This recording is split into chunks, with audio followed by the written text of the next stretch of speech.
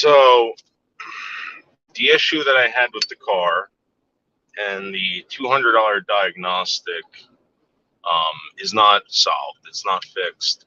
I paid them $200 to basically tell me that I need a new light bulb, but that's not the case. It's not that. I would at least like for them to tell me what's wrong with the fucking car. That I paid $200 for. I mean, I paid $200 for this diagnostic check, and they just told me, "Oh no, you need a new light bulb." Well, I got the new bulbs. I put them in, and they don't work. So I'm going back there now. I'm going to say, "Listen, you said this was the problem. I spent $200 for you to tell me this, and that's not the case. So either I want my money back, or I want you guys to figure out what the problem is."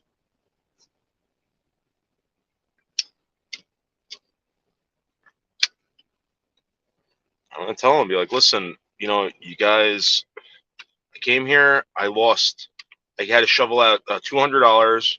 I didn't get paid today to take off work because you guys aren't open on the weekends. All right. So if you can't do it now, I'm not leaving my car here. I'm not renting a car. If you want to rent a car for me, go right ahead. But I'm not doing that. I can't do that. I can't afford that. $200.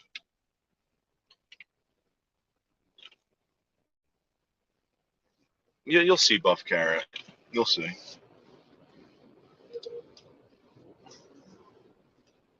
They're coming over to the Boyd, Buff Carrot. Those fucking scumbags. Hey, Sierra. Yeah, it's easier to get a new car. Absolutely. Listen, I got the bulbs. All right. I put one in, doesn't work. I don't think you need to put in both bulbs for this fucking thing to work. Again, I spent over $200 on this today. $200. So I'm going back in there. I'm gonna say, listen, I need you to find out what's wrong with it. I paid $200 to run this fucking thing. Told me that's what it was. I mean, I could have bring anybody into the shop, right, and say, oh, it's this, and that's not the case. That's not the case. That's fucking fraud.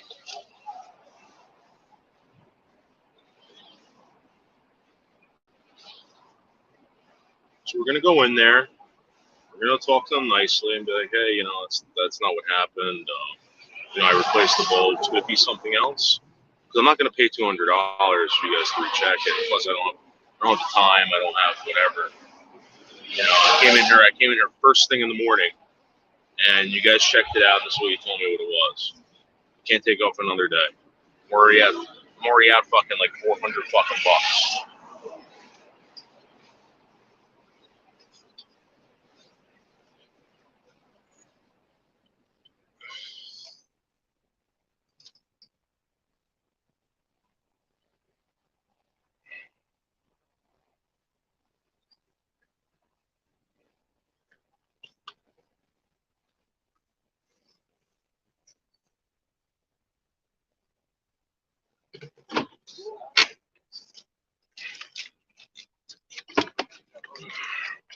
Be right back.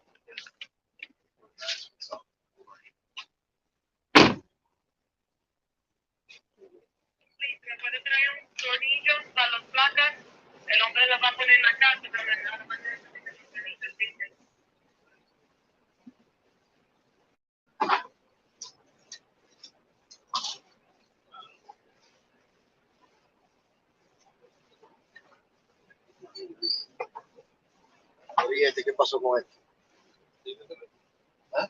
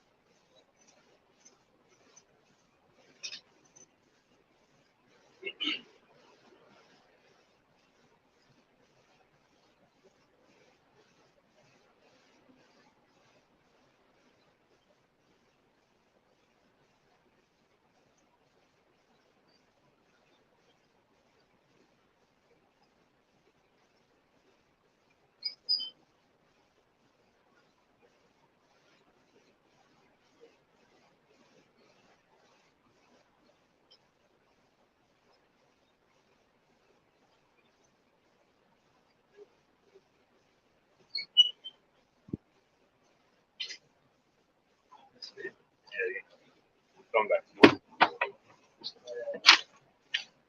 You want me to turn around here? Yeah.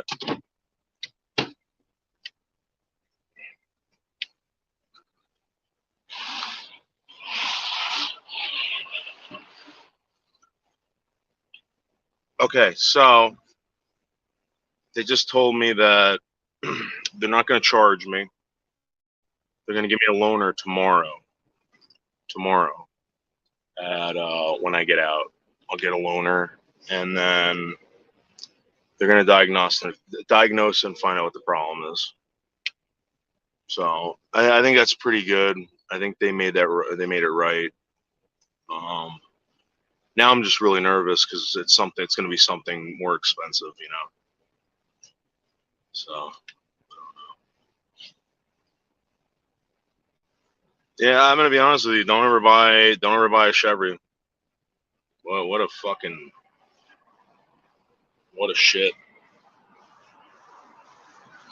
Yeah, I told him, I said, listen, either you guys find out what's wrong with it, or I want the money back. Because it's not. I mean, I don't want it to be this. I'd rather just be the fucking headlight, the bulb, but that's not what it is. So sucks.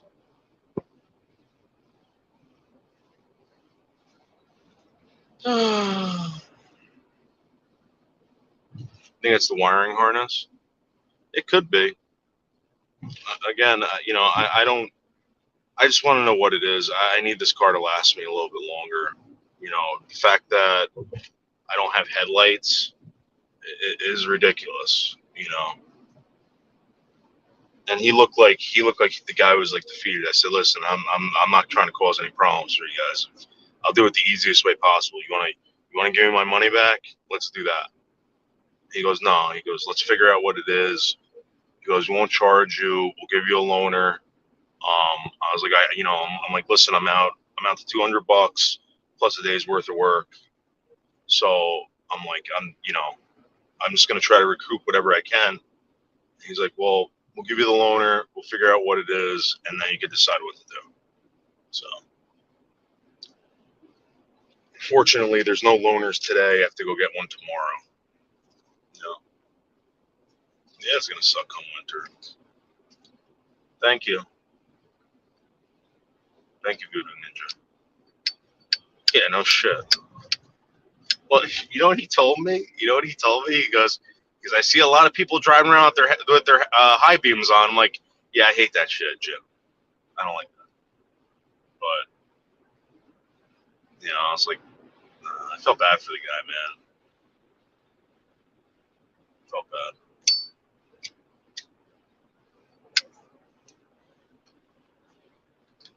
I mean, he saw me pull in. He knew he didn't do the right thing.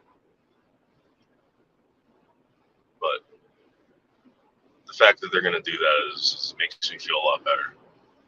Yeah. That's why I like older vehicles. I can work on them. Yeah, dude. I mean, you should have seen the look on this guy's face, dude. And I feel bad, man, because he's like, he's been there since 7 o'clock. He's like, listen, I'm not going to be in for the next 2 days. I'm like, Jim, I'm like, listen, it's not the end of the world, man. You could just give me my money back. He goes, no, no, no. He goes, well, we'll figure it out. Figure out what's wrong with it.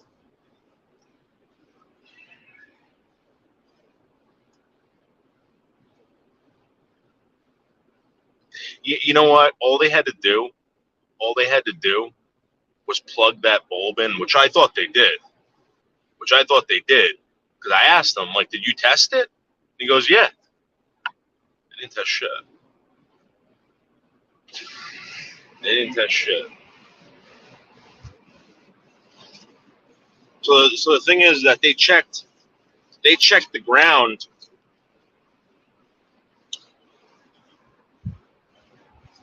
and they said it's fine. So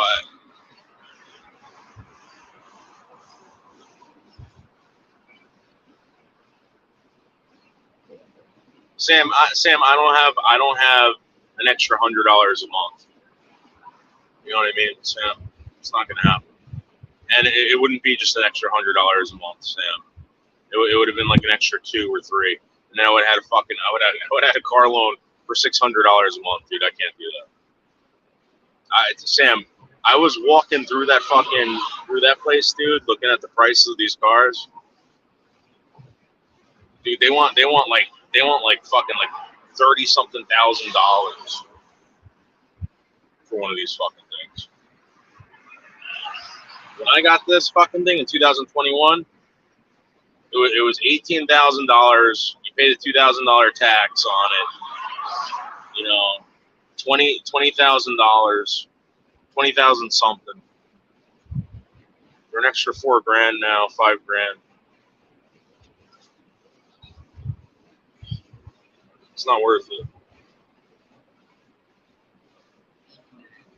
No, what happened? Old Yenta can't handle cat's words, afraid of words. Yeah, of course. Of course. That woman is psychotic, Cat. Absolutely psychotic.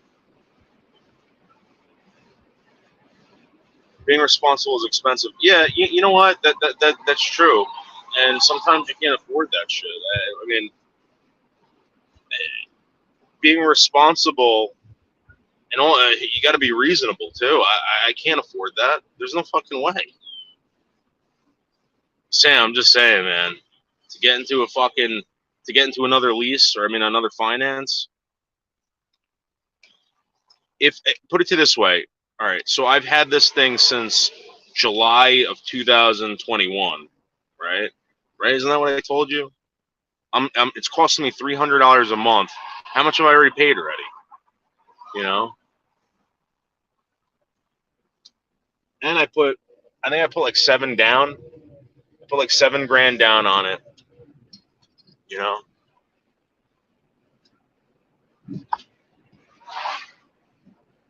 I'm telling you, I really think it's the alternator. I really do, and that's going to cost me about fucking probably $1,500. Watch.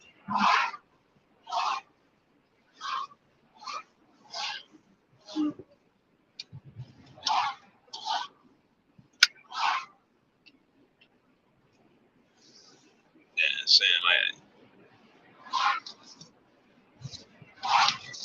Sam, I'm driving a beater right now, Sam.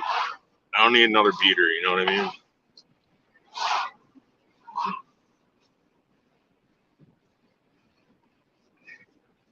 I'm driving a fucking beater.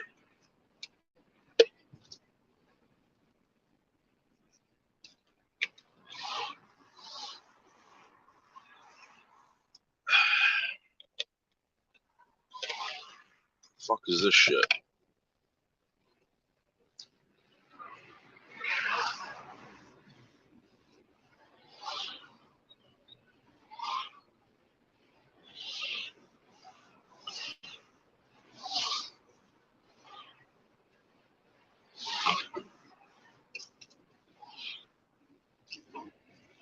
They want me to go parts tomorrow.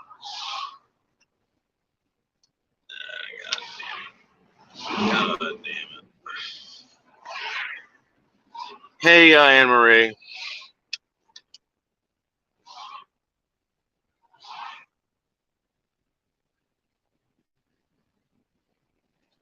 Sam, even if I Sam,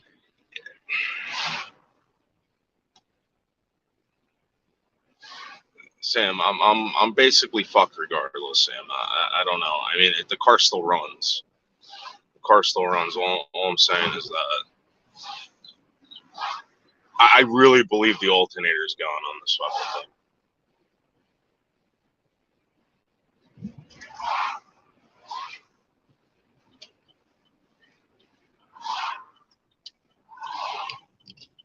Sam, listen, you buy a fucking new car, thinking you're not gonna have any problems with it. This thing's been nothing but problems. I don't know what to tell you.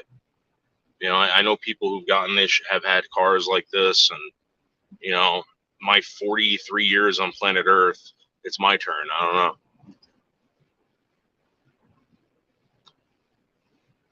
Again, this is a COVID car, and I think a lot of people are having problems with their cars. A lot.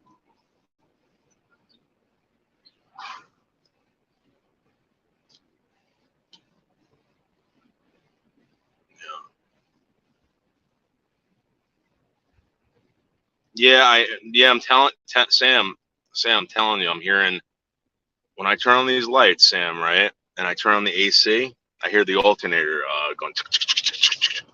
Telling you, it's the alternator. There's something. There's a bad ground there or something. I'm telling you.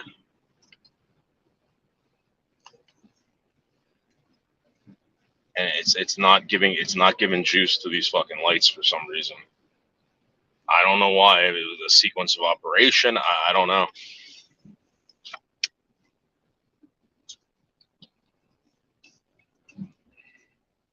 The lemon law. Well, I've had the car since 2021. So the car's 3 years old. Or I'm sorry, 2 years old. I don't know if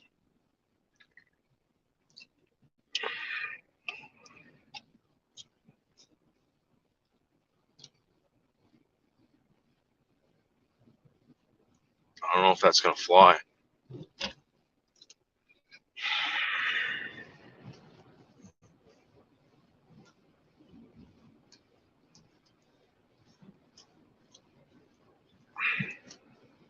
It might. You know what, Sam? Maybe the thing that I'm hearing going. Maybe it's a relay in there, fucking clicking off. I don't know. I have no fucking clue.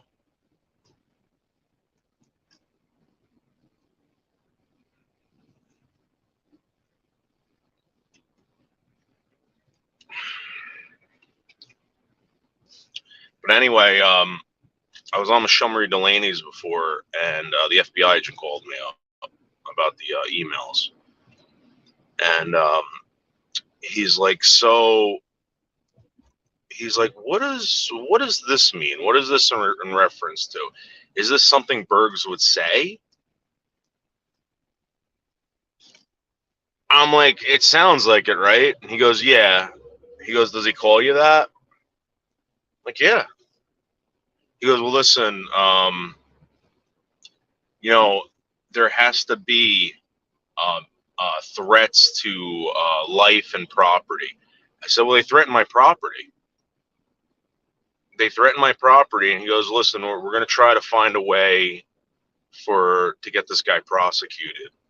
But you got to give me some more stuff. I'm like, listen, I got tons of more stuff. What do you need from me? What do you need? So I'm going to try to send him the audio of him doing this shit. I'm going to send him everything of this guy fucking doing this shit. And here's the thing. He goes, I'm speaking to you as a man. He goes, do you really believe this guy's going to hurt you? I said, I don't know this guy. And I'm going to be honest with you. I don't care about me. I care about Seasons. And he's threatened to kill her and her children and her mother and father.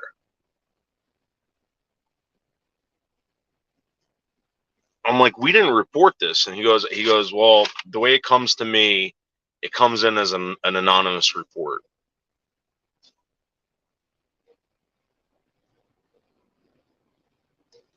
And I was like, I don't want you thinking we're lying. He's like, no. He's like, I've seen the guy. I've seen what he did. We don't think you're lying. We just want more stuff on him. So, oh, you got some prosciutto? You got the prosciutto di Parma? Yeah, I love prosciutto di Parma. My favorite sandwich, okay, in the world is prosciutto di Parma with broccoli rabe, right? Sun-dried tomatoes, mozzarella, balsamic vinegar on ciabatta. That's my favorite sandwich. And that's the way I roll. It's like a $20 sandwich, but it's humongous, cat. It's like this fucking big. You eat half of it, and you're like, oh my God, you want to go to sleep, you know?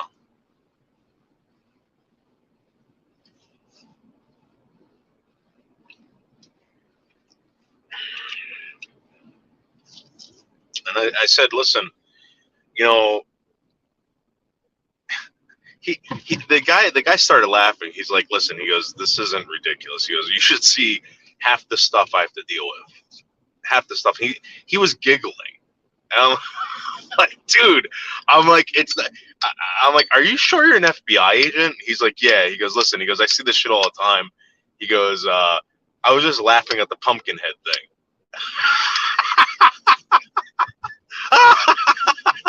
I'm like, oh man, I should send you all of them. You'd find them hysterical. Because I'm sure I would, but the chances of someone actually coming to your house, God forbid that happens, is very unlikely. Now, if it does happen, they have the prosecutor will get this guy for everything. They have enough to nail him already. It's just that, again, do you want to go that route? And I'm like, I don't think we want to. I really don't. I just want this to stop with this guy. And I have a feeling that he's not going to stop. Okay? I feel like he's going to, start sending out other emails. I mean, can't you guys look into that? He goes, well, yeah, but he goes, do we want to? Like, I don't know. I mean, do you want to deal with a murder case? I mean, do you want to deal with like a homicide case? I don't know. The guy's very nice. Very nice. Yeah.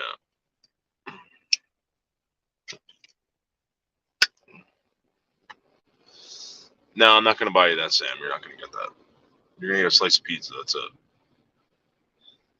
The prosciutto di Parma sandwich is for me. For me. Yeah, Kat. We can't. I think the one that we can get in the States isn't like the real prosciutto di Parma. I think it has to be in there for a couple, like an extra month or something. I forgot what it was. And then there's, Kat, you know what I realized? You know that country ham shit? It's preserved pork that's reintroduced to water. I didn't realize that.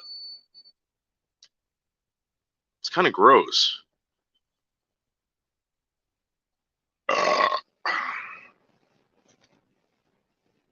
Sam, you want that sandwich? I'll buy you that sandwich. Sam. Will that get you to chill the fuck out, Sam? Sam, I don't know why you're getting attacked all over the place. I'm telling you right now, people are coming to me and they're saying, just get rid of them. Just get rid of them. Sam, I got my back up against the wall with you. Just let you know, Sam.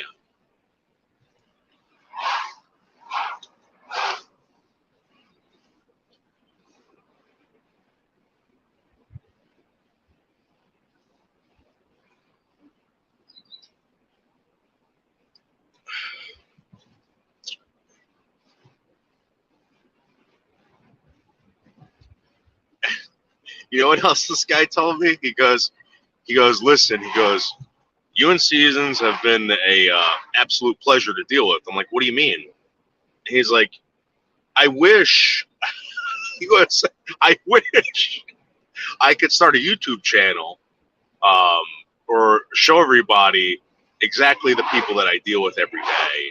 It's out of this world insane. I'm like, yeah, these are the people that are threatening me, dude. I didn't say that to him, but that's what I'm thinking in my mind. I'm like, yeah, these are the fucking people that are threatening. These are the people that are whatever.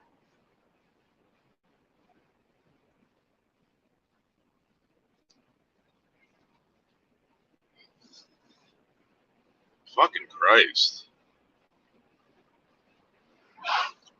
Back against the wall, just like Tino back against the wall. Yeah. Tino still hasn't recouped yet. Tino was hiding under the bed today. You know, Tino's got a loud bark. Very loud bark. When it comes to loud noises and booms, Tino's like, woo, woo, woo, woo, woo, woo, woo, woo, woo, and then he hides under the fucking bed. Like, Tino's gone after people. Tino don't care how big you are. But as soon as he hears those booms and kabangs,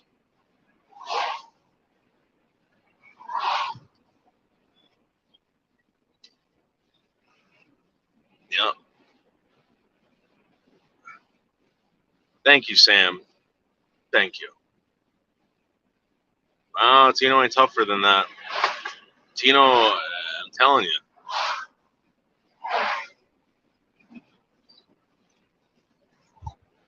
I think it's because I got his nuts cut off, to be honest with you. That was one thing I didn't want to do to that dog, was cut off his nuts. But I did, unfortunately. Because I had to. The state was like, oh, we're going to take that dog away from you if you don't get it fixed. I'm like, why? Why are you going to do that to the dog? Because you signed a contract. I said, listen, I'm going to be honest with you. The only reason why I would do it is because I'm friendly with the person who's fostering this dog. I don't want to get that person in trouble.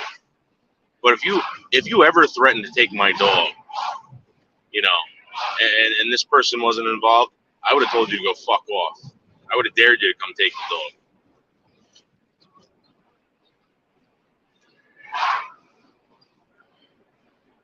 And you wouldn't have done it.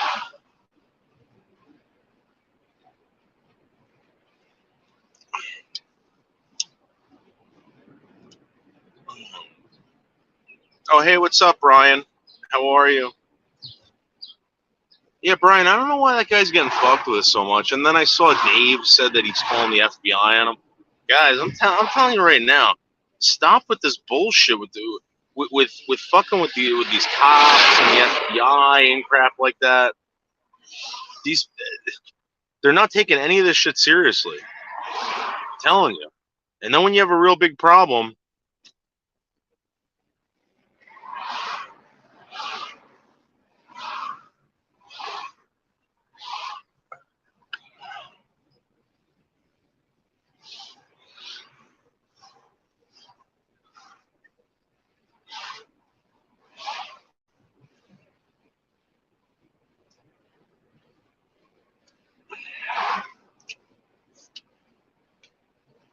oh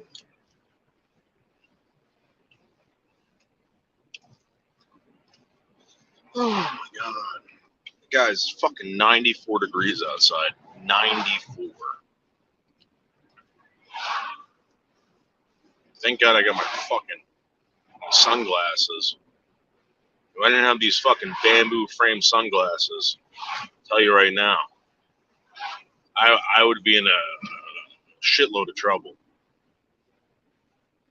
Shitload. I kind of want to get a beer. I have beer at the house, but then I'm stuck at the house. I don't want to be stuck at the house in the back. Maybe I could be. I don't know. I kind of want food for tonight. I did something awesome before. I got a whole thing of friggin' macaroni and cheese. And I got some fucking like diced up fucking beef,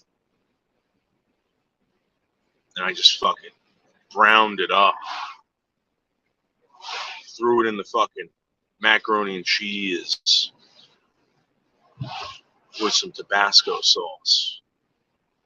Ate it, masturbated all over myself, went to sleep, and I drank a beer.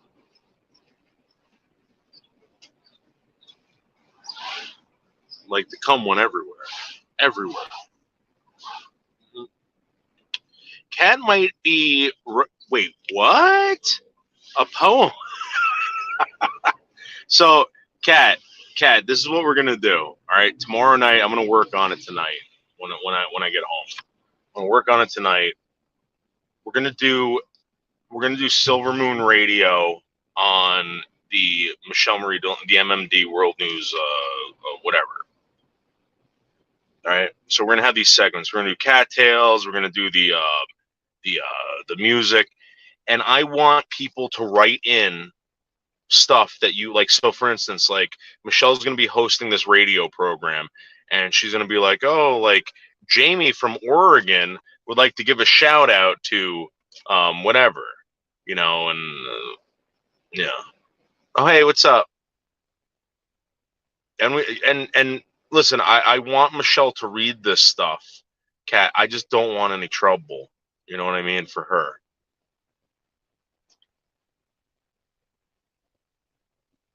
If you know what, maybe I'll do it. Maybe I'll just do it. I'll pre-record it. I can do something great with it. Maybe I can do like a fantasy background. I don't know. Maybe I'll do it so she won't get in trouble. I'm just really nervous about getting her in trouble and her being like disappointed or something like that. Did you think of Barbie Girl while you ate your? No. Listen, I love Barbie Girl. Again, sometimes she goes a little low. Like, you know what I didn't enjoy? Barbie, because I know you watch this, Barbie. You say, "Oh, Noodles is coming up here." Fuck you, bitch. You said something about Street Life's teeth, and Street Life is so smart. This fucking idiot named Street Life. He goes, "Yeah." He goes, "Yeah, I got new teeth. Unfortunately, I couldn't keep mine because of the cancer." Because Barbie's mom's going through the same thing. That's great. That was awesome, Street Life. You handled Street Life. You handled that like a fucking pro, dude. Like an absolute pro. Big shout out to Street Life. That should have been the clip of the week. Unfortunately, I felt bad for the guy because the guy's like, "Yeah, you fucking bitch." He's like, what do you think? I wanted to lose all my teeth.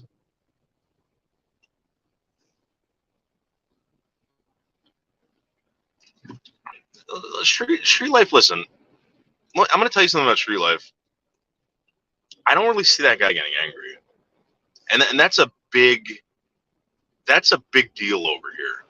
When someone doesn't get angry, I don't really see him getting angry. And for someone like that, for you to treat someone like that, like shit, Barbie Girl, shame on you. Shame on you, Barbie. That's like a 1 in a million over here. You know what I'm gonna get? I'm gonna get a chicken pot pie. You know what? Maybe I shouldn't. Maybe I should just get a salad or something. What am I doing? I'm probably gonna be facing a fucking $1,500 bill in the next couple of days. I'm gonna be fucking broke. But I will have a loaner car, which will be kind of cool. I'm gonna do a lot of burnouts with that. Oh, and I'm also going to have it. So what's tomorrow? Okay. How about this? Tomorrow's what? Tomorrow's Thursday. So that means if I drop my car off tomorrow, I'll have it all day Friday. But if I get it on Friday, that means that me and Michelle Marie Delaney will have it. We'll have it all day fucking Saturday. Yeah. That's what I think I'll do. How about that?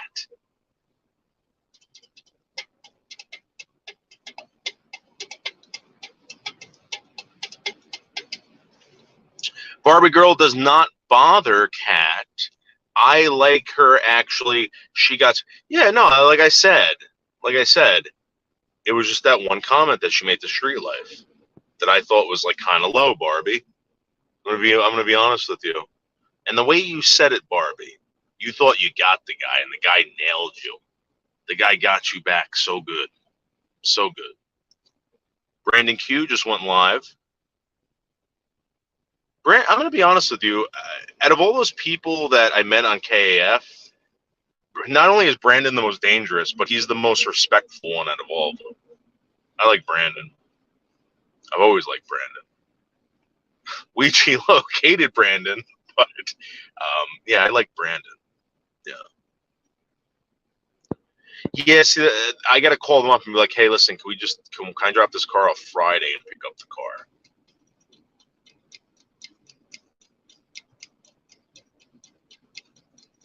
So I can have it. See, I don't want them fucking doing the diagnosis on Thursday and them finding out what's wrong with it, on Friday, and then I'm gonna have a car that's fucked up on Friday. You know what I mean? That's gonna hurt. That is gonna hurt big time. But then again, I don't think they're open on fucking weekends. Fuck.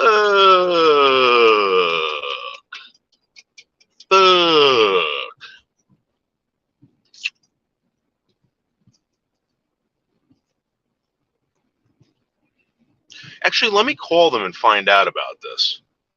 We have a pic of Lolly when she was a teenager. Really? I don't believe that, Cherry Cola. She was really.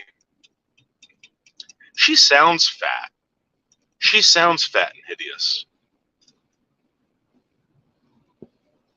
She sounds like you can tell when someone's got a fat throat. It's like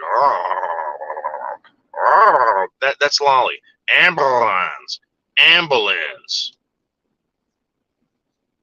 Oh, John. It's like she's gargling on fucking blood, or cheese, or butter.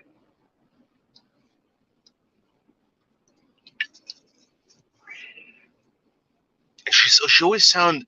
You notice that she sounds winded, like she can't get that extra, like oomph out of her fucking, whatever.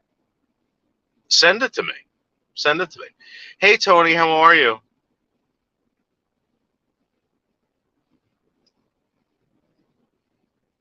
Tony, I got to tell you something, dude.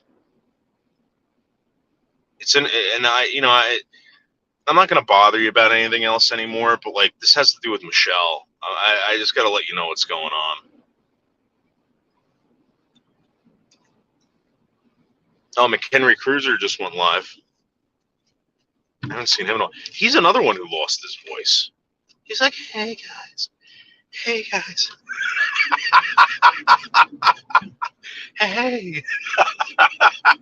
Yeah. Henry Cruiser. Nah, I think I do, Tony. Listen, Tony, you've been Tony. Listen, man.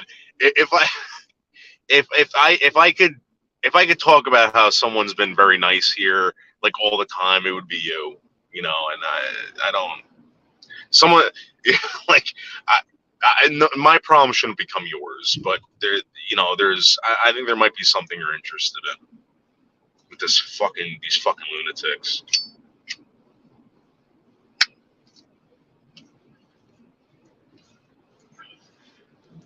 And yeah, I don't know. I don't know if this is good or bad. It might be good for you guys, but it's definitely not good for Michelle. Definitely not good for Michelle. and I don't think I could take these people on. But I think some other people might be able to have fun with them. You know, the only thing I can do is ignore them. But they're not going anywhere, I don't think. And people are running out of juice. People are running out of juice, man. And they're gonna come here, and I know exactly what they're gonna do.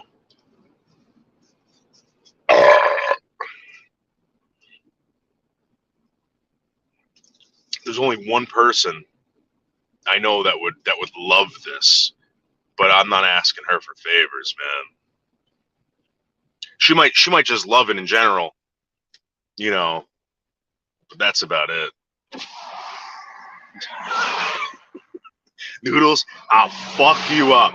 And I believe her. I believe her 100%.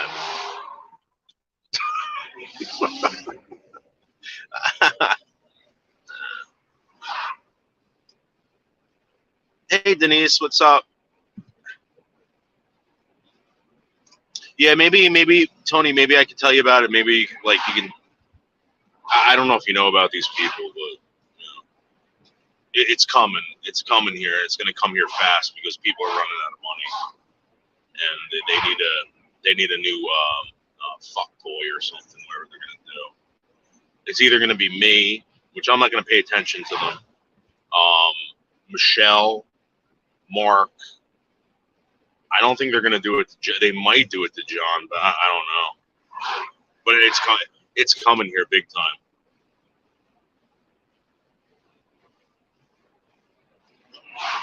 Yeah.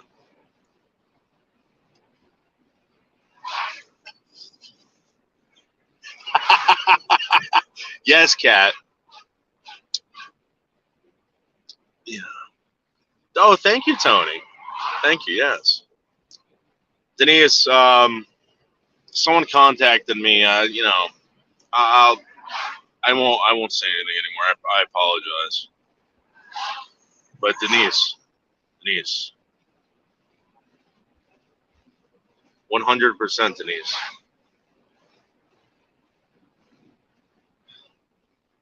Denise, they had me by the balls today, Denise. You saved my ass. Thank you very much. I 100%. 100%. Thank you. You think Enta Cunningham is using a bedpan or has a? I wouldn't doubt Kat. I wouldn't doubt if she's in diapers, man. I wouldn't doubt that at all. Imagine John having to slip off those diapers. John, the trailer boy, lights up a fucking couple candles, and the Yenta starts undressing, and John rips off her diaper. Oh, John, I'm gonna make a mess all over. I don't care, baby. You know, like stuff like that. Yeah. No pink shorts on today. No pink shorts. I am wearing my Amazon Essentials denim jeans. Amazon Essentials.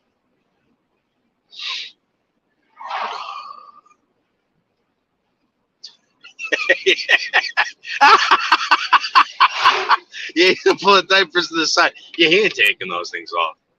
Those things are expensive, Tony.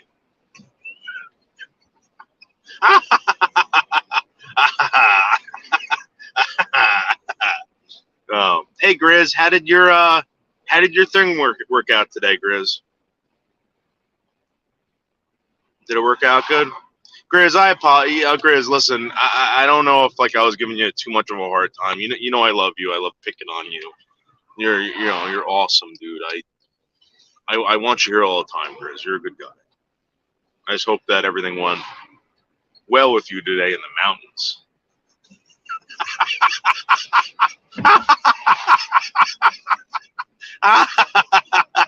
Oh man. Street Life put out a clip saying Seasons also doxed kids. This is Street Life doesn't know what he's talking about, man.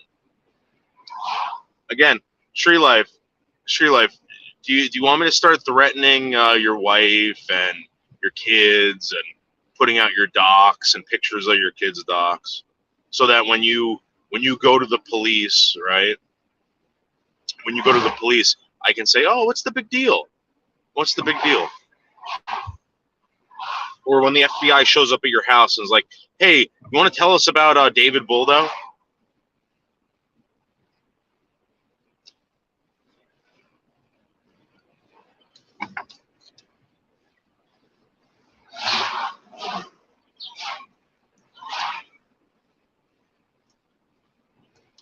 Because that's what happens. Seasons never called the cops.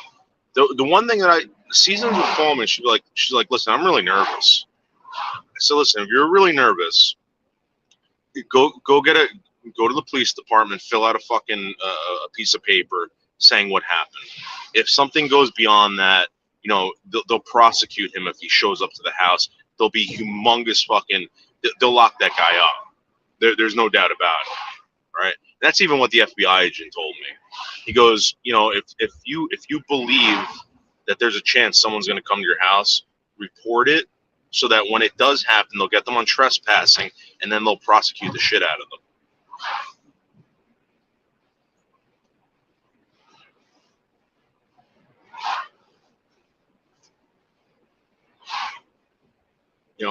Someone reported this guy.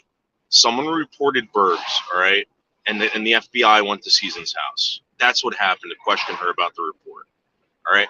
And then the guy called me up because she told him, "Listen, that my boyfriend knows about it, blah blah blah." The guy called me, okay.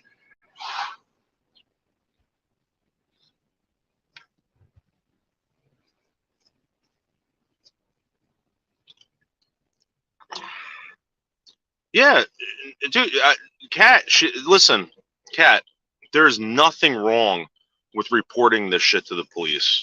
They're not gonna bust down someone's fucking door and arrest them.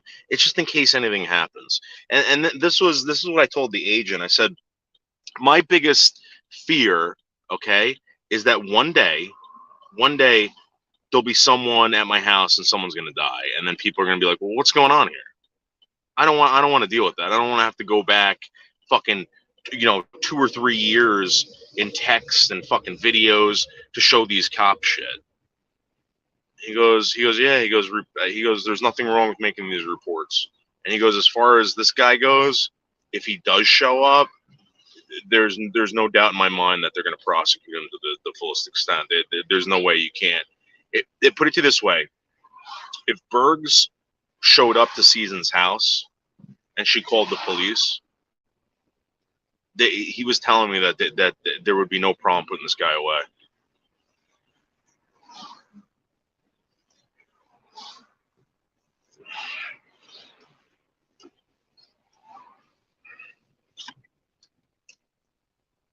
But I'm gonna tell you something right now.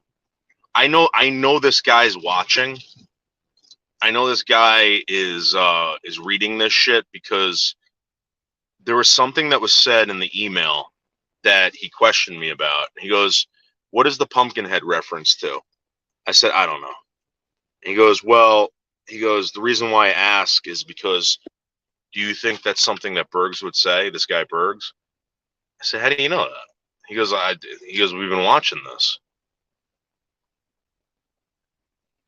They've been sending this guy clips. Whoever's fucking doing this anonymous shit, I'm telling you right now, they're sending these clips to this agency."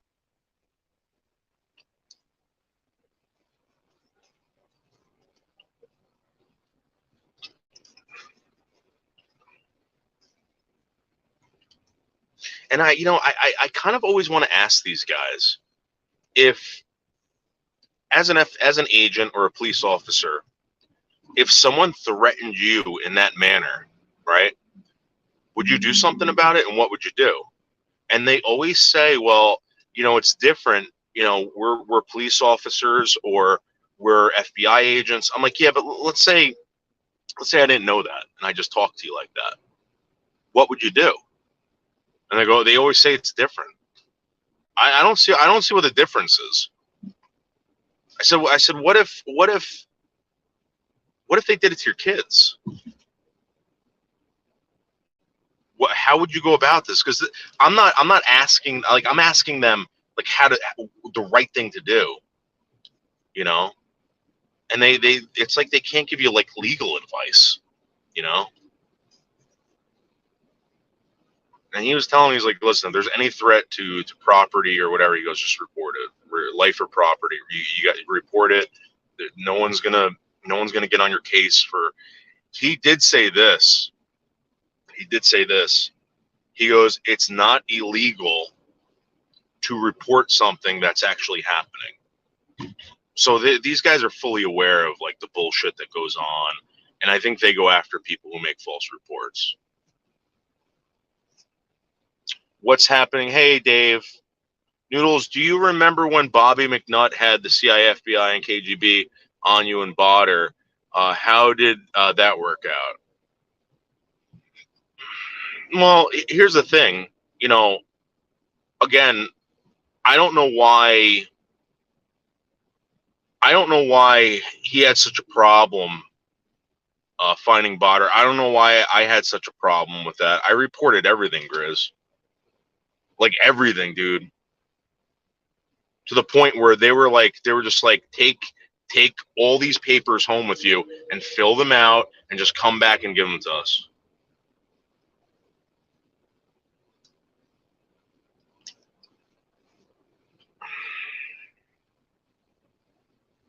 To this day, I don't understand it. And you gotta remember this. You gotta remember this, Grizz. They didn't catch this guy through threats or these pictures or anything like that they were sending. They caught him through Discord. They nailed him through Discord.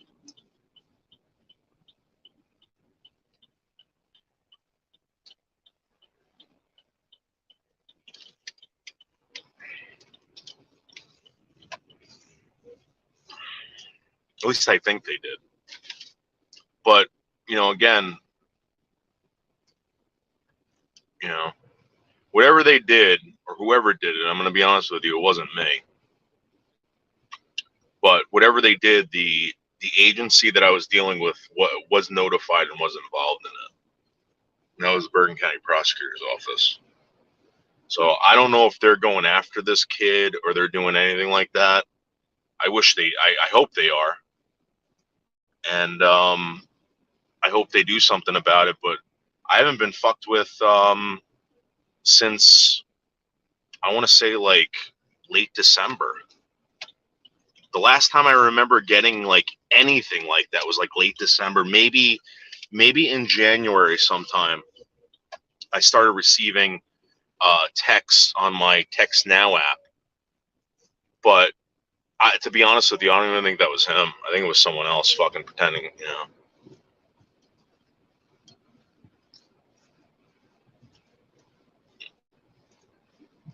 Yeah, I'm in Jersey right now.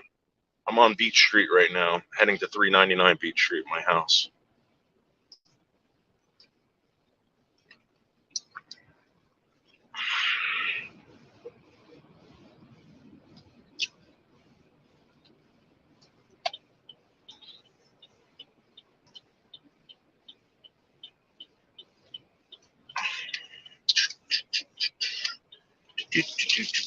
I'm starting to get this fungus or something on my grass.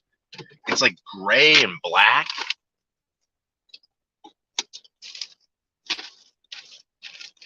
So here's the bulbs. Here's the bulbs that no one supposedly had. No one supposedly had these bulbs. Bullshit, you don't have these fucking bulbs, cocksucker. Bull fucking shit. These are 9005 bulbs from whatever. Oh, we don't have those. Yeah, you do. Yeah, you do. Did you get to see them filming The Sopranos? He goes, yeah. They used to film all over here. I never really watched that show. The only time I ever really watched that show was on YouTube. I watched those clips. News, how do you stop anyone from turning up at Seasons because F her address being doxxed. How do you stop someone? How do stop any? How do you stop anyone? Well, again, I don't know. I mean, how do I stop anyone from showing up here? I told Seasons, I was like, get a gun. So listen, um, make my dreams come reality. I don't know. Come here. I'd love to fucking put holes in you. I heard James Gandolfini was, man, if you know what I mean. I don't know. You know what? The guy, so he used to have a dog, right? And this was before service animals became like a real big thing around here. Like, you can't even bat an eye at someone that has a dog in a restaurant or anything like that anymore, you know? But I remember he was like the first one here that was like doing that. And like people were kicking his ass at restaurants all the time. You're not allowed to have the dog here. He would cause a big stink and they tell him to get lost. Yeah. Yeah, Seasons has kids, Roland. Yeah. Again, Roland, they're taking it seriously. They're not like, saying like there's nothing we could do. No, he could have been Dave. Again, I think he thought he was cooler than he was. That was my take on him. Because he used to hang out in Westwood all the time. He grew up over here. So like he would hang out over here and he would like show off and like no one cared. It's like, get the fuck out of here, fat Gandolfini. That's what we used to call him on the streets. Fat Gandolfini. I heard, yeah. Ignoring them does nothing. They get worse. No. Honestly, worst case, pizzas and cops are called in. Nothing serious like stalking. Listen, I don't know. I mean, I'm going to be honest with you. The cops came here one time and they told me it was getting dangerous. I said, for who? And I said, when hasn't it been dangerous?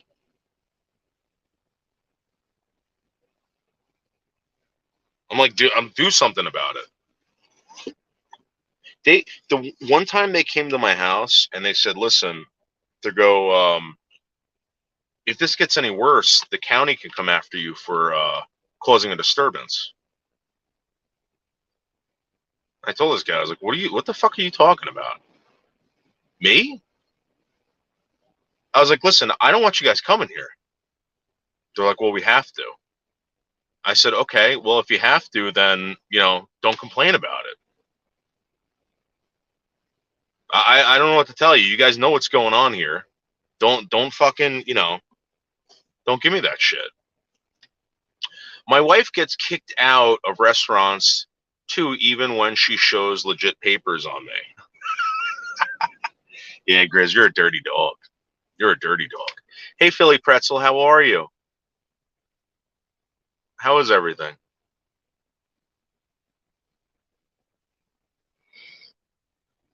So again, I don't know how dangerous it gets. I mean, people threatening other people and men showing up to your house with guns. I mean, how much more dangerous could it be?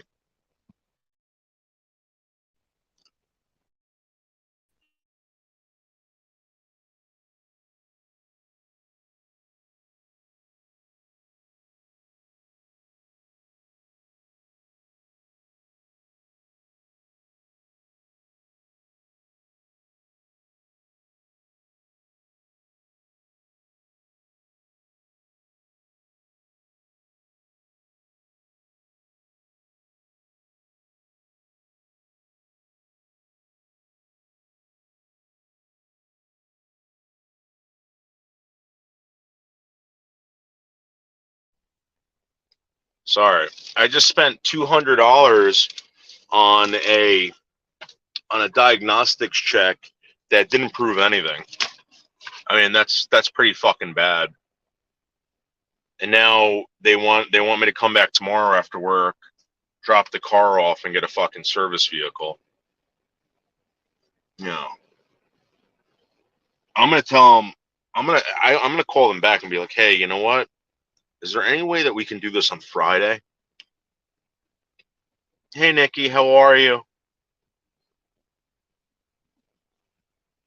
Seasons is in Oregon and Noodles is in New York. Yeah. Bergs is in Washington. Yep.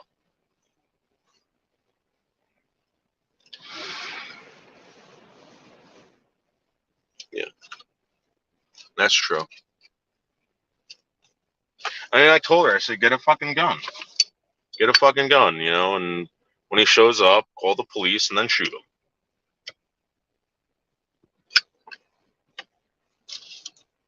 And make sure you shoot him in the legs first.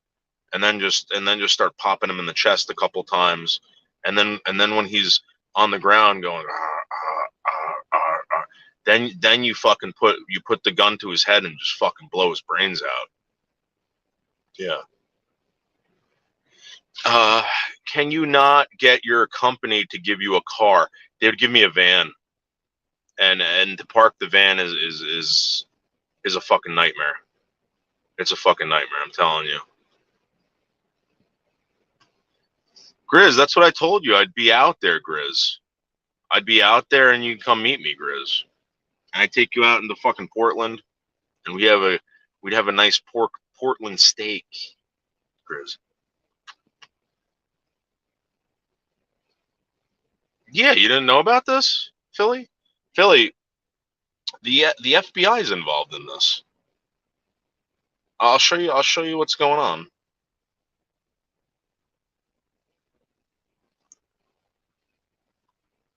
They want all the emails that this guy's been sending me. So this is what's going on. The FBI gets these complaints, right? They go to Seasons to question her about, hey, is this guy really doing this? They come to me and they say, listen, we want all the interactions that you guys have had to prove that nobody's lying about this. All right. So I forward all of this stuff to the FBI. Okay. To prove that this guy does have contact with us. Now that we've established that this guy has contact with us, they want all the threats, which I do have. I mean, if you want to listen to them, we can listen to them.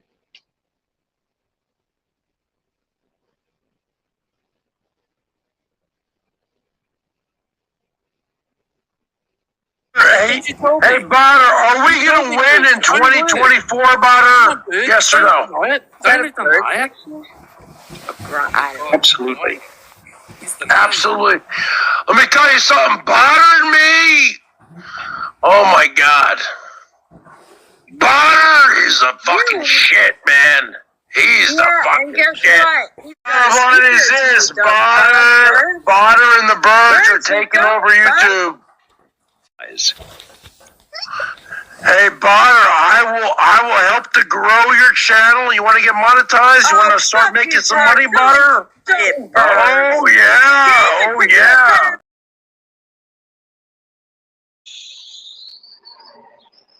yeah. Since I've known this fucker.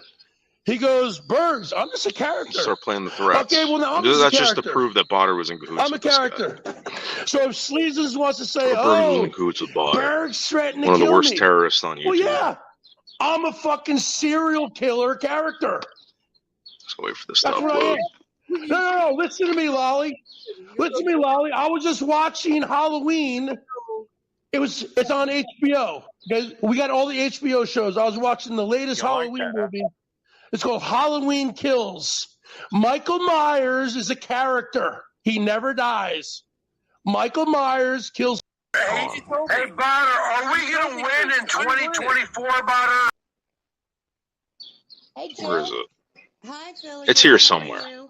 I'm good. Maybe it's on the other Listen, brand I wanted to talk to section. you. 2 nights ago, you were over on your friend Tay-Tay's panel.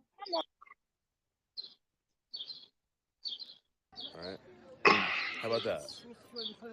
So this is where we're gonna walk out. We're gonna go to the. I mean, I have all of this stuff. Hold on, let me go to the different brand section.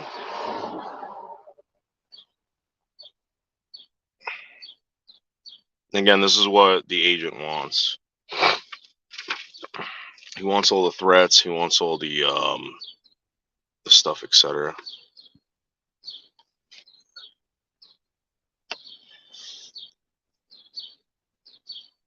Let me see if I can find it. Is this it? I just have so much of so many of these things. It's just I just don't know where they are, and I don't have them labeled. Deny it, and say, "Oh no, he's a good guy. He's this and he's that." Are you fixing another drink? What are you doing? I'm fixing my 12 gauge shotgun to blow your fucking brains out. Oh, God. See, Craig, these people think that I'm not being serious. What do you think about that, huh? Huh? Do you want to die? Do you want to die this summer? Is that what you want to do? Do you want to die this summer? I'm not gonna die if you don't stop drinking. You know what? I will go to prison for the rest of my life. No, you'll die if you don't stop for drinking. killing you and David Boldo. Yes, I will. Oh my God. I will. I will take one for the fucking team. I will. I will fucking destroy you and murder you and David fucking Boldo and go to prison for the rest of my life. Just take one for the team. Yes, I will. Okay. Are you fixing another drink? What are you doing? I'm fixing my 12 gauge shotgun to blow your fucking brains.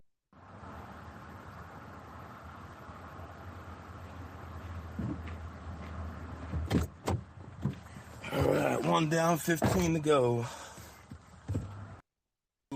Warn people and give people a heads up, and everybody wants to, deny it, and say, "Oh no, he's a good guy. He's this and he's that."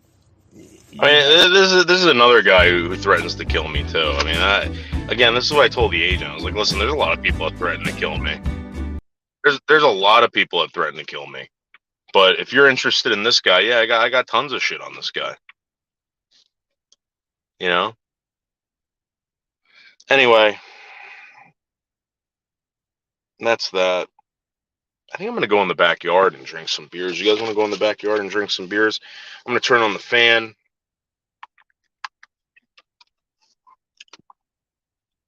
Turn on the fan, get my doggies.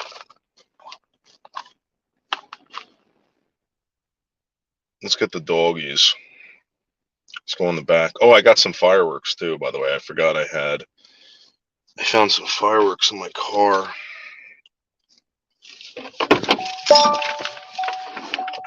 Disconnect from this.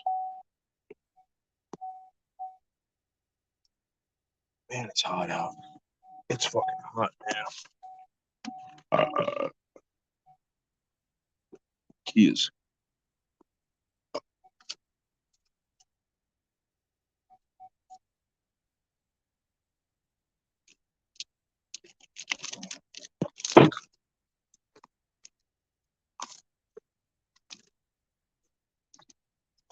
We got the doggies.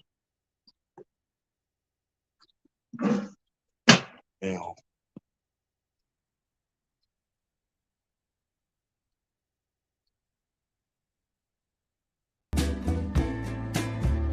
On Canal Street in April when it's 60 and the snow is melting fast, it's still shady in the morning when you're laughing in your What's up, Bubba's? You guys want to go outside? Tompkins Square Park, a couple is meeting. I got 2 beers. Say what you want, but I feel my heart beating, 'cause I love springtime in New York. Springtime In the back. in New York, I do.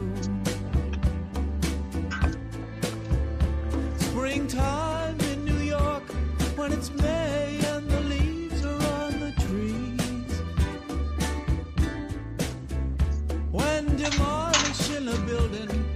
the smell of 1890 to the breeze. On First Avenue, our couple is fighting. Springtime is wild, New York is exciting, and I love springtime in New York.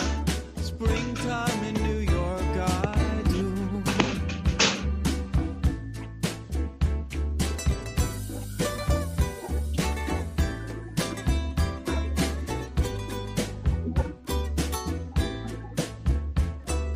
Ugh.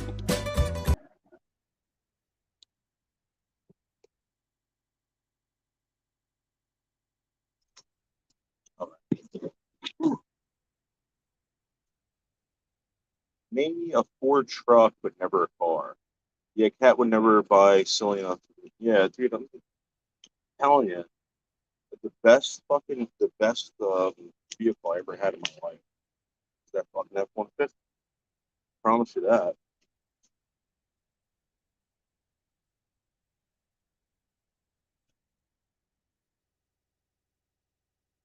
Promise you that. Cat, that talk in third person response cannot be trusted. Grizz Cat is president of it. Cat's my president of okay. Have a barbecue. Maybe. Maybe. I'm not in the mood, man. I'm bummed out. We don't have this beer. We'll go get some chicken or something.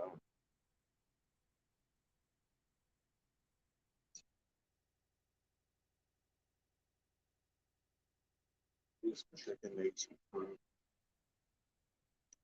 Buy a Lexus or Toyota. You want a car.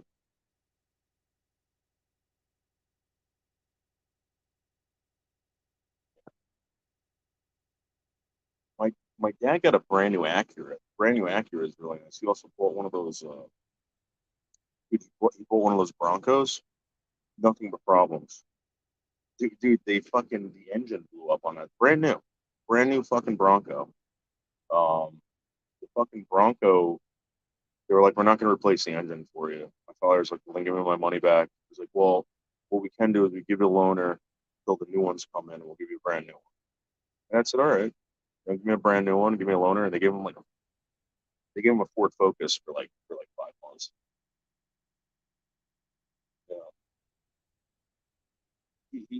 Yeah, they love that Acura. The Acura.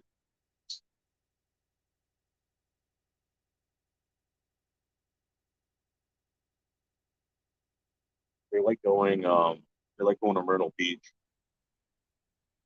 They take the Acura. They said they like the Acura. It's like the SUV Acura.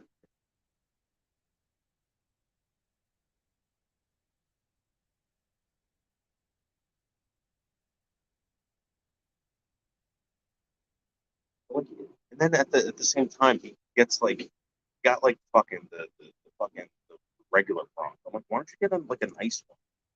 He's like, what am I gonna do with that? He's like, I just need it for like snow. You're not gonna buy sedans anymore. Everybody buys crossovers, but every car usually has like usually has like some kind of old drive.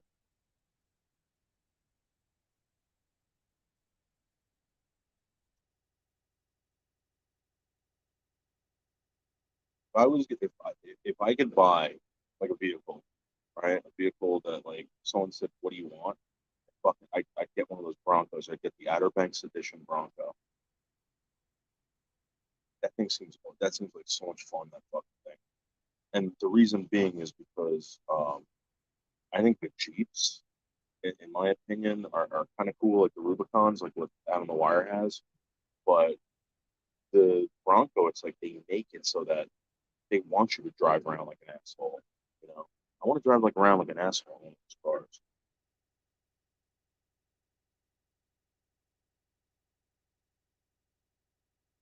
Uh, oh fuck, that's what I forgot. I don't know if it's this weekend. Shit. I might be going upstate New York this weekend. Wow. If it's not this weekend, it's next weekend. I'm going upstate New York. We're gonna go live from yeah. Do you guys ever see that movie A Quiet Place? There was a movie called A Quiet Place. It was about like an alien invasion.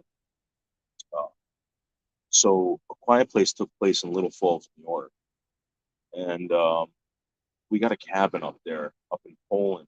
So you got to drive through Little Falls and all that shit. So we can go there. We're gonna live stream from Little Falls. If there's anyone who, hey Haggy, if there's anyone who's into that movie, we'll go to the downtown where they filmed it. Yeah, that was a cool movie. I remember seeing that movie. That was one of the more impressive movies that I've seen. Like it was A Quiet Place. That was a while ago. Saw that in the movie. It's like, no way, Little Falls.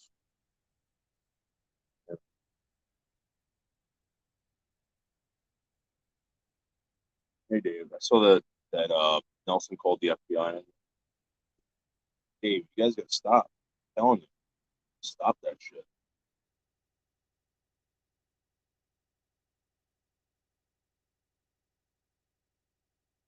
Well, I mean, go up there with guns.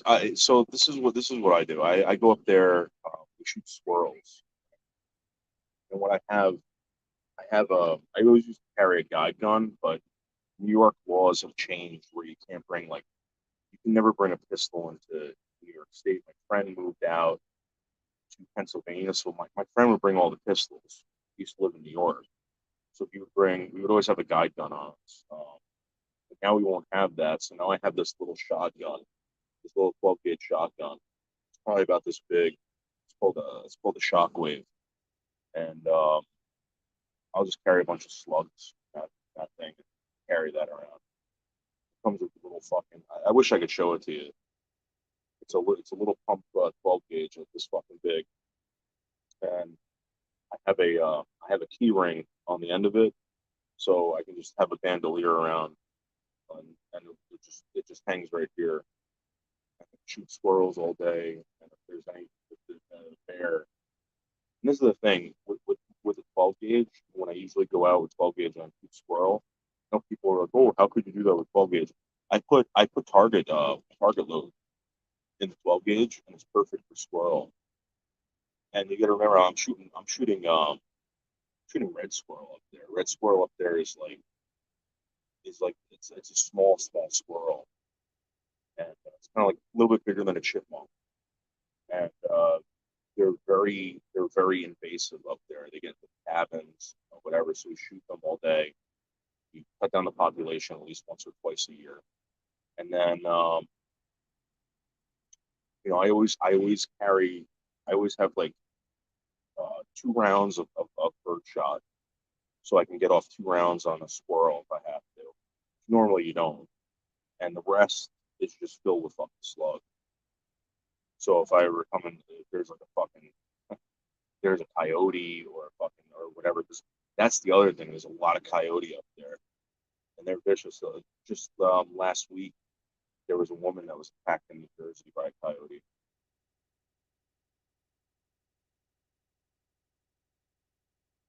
Um, so I carry that. And, if I don't, again, if the bear is that fucking close to me and wants to kill me, I'm probably gonna get off like 2 or 3 or 2 rounds at the most before it fucking jumps on.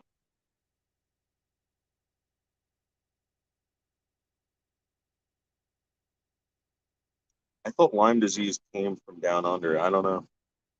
Have you ever saw a bear in the wild? Yeah, black bear. Black bear are around here. Black bear are kind of like they're kind of like stoner animals. Like that's the only way I could describe them. They'll kill you. They'll kill you, but they don't really give a shit about you. They only care if like if you they feel like they're in danger. Um, Normally, black bear will see you and just fucking take off.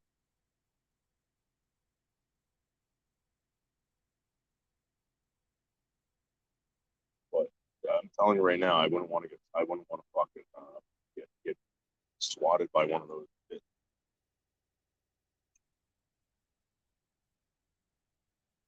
Dave, why did you sacrifice the androgyny for Rick Productions? You made a big mistake there. Again, this is the thing. I've said this before. You know, we're gonna meet people on YouTube. When I say people, I mean creators, people that live stream, whatever. Androgyny could have brought Michelle up there. She didn't. Um, for all for all we know, Androgyny just did the same thing that Trouser Mouse did. And would just play her. Matt had her up there. Matt's totally different. Matt played her documentary and had her up there, but Androgyny never had her up there. I don't know what Androgyny was planning on doing. Noodles has never been in the wild, only city parks, the bears, PC. No, well, that's the thing, Grizz.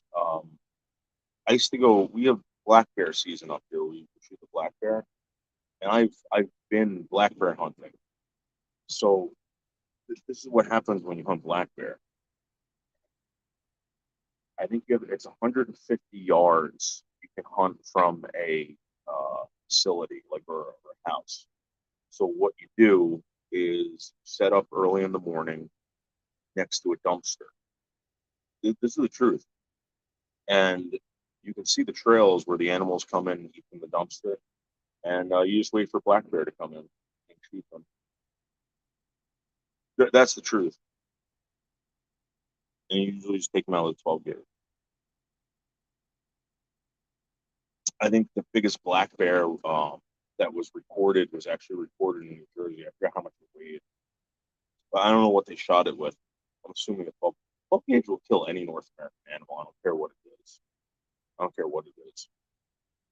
A 12 gauge slug will destroy any North American animal.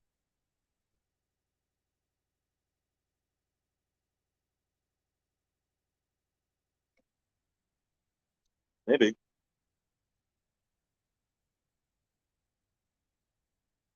Cat is Cat. According to the FBI, Cat. This is what's fucked up. According to the FBI, well, telling you, according to the FBI, that guy's a loser. I actually had a conversation with the FBI agent today where we both referred to him as a loser. Believe it or not, Cat. I swear to God. I swear to God. Why does androgyny has a lady's name? He's a male. I don't know. Listen, I'm gonna be honest. I'm gonna be honest with you, Glasgow Dave. I don't give a shit. The only thing that I care about is Michelle. What's the biggest black bear you got? That I got. I've never shot a black. So my friend would get the license. All right. So I've never shot a black bear before. The reason why I would go with my friend to go shoot black bear or to go with him was because you in the state of New Jersey, okay, you cannot gut a bear after you shoot it. You have to bring it to a weigh station. They have to take the organs out, and then they give you the bear. They hand the bear over. Believe it or not. So imagine fucking shooting a 150-pound, 200-pound black bear, and you got to fucking pull it out of the woods. You can't gut it.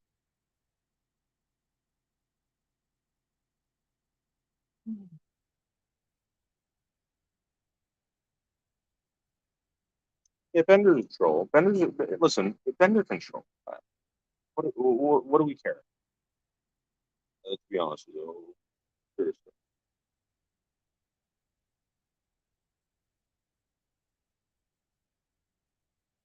Yeah, why would you question anyone named androgyny? Why would you question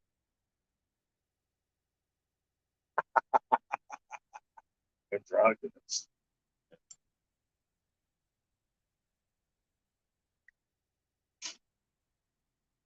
Um, yeah, but that's what they do here at Briggs. We would usually go to this state park, and we would park at the state park, and then we would drive we would drive to like not drive. We'd walk through the state park and cut through to these restaurants that surround the state park, and we'd wait out there.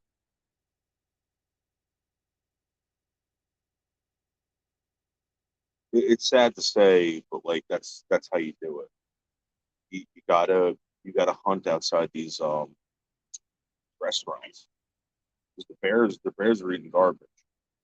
That's what they're doing. They're taking the path of least resistance, and they're going through the garbage dumpsters.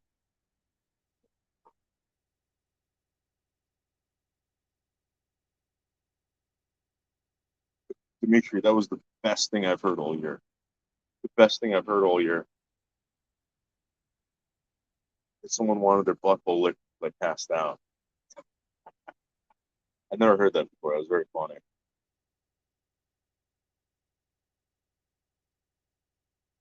Listen, Bender, Dave is very good in the show. Don't get me wrong.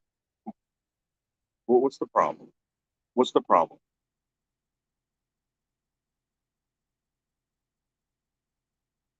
Yeah, Grizz, it's like it's when the first time I went, I was like, "There's something wrong with this." But then when they explain it to you, they're like, "Listen, we need these things God." You know? And what happens is paying, they're selling you a license for you to go after for the state, kill these things. I don't eat that shit. I'm gonna be honest with you. I hate bear. That is disgusting. That bear is greasy. Bear fucking again. They're eating garbage. I would even refrain from eating a deer in certain areas. Uh, New Jersey, all the animals here eat people's garbage, and therefore that's what you're eating. So what, Bender? So what, Bender? What's your gender, Bender? Robot? Who cares?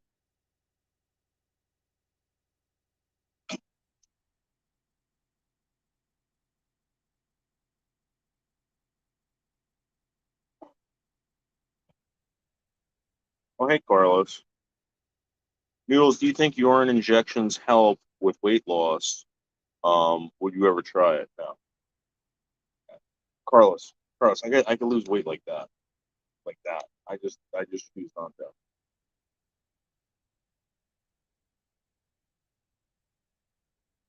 Urine injections were popular back in the 1980s. They are making a comeback. You are injected by a pregnant woman's urine, totally safe. It helps maintain with weight loss. You know what helps with maintaining with weight loss? Fasting. My barber taught me, because at the time, I remember one time my barber's like, "Yo, you lifting logs?" So what do you mean? He goes, "Yeah, you got big muscle. What's going on?" I said, "I lift weights. I'm a powerhouse." He goes, "I see that." He goes, "What do you do?" I say, "Oh, I do this, I do that." He goes, "Dave, let me tell you something. I've been alive for a very long time. He goes, the only thing that works is not eating." I said, "Holy shit, you're right." So I tried doing that. All of a sudden, Carlos, I can lose weight, I can gain weight whenever I want. I'm in total tune with my body, folks. Total tune.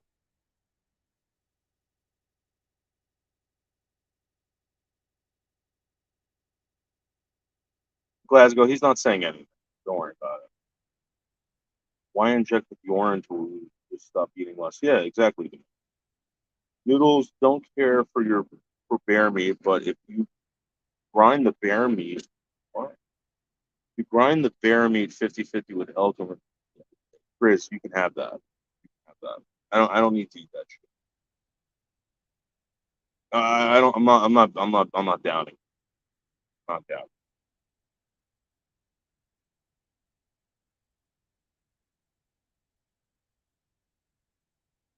Do you know what a wee Jake? No, I don't know what that is. Noodles, are you Italian American? Yes. What's the snake diet?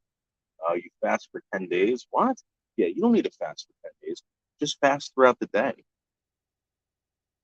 Like, well, that's what works for me. So, I mean, if you want, Carlos, I'll do it. I'll do it. I'll show you how much weight I can lose. You know,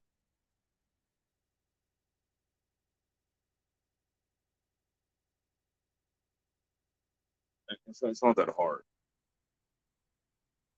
Just again, I'm gonna be honest with you. I'm fucking lazy. I'm lazy, and I like to eat noodles. You would love it if you got the chance to try it. Well, Grizz, invite me out there and fucking let's kill something.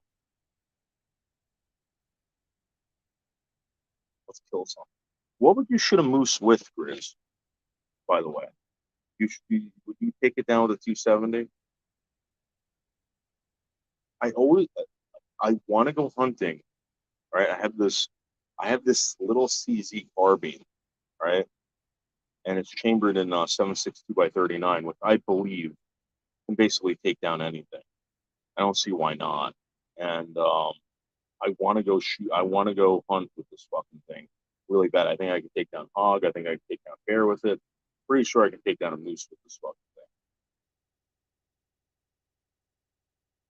No, that's Thursday night. Today's Wednesday. Thursday night, Bender.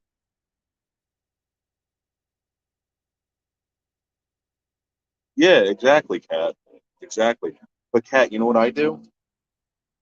I just start skipping meals. So, for instance, I would skip lunch, right? When I get home, I would have a reasonable dinner, right? I would drink tons of water. The next day, I would do the same thing. I would drink coffee, water, skip lunch. Maybe I would have like a protein bar or something like that, and just continue to do that for about a week, and you're golden. Your body kicks like into like overdrive. The fucked up thing about that, I swear to God, man, as soon as I do that, I'm jerking off like 3 or 4 times a day. And I think it's because of the hormones that are released in my body.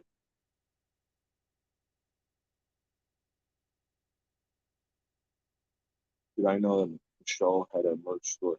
Yeah, we're gonna fix that. We're gonna fix that. 30-06. Yeah, a 30-06. Yeah, but you don't think you could take one down with a 270?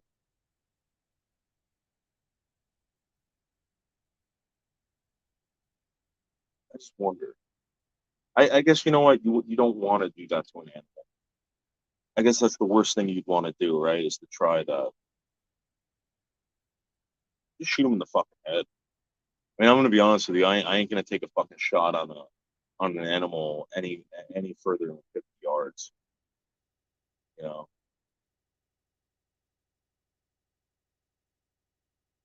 Carlos, I'm telling you, Carlos, watch what happens to your body when you do that, Carlos.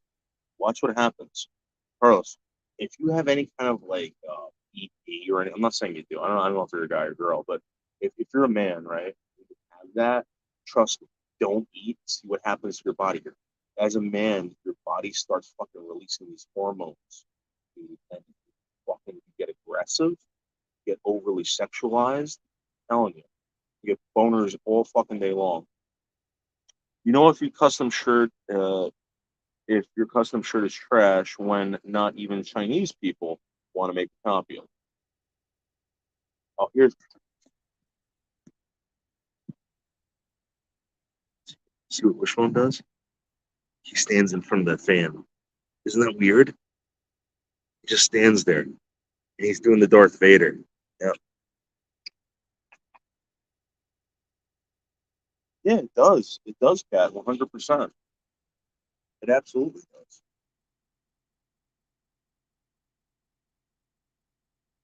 I really think that I got to get back in shape. I'm 43 years old. I went over that crest, right? Um, and I think if I don't get control right now, that eventually this is going to become a thing of just like normal everyday activity where I'm just eating whatever I want, doing whatever I want. Like I had like macaroni and cheese and steak. Think about that. And I'm drinking beer. Yeah. Yeah. What's up, Bubba? What's up, Bubs? All right, little teens. Oh, you want to try on Daddy's glasses? Let's see if Tino. Oh, you won't wear the glasses. Let's see if Wishbone will wear them. Okay, let's see if Wishbone's cool enough to wear Daddy's sunglasses. Come on, Wishbone. No. God damn it. No.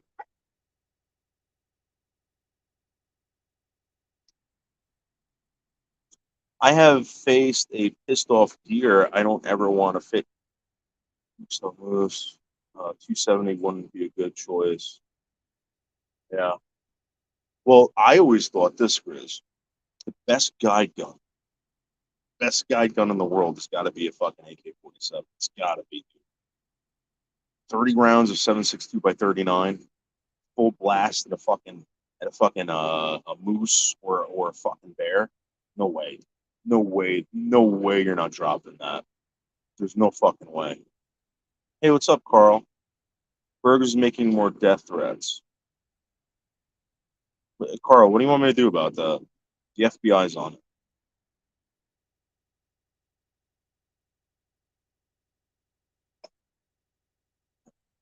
A cat ran into a moose on a trail.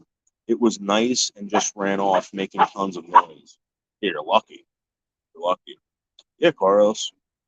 Carlos, 100%. AK-47 to the fucking face. There's no way. 30 rounds of fucking 7.62 by 39 to a fucking bear's fucking face, even chest, back. You're definitely gonna break that fucking spine, cut that thing's spine in half. Dude, I one time I took this fucking I had this tool case, right, that I found in the garbage, filled with tools, right? And I I shot it with 7.62 by 39 to see what would happen. It went through everything, everything, everything, every fucking tool in there, fucking whatever. It just ripped right through it. There's no way a fucking bear skull is not gonna be affected by that crack.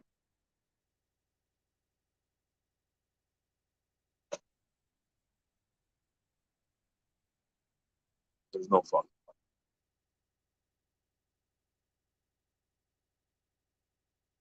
I mean, to be honest with you, even the 5.56, I think you can let one rip on a fucking bear and drop it. I've been seeing these Ukraine videos and these guys running through these trenches.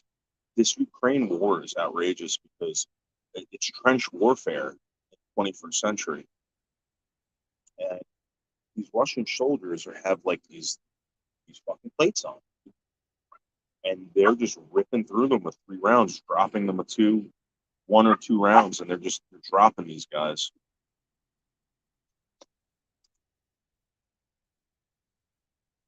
All the weapons in the vast Soviet army, nothing was more profitable than the yeah, absolutely. Well, here's the thing. Truth, the truth to that is that actually fucked up the Soviet economy. They sold so many of those. They sold the patent, whatever. What happened was when a standing army wanted this patent, they were going to China. And then if they didn't have enough money to buy them from China, they were buying used ones. And they were buying like 25 cents a pop. The Russians couldn't sell any of it. That's the truth. And to be honest with you, a lot of the standing armies didn't want the 5.45 when they changed calibers.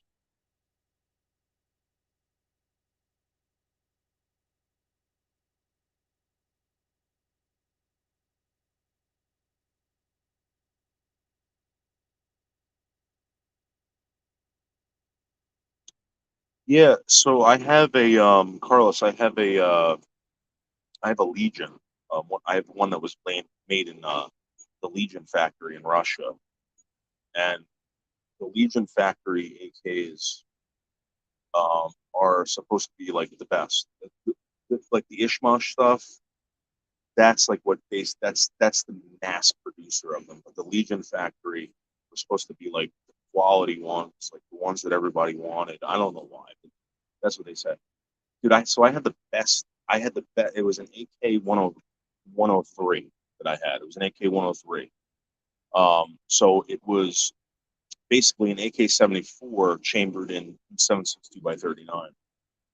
Dude, you go through two or three mags of that with that, and that fucking thing's smoking.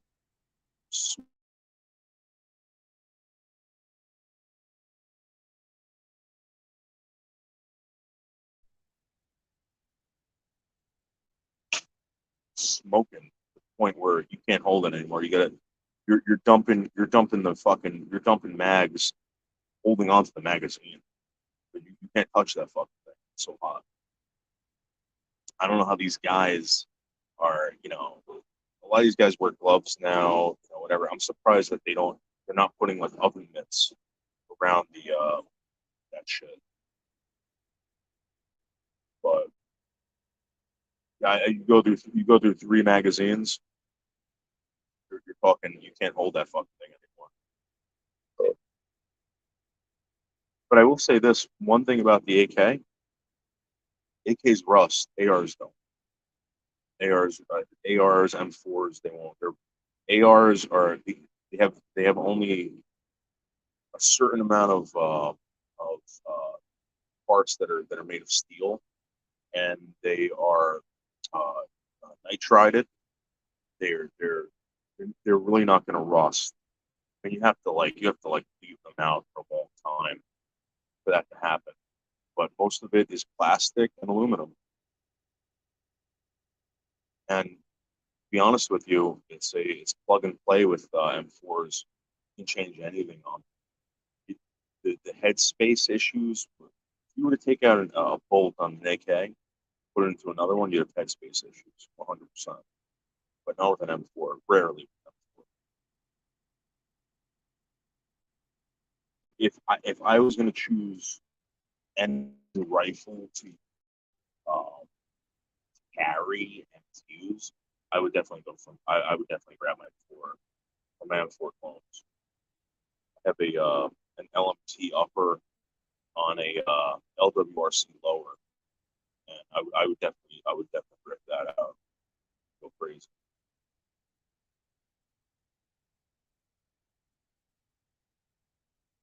The one thing though is I used to shoot 100 yards with that steel plate, one of those rocker plates. Fucked up thing is that you would hit that all day long with the 5.56, and it wouldn't knock it over. I would hit it with 10 rounds of 7.62, and it would be gone.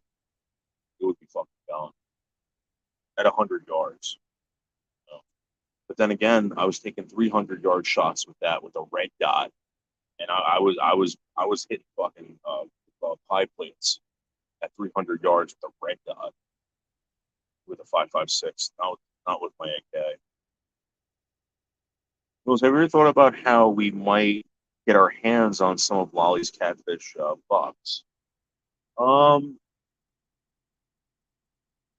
Yeah, maybe. Cat, maybe you guys can say, hey, listen, we're going to go attack Noodles. We're going to go do this, blah, blah, blah. And I can pretend like this stuff is going on. And Lolly can just keep sending you money.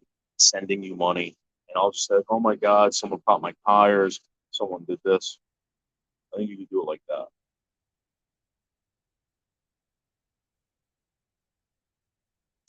Most states are like that. Anything you want with, I don't know, then you can hold for more than. What? Really? That's kind of like New Jersey. New Jersey sucks. That's why Grizz, I brought all my guns out to Pennsylvania. They're housed at my friend's house in Pennsylvania. Because a lot of the shit, I'm gonna be honest with you, I don't want to find out like in a month. Oh, you're not supposed to have this. I sent all my fucking shit over to Pennsylvania. I'm not selling that shit either.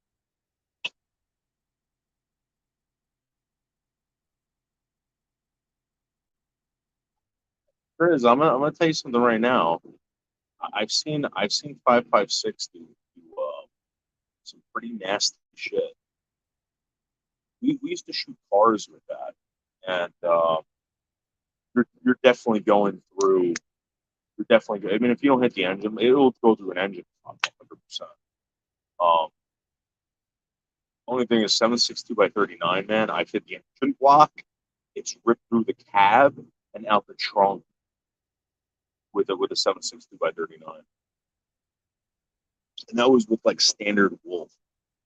And the Wolf 7.62 by 39 and like the Red Army standard and stuff, it's all bimetal. So if you ever pick up a bullet that has been shot out of any rifle, that's 7.62 by 39 metal.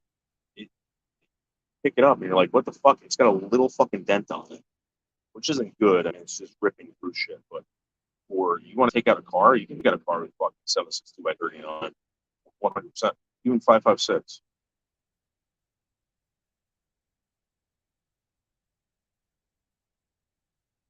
And the thing is, whereas as far as like taking 4 shots at an animal, maybe. But I'm talking about 30 rounds. You could dump 30 rounds in something that thing ain't getting. There's no fucking way. My favorite pistol to carry was the Glock 20. That was I'm gonna tell you something right now. Like that, the Glock 20. Get fucking 15 rounds of 10 millimeter. I don't know anything that's coming back from that. 15 rounds of 10 millimeter. No, I don't think anything's fucking. I don't think anything's surviving that. Or even five rounds from 10 millimeter. I don't think anything's fucking surviving that. I know people who hunt deer with 10 millimeter pistol rounds.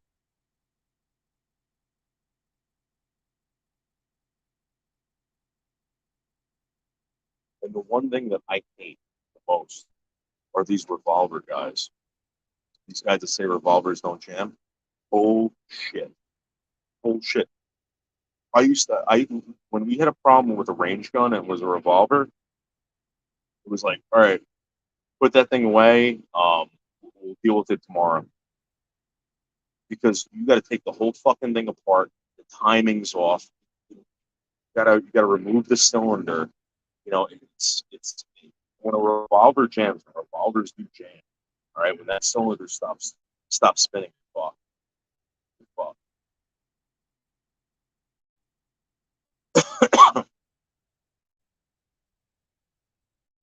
A mag of AK is reassuring. Exactly, that's what I'm saying.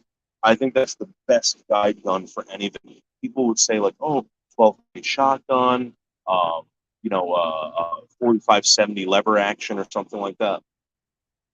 7.62 by 39, 30 rounds of it coming out of a fucking crank off or an AK or whatever. Dude, there's no coming back. I don't care what you are. There's no coming back yet. Bergs hunt by putting out dishes of Jack Daniels. All right, guys, listen, I'm going to go urinate. I got this urine spot. I'm going to show you where I urinate in my backyard. Show you, and I'm going to live stream it.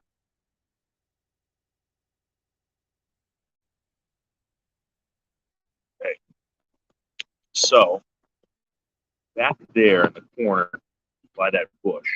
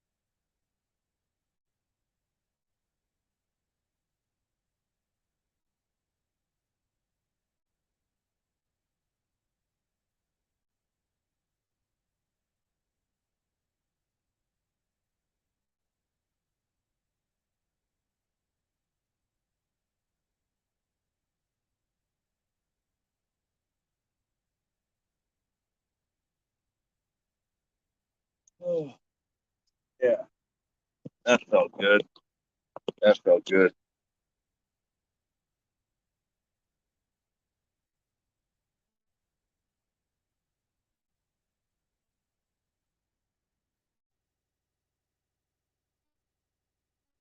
No one's going to see it there. Matrix. Only the birds and the squirrels. Put a bear trap back there for him. Hi, Bubba. What's wrong? You guys want some water? Let me go turn on the. Let me go turn on the hose. Hold on. Hold on. Cool. Water.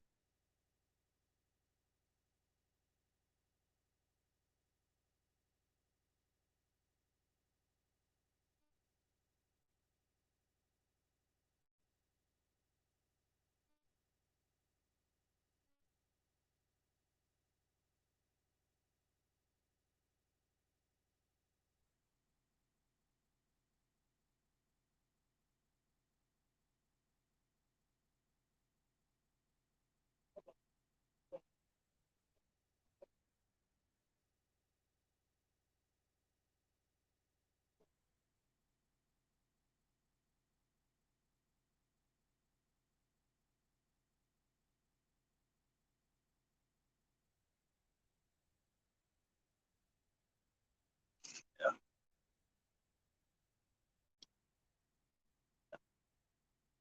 Again, it's my. I can do whatever I want. Want to look over my property? Go right ahead. That's my urine bush out there. That's where I urinate, so I don't have to go back in the house and go like, one drink of beer. In battle, if you kill one man, all the others are still in battle. Wound one man, yeah.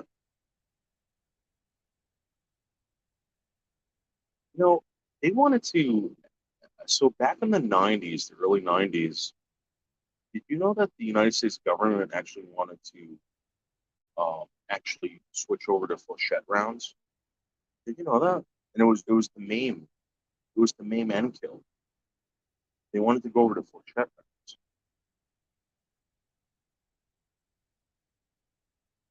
That would have been nasty.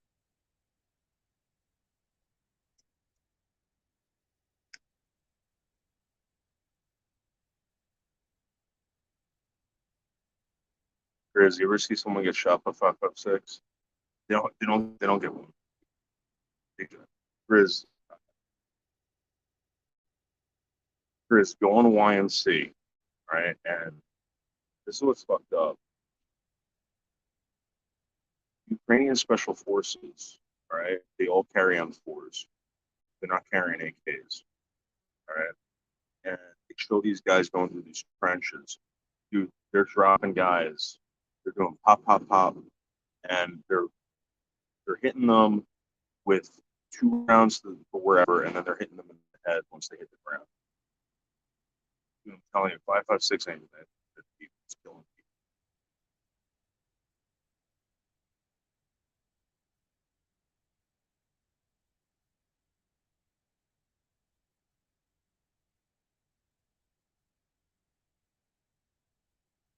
And when you see a 5.56, you would think that's whatever. Because when that thing rips through your body, dude, you got to remember how fast that thing is moving and the trauma that it's causing there. Your heart's probably exploding from the trauma when it hits you. Like, think about it. It's probably just turning everything into mush in there.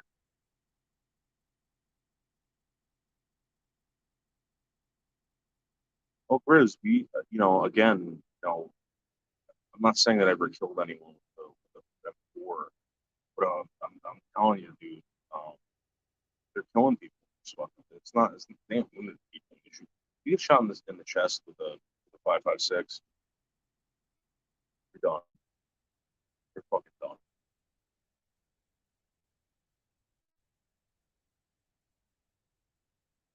Now, again, when you get shot with something that is a lot of pistol rounds, plus they're not traveling that fast. In my opinion, 9mm all the way for everything, for everything. Um, we used to shoot at cars with that, car doors, through a point, railroad ties, um, mailboxes, like, you know. So we would set up this shit. That place I used to work at, right? Show people, like, you want to buy a 45, right? The boss down there was a big 45, or proponent of 45. He loved selling 45. He thought 45 was it. And in my opinion, I always thought 9mm because my father was a cop. What they would teach them was when you walked up to a car, okay, guy's got his back to you, like, looking at the car like this. All he's got to do is pull a gun out and start shooting, right? So what they would taught the cops at the time was to drop on your ass, on your back, right? So now they would have to get up and start shooting, which means that they would have to poke their head out, but they tell you shoot at the fucking door. And at the time they were carrying 40 Smith & Wesson, and they were saying that to go through the car door and kill the guy. But what I noticed with 40 Smith & Wesson, maybe half of them, maybe 3/4 of them would make it through the door, where every single time the 9mm would rock through that fucking door. And you get in a shootout with somebody, you're in an urban environment, you're even in the woods, you have a better chance of penetrating a tree or anything like that with a 9mm than 45.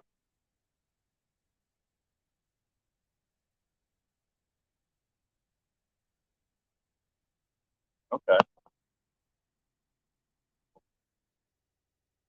Oh,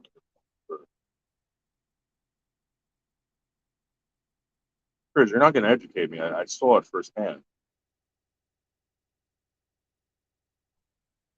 Here's the thing about self-defense.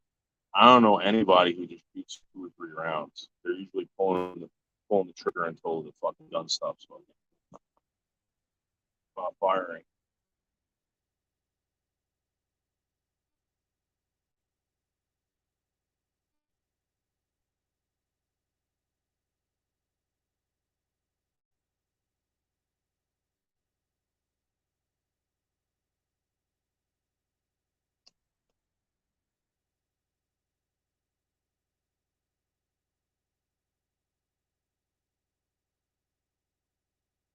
Now, I think normally they tell you to get off 3 rounds to somebody. I never thought that. 3 rounds is like the magic number.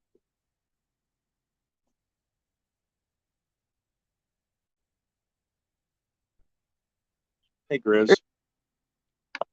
Wait, hold on. Let me come back in because my audio's fucked up. I'll be right back. Hey, everybody. I'm going to educate him. Well, not really educate him, but give him a little bit of my knowledge, and I ain't no expert. There he is. Let me put up the audio so I can hear you. All right, go ahead. What's up?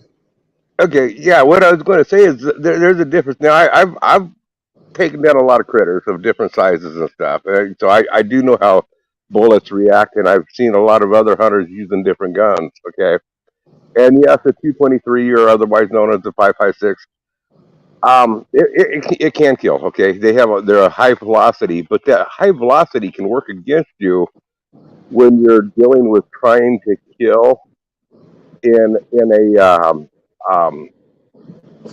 not so stressful moment. Now, as a hunter, we're not trained to go on out there as the military, as the special forces and stuff like that.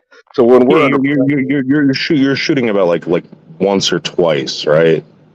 Right. Yeah. And I want that first shot to work. I want it to Right. I want it to stop it. Okay. Not only that is I want to save all the meat. Right.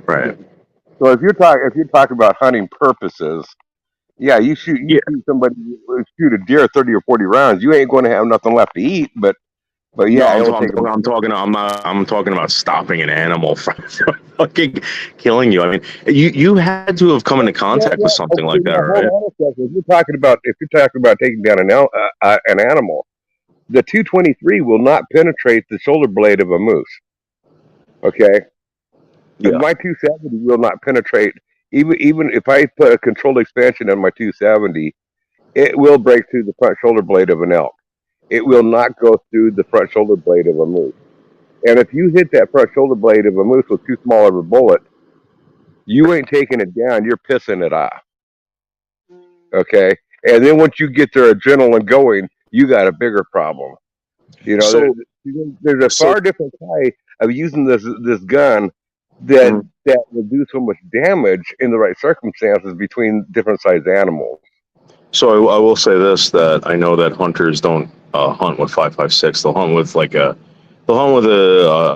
usually a 2.23, which again, I'm going to be honest with you. Yeah, I would like to see that, but I believe you. I believe you that 2.23 has a hard time penetrating any of that stuff. But a 5.56 green tip, which these guys are using, and what I'm saying is to stop something from. Okay, but something out with that 2.23. Okay, and I'll explain something about stopping something. Okay, the 2.23 is a 5.56. Either way, you have enough velocity on either one of those that it's going to go all the way through on a typical, say, like a deer or a human being or whatever. It's going to blast all the way through. The problem with it is the velocity is so high that it's going to be a very small entrance wound, and it's going to be a very small exit wound. And with that very small exit wound, it's not going to bleed out quickly. It's not going to go down fast. It's going to be able to run off. You know, or it's going to get pissed. You know, if you hit it in the wrong place, it's going to get pissed off and charge you or whatever. Yeah, no. So what I'm getting at is, like, I agree with you. You're 100% right. But what I'm trying to say is that, like, when people carry these guide guns, okay, this is what scares me.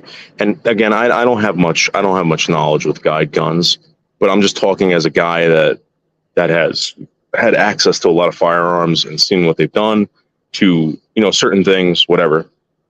I kind of get nervous when people say, yeah, all you need is a revolver, you know, maybe a 45-70, etc.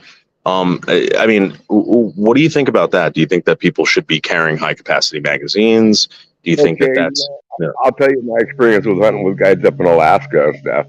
And we're talking about hunting moose and grizzly bear. You know, I mean, going on out there, the guide, he would have like a 44 Magnum, 6-shot revolver, steel jacket bullets. That was his gun of choice because he's not there to kill an animal there. He's there to protect us. His rifle that he had, and he did not like to shoot it, or 58 Weatherby mag. And I tell you what, when you're on that sucker, it's going to take the shoulder off. Yeah. Okay.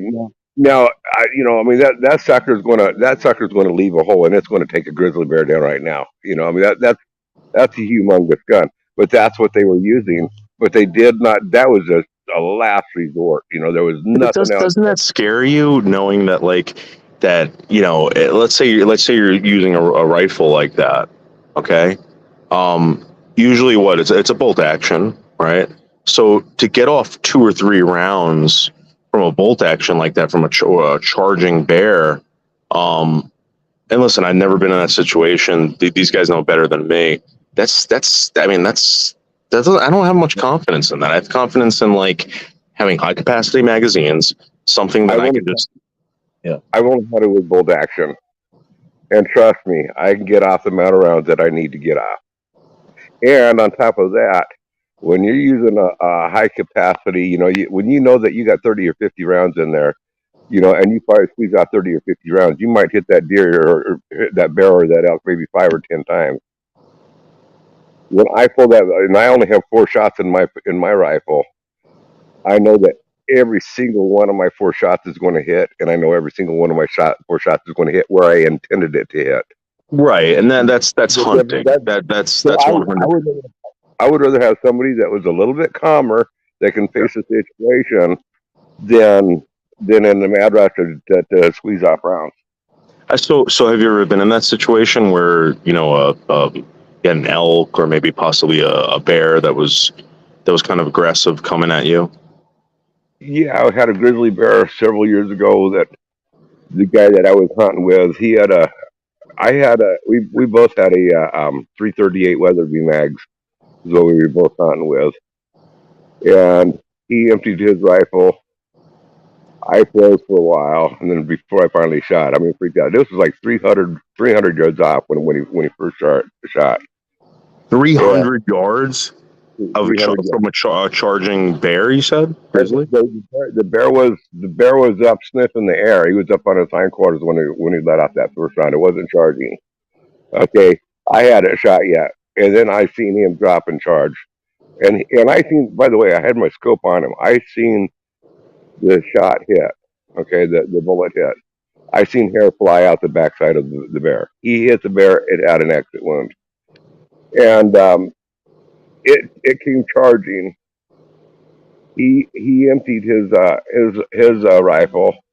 Then it dipped down on out of sight. We couldn't see it, but we could still hear it charging. Then it came on back on up.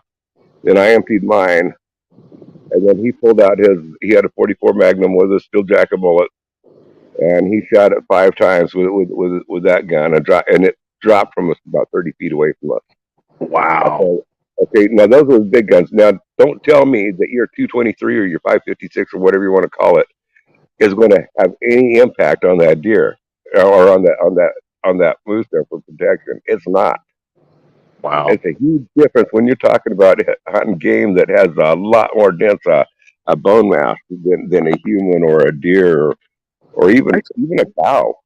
I just find it hard to believe, like, you know, with a grizzly, right? Charging grizzly, because I've seen these videos on YouTube where bear or boar will charge, and these guys are just lighting them up in the face. You know, I find it hard to believe that a 223, I mean, just even a 223 wouldn't be able to crack a grizzly's skull. No. Yeah. That's now crazy. you're just going to piss them off with a 223. Wow. That's all you're going to do. With a 223, you have to either hit him in the eyeball or you have to hit him in his mouth when it's open. Wow.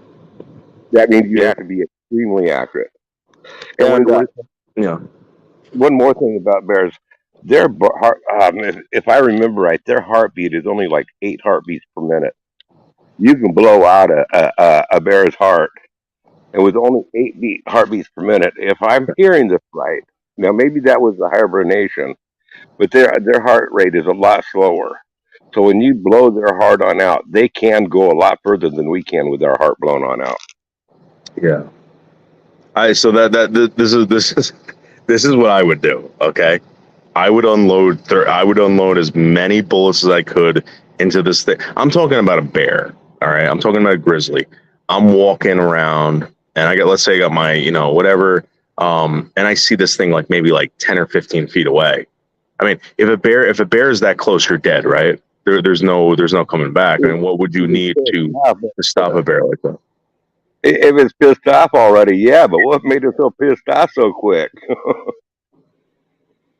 Well, so a lot of these nightmare stories that you hear, I mean, that's pretty crazy. 300 yards, and the bear got within 30 yards from you. That's fucking crazy. But I'm talking about like something that's charging you, something that you walk upon, something that you didn't notice. Like you guys got lucky that you actually saw this bear, right?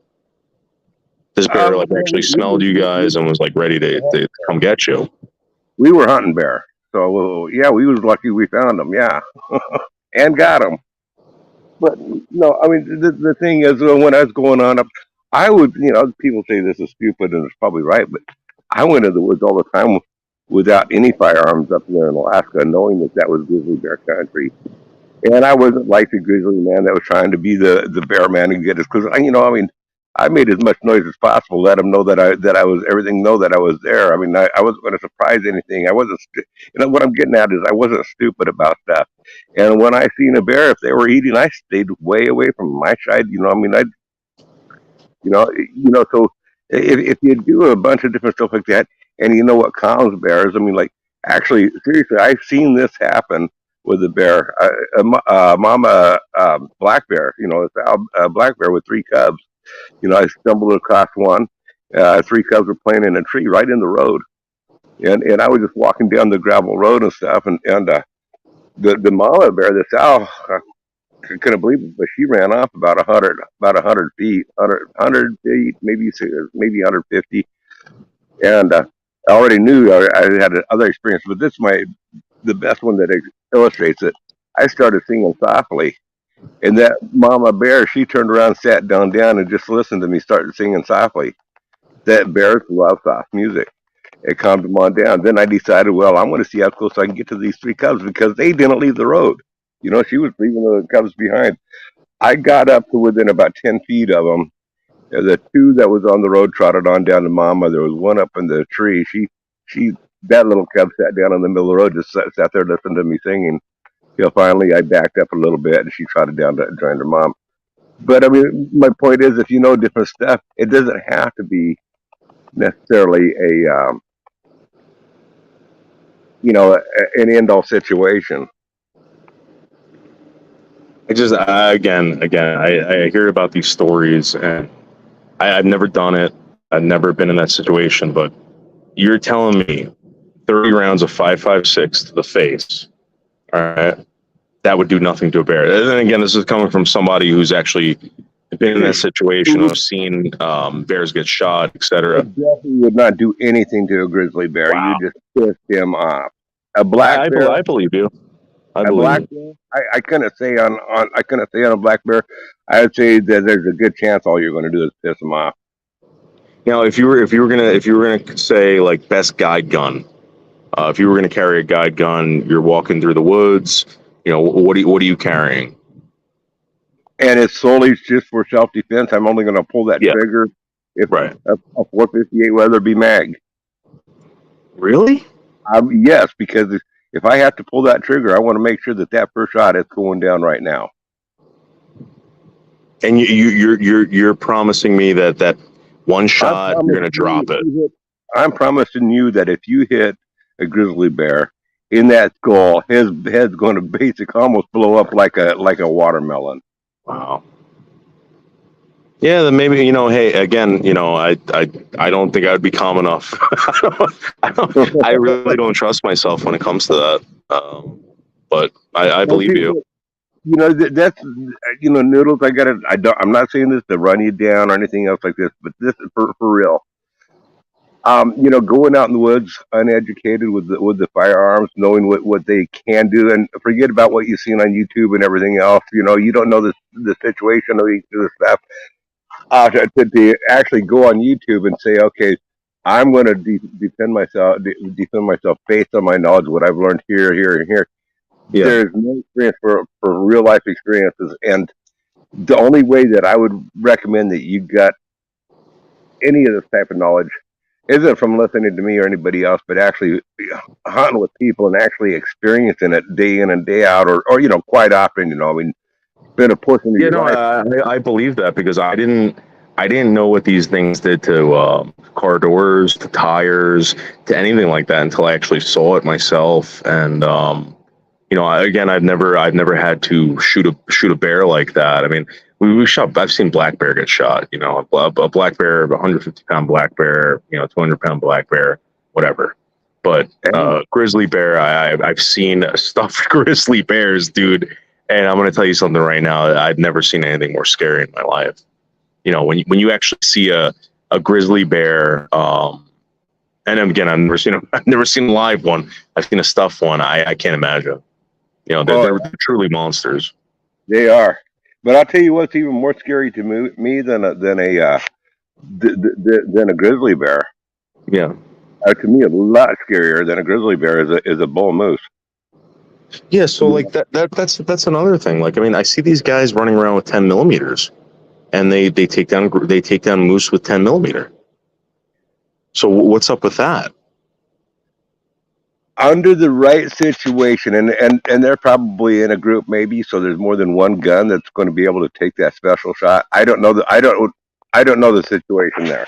If they're again, I know there's a number of hunters, and I don't hunt this way. There's a number of hunters that will always go for the neck.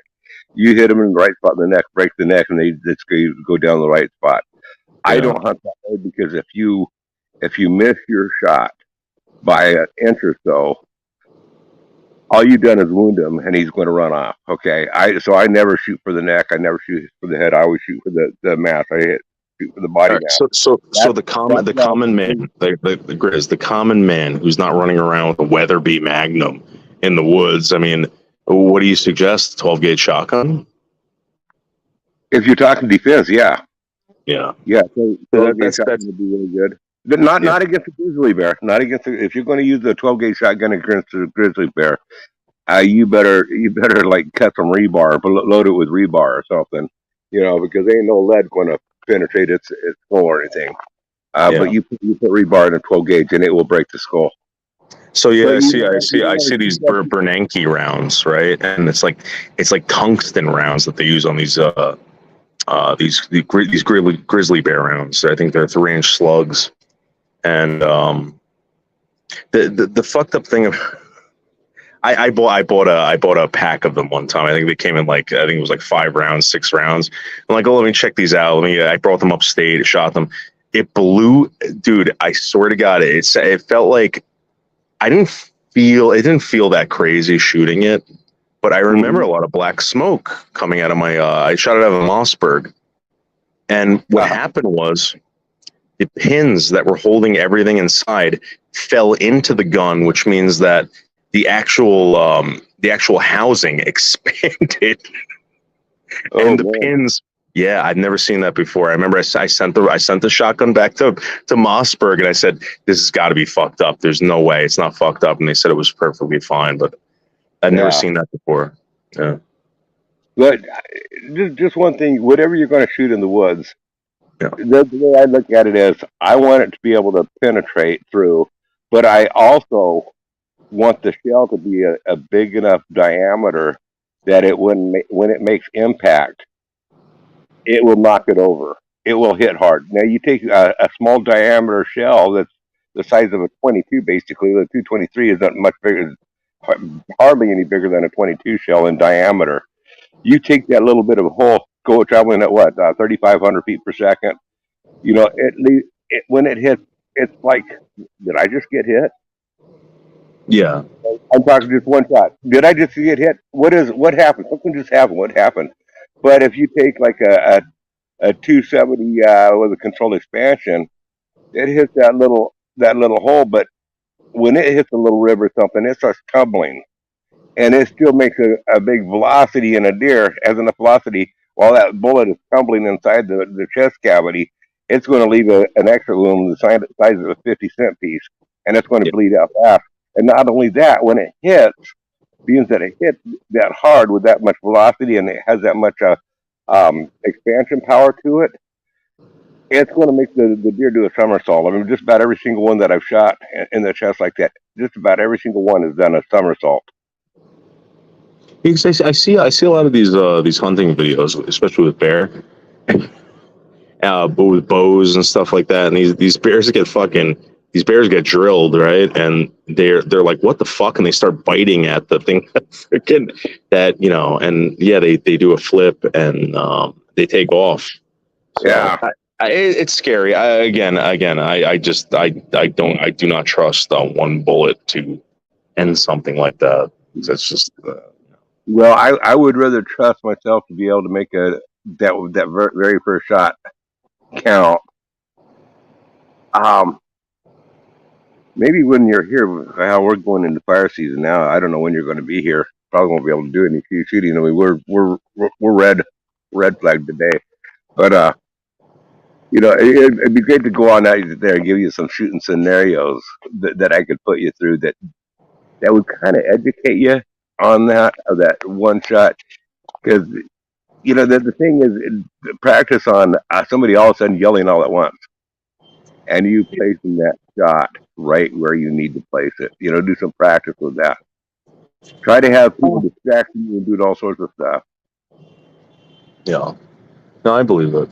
So, hey, I've been watching Wrangler Star. Wrangler Star is from your state, right? He's from Oregon, correct? Yeah. Have you been watching any of his videos lately?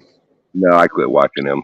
Dude, Grizz, watch his videos. The guy went insane. He's telling people, he's not telling people anything. He's showing people things. All right. And it's interesting because he's showing people that a pound of tannerite can fit in a dustbin of one of those, those vacuum cleaners that you just like let loose and they just vacuum your whole house. Mm-hmm. Why is he showing people that? The guy's insane. This guy Wrangler Star is fucking brilliant. He's genius. He's showing people how to friggin' basically create these weapons of war now, and he's getting away with it, which is amazing. Yeah. So, I don't know. Yeah, I quit following him. I quit following him like 2 or 3 years ago. He started going. He got too big for his britches, Yeah. and I don't trust anything that he says anymore. I mean, he put out a video saying, if you get these shoes here, they'll cure all your back problems, no matter what they are. And he said, do you think this is bullshit or not? And I responded back in a comment. No, I responded back, made a video about it. And, saying, you know what? Wrangle Star, I've seen all this stuff, all these miracle cures before. I don't have the money to chase this down. I said, I call it bullshit. I 2 thumbs down on this video. And he got all butthurt and let me hear about it. Yeah. So what's going on in Oregon? Listen, I was out there, beautiful state, dude, but like, what's going on out there with like the politics, and is it just a bunch of like fucking hippies that have like taken over and just made up all these stupid laws? I mean, how is it affecting you? You live in the woods. Seasons lived in southeast Portland. Okay. Mm-hmm. It was the suburbs. And I sat in the backyard, all right, and watched homeless person after homeless person look over her fence. You know what I mean? Obviously scoping out the property. She had she had like patio furniture out there. She had a rug out there. She had like, all this stuff like for, to hang out. I go out there one morning and I didn't notice it was gone, but she comes back. She goes, "Did you notice all my shit's gone?" What's going on over there? I don't know about in the cities. I mean, I've always, even before the COVID deal and the homeless population explosion up in Portland, I always hated Portland with a passion. I've noticed that here in Sweet Home, the homeless population has increased, but we probably only have 20 or 30 homeless people here. And before we had 5 or 10. How are you dealing with that though? Are you being compassionate, or are you kind of just being like, get the fuck out of here? No, we try to help. Well, Sweet Home has a really good deal. What I believe to be a good deal. The porta potties that are made out of the plastic, structures that they use. Yeah. They made little mini cabins out of that type of material. They look like porta potties, but they're maybe 6 feet wide and about 10 feet long or something like that. Yeah, and they like a shed, right? They made a shed of like that material. Yeah, they're higher quality than what you'd buy from Sears or Monkey Ward's, on their plastic sheds. I mean, they're good quality. They're very durable. You're not going to hurt them. But they bought 10 or 15 of those, and now in order to get one, you have to have a history here. You had to have lived here for a number of years, show residency, whether it was with your parents or whatever. So you can't come from out of town and expect that you're going to get put into a house. Thank you, Pumpkin.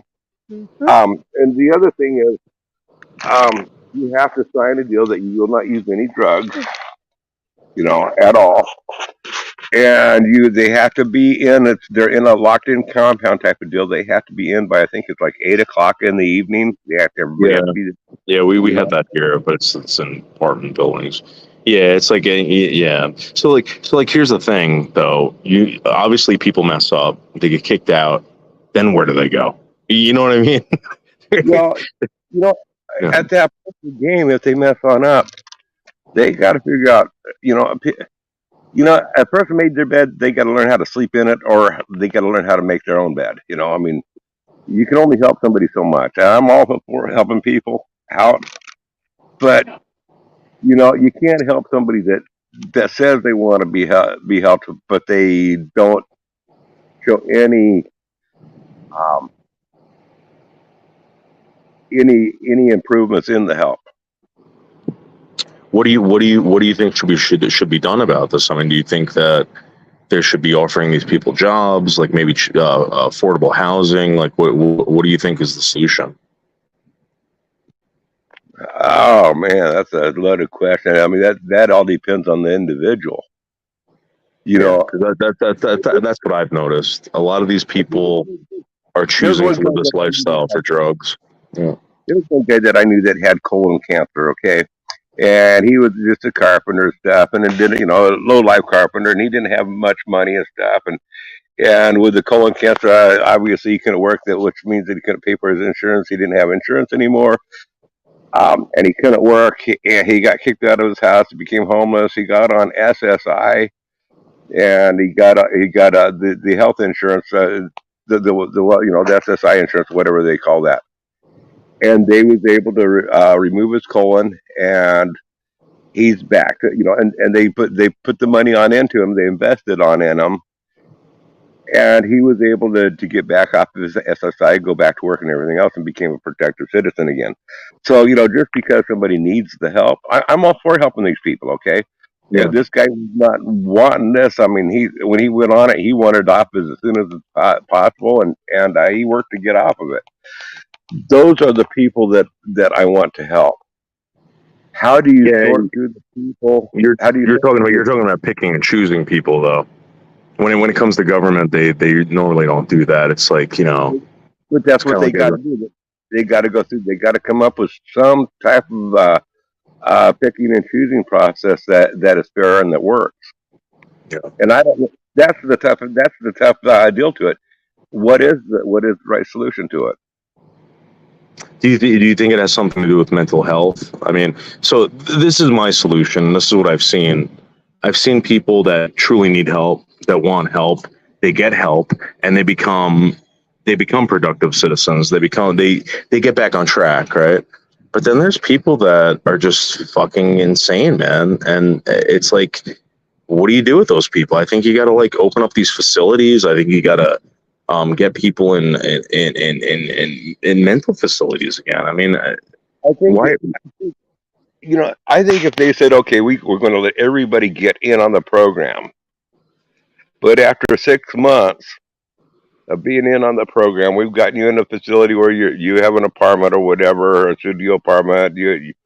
You might not have a job yet, but from here on out, if you want to continue living in this apartment, getting funding, food stamps and health care, if you want this, then you're going to have to contribute to society. You're going to have to get on out there and set up work crews for these people to go on out street sweeping, picking up trash out in the countryside, or I mean, you got to make them work for it somehow, some way.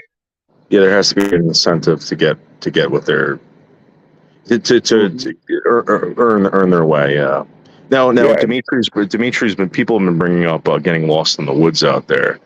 Oregon is very, very dense. It's a heavily wooded state.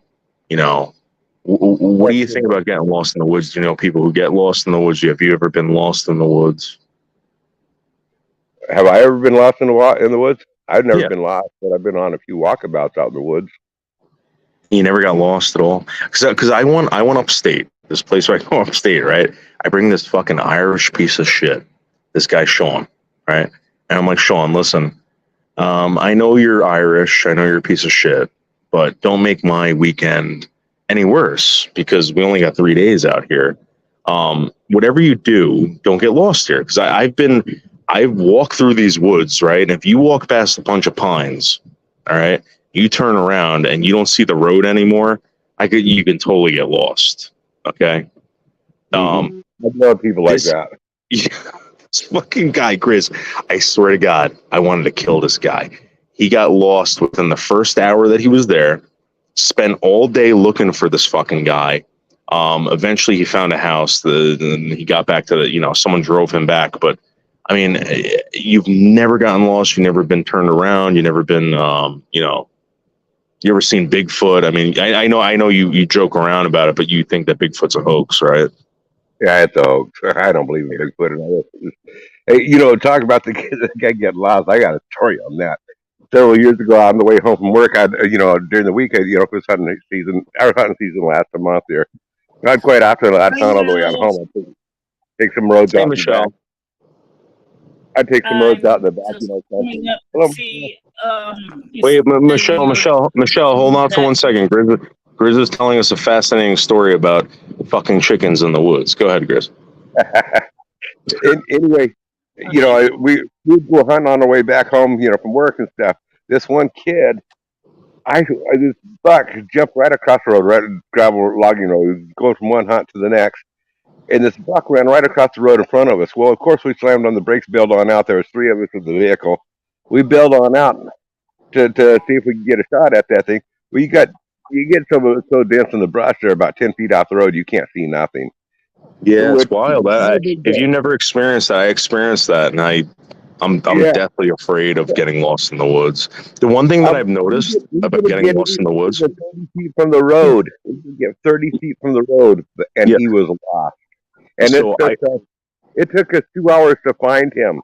right, and then I've been in that situation. The one thing that I can say to everybody is, Then it happened again. if you look up in the air, sometimes you could see a break in the tree line. If you go toward that usually it's a road or someone's property. That was the only thing that saved me. I got lost upstate one time, not lost, but I was trying to figure out how to get back. And I remember just looking up in the trees and I saw a big break in the tree line. And I was like, it's gotta be over there. It's gotta be over there. So anyway, Michelle, what's going on? How you doing? How's your teeth, Michelle? Michelle lost a tooth today, Grizz. Oh, I'm sorry, Michelle. How you doing? You can't. It's still down here. See? Yeah. Can't see it's missing. All right. Anyway, Okay, I read your title. It's not fixed, so I suspect you're talking about your headlight situation. Yeah, so I went back there today. So they wrote. I go to Chevy, right? I got this fucking Trax. This Trax's a big piece of shit. Nothing but problems. Okay.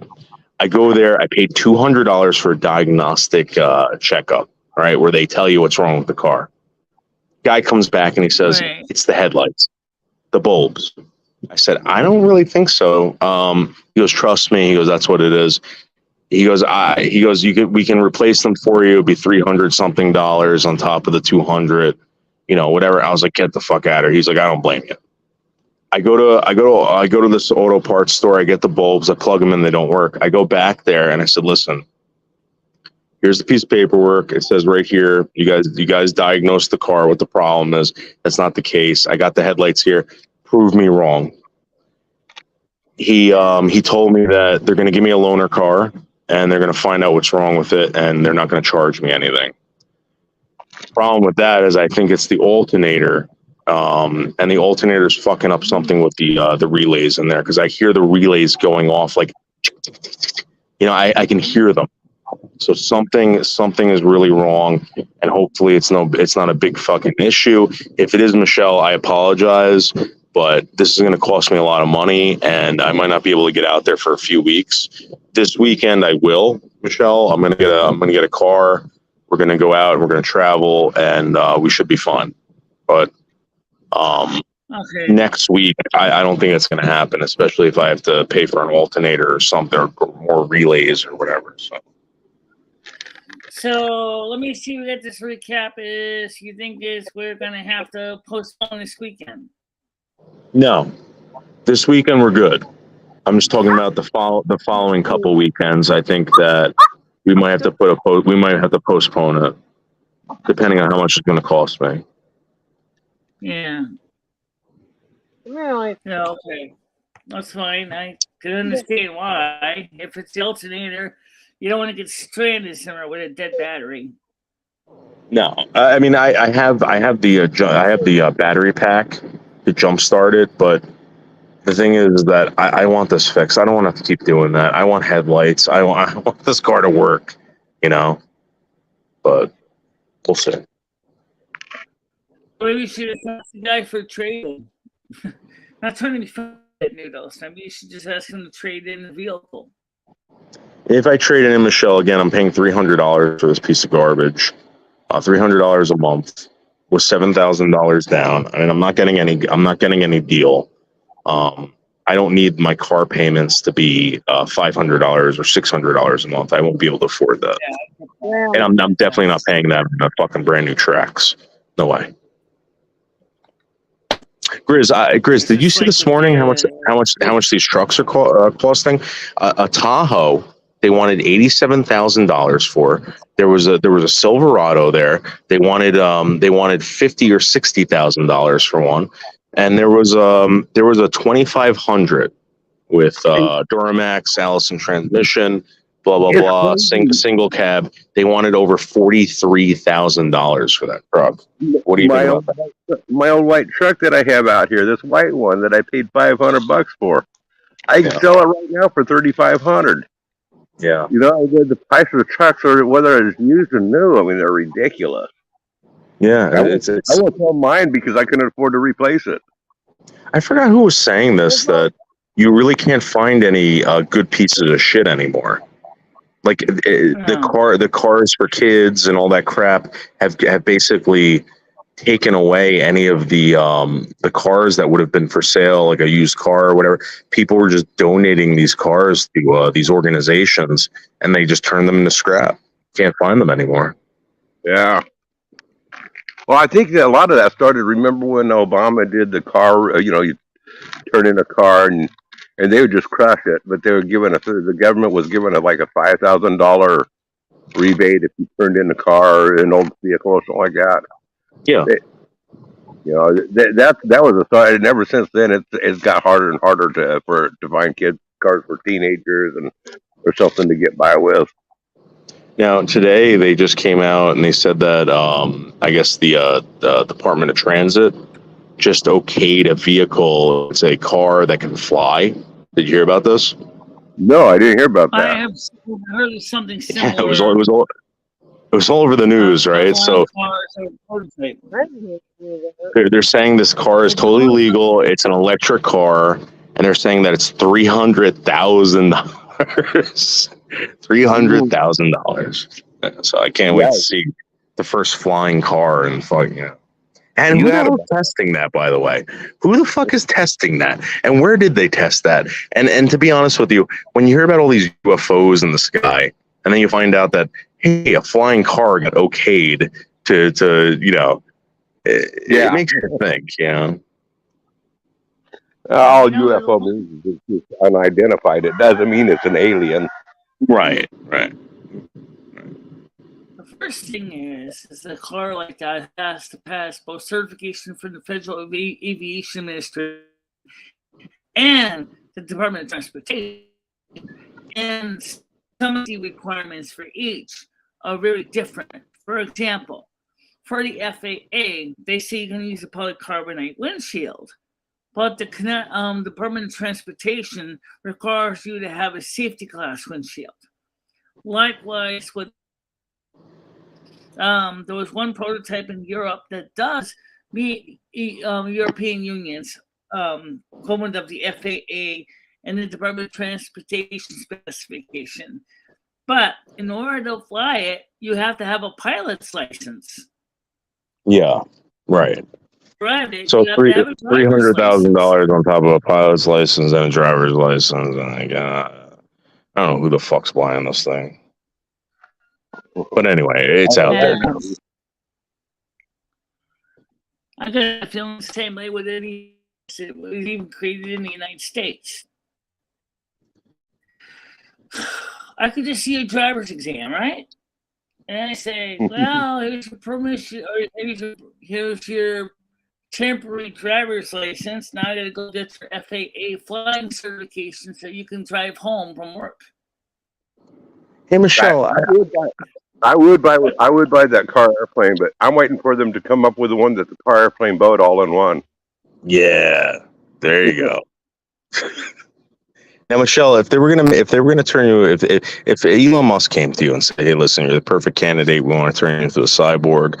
We're gonna restore your sight, your hearing." They did have a flying. They have a boating license and an FAA certification for flying too. That was a complete boat with wings that would fly. Yeah, I say it was Shut those not chickens very up, Chris. Chris, is it true that you eat chicken every day?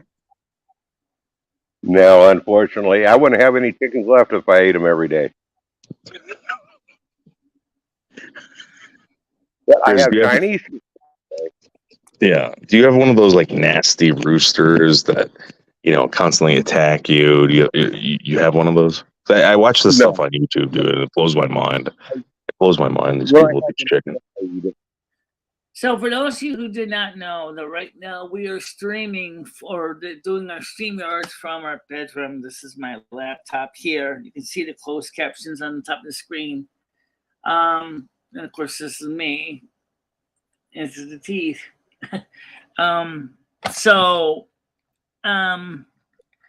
If they get the air conditioner on over there, no, you can't see it's the window. You can see air conditioner. Oh, there it is. You can see it. Over there. By the way, Do you have an air conditioner in your house? So the Because point is, that was one thing that I noticed about Portland or Oregon. Nobody had air conditioners. Like, is the climate that good that you don't need air conditioners there? I mean, well, there was only maybe 3 to 5 days out of the year where we would really need air AC. really? That's Yeah. crazy, dude. I'm sitting out here right now. I got this like this shop fan blaring on me, and I'm sweating my balls off, man. Sweating my balls off. No, it's like I know, upper 90s, but I'm sitting in shade and I'm comfortable. my hair Really? money, but I'm not going to go until the sun goes down. Maybe it's either early morning tomorrow, which is most likely what's going to happen. So when I get up, just go down to the bank, go get down the money out of the ATM, because it was up 30 degrees Celsius today with heat index was spicy.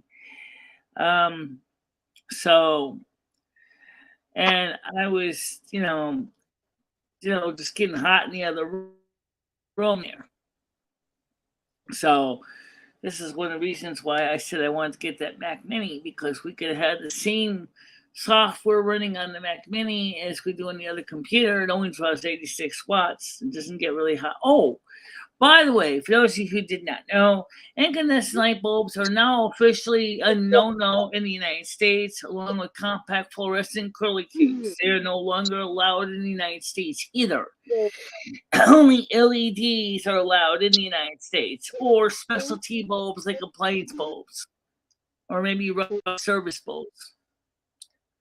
Man, I'm gonna have to buy up everyone that I can find and enter the black market. Yeah, Chris, how do you get power to your house? I mean, do you have like something like out in the street, or do you use solar? What do you use?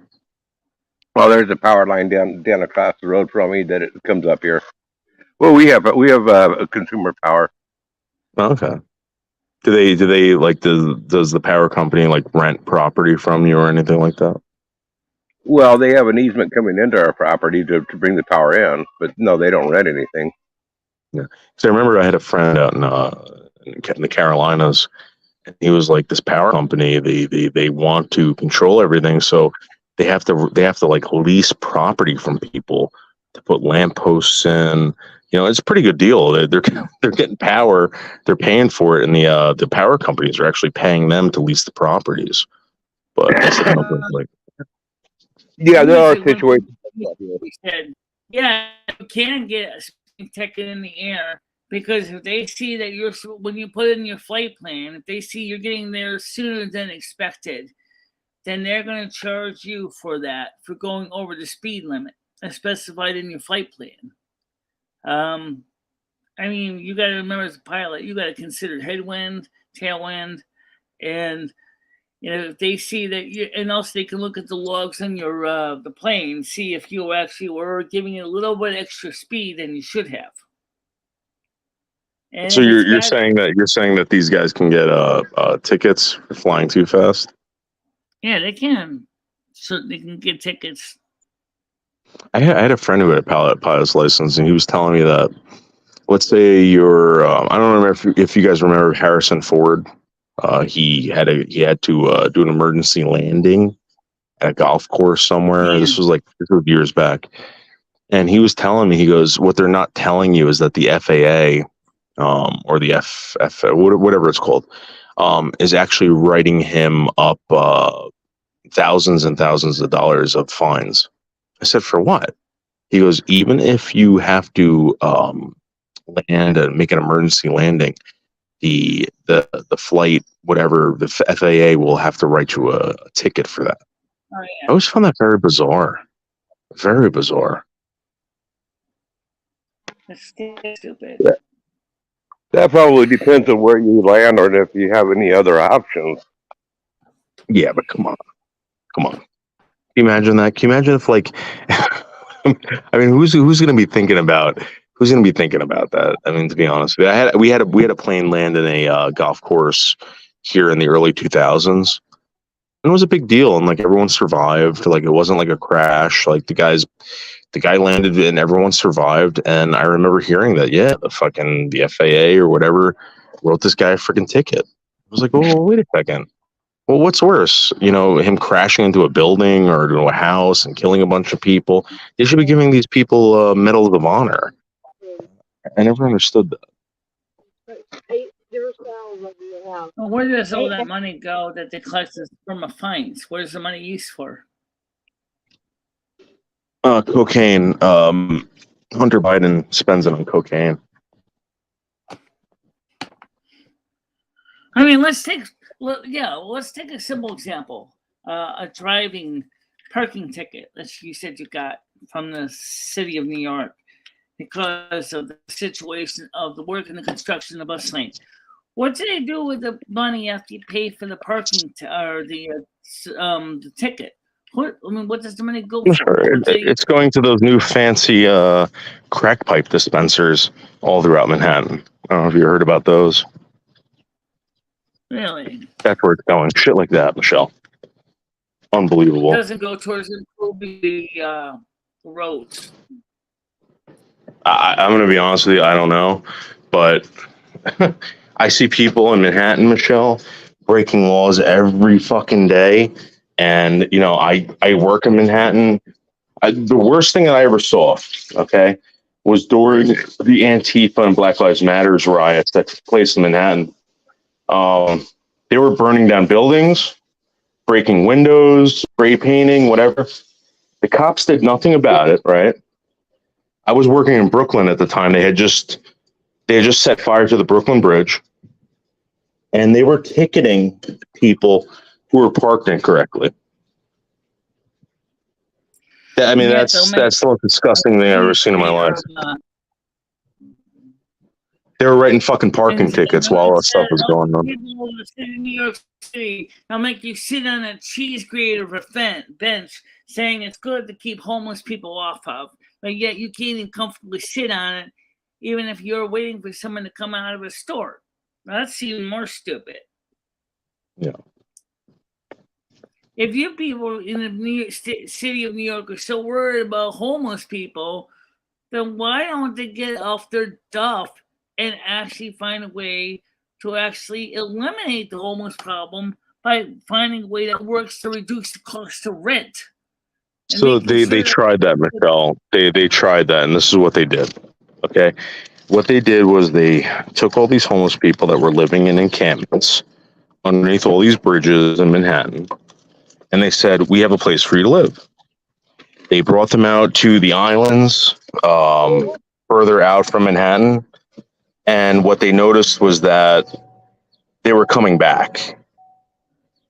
They were coming back during the day to panhandle and do all this other stuff. So they got rid of the encampments, but these people are going back to certain areas to go buy the drugs and panhandle.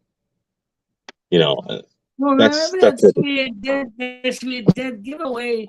And it's not that people necessarily want to be thrown out in the middle of the hinterlands, but rather that, why don't you ask them why they're even coming there in the first place? I mean, if you want to send them out there in the middle of the outer Mongolia, for Christ's sakes. Michelle, they came for the drugs. That's what I'm trying to tell you. They came for the drugs, and they go back to the areas for the drugs. Right. That's what's going on. Yeah. And they came back for the carrot. Yeah. You know, that's funny, man. Like these guys. That's to do with whether it be illegal immigration or the homeless society. The reason why certain areas get such a huge explosion of population, of whether it be illegal immigrants or homeless people, is these communities, these certain areas, dangle out carrots that invite those people to them. And that's why Portland has exploded with the homeless people, is because Portland has dangled out all these carrots inviting people. And, these areas that do all this inviting of illegal immigrants to come to their areas for the freebies that they can get and stuff, of course they're going to have a bigger problem. Yeah. Because they tried so hard to help these people out, and they forgot one thing: they're all addicted to drugs, and they're surrounding the areas where these tenements are. They're selling the drugs. So again, you want to pretend like these people are, they're just down on their luck. No, they're not down on their luck. A majority of them are there for drugs. I feel sorry for the businesses of those areas. Yeah, absolutely. No, I don't. I do not feel sorry for those businesses, because if you remember at the very beginning of this whole deal, is they were all, we got to protect and we got to save and we got to take care of them, and they're the ones. It was all the businesses that started inviting them as they were being busted in the looting and stuff. They weren't speaking out. They weren't saying, "Hey." Instead, they were trying to do things to appease and make peace and be happy and let me help you. Instead of saying, "Hey, you know what? We got to get control." So basically, Portland was inviting all these people there, and the people that was doing the main people on the front stands were the business owners. Yep. So and this is what happened in Manhattan. Okay, we had this in Manhattan when I was a kid, all the way out to the Bronx. There were burnt out buildings. There were people just had enough. You couldn't come through the Lincoln Tunnel without being harassed by homeless people. If you didn't give them money, they'd start kicking your car doors in, they'd break your windshields, etc. And the cops weren't fucking doing anything.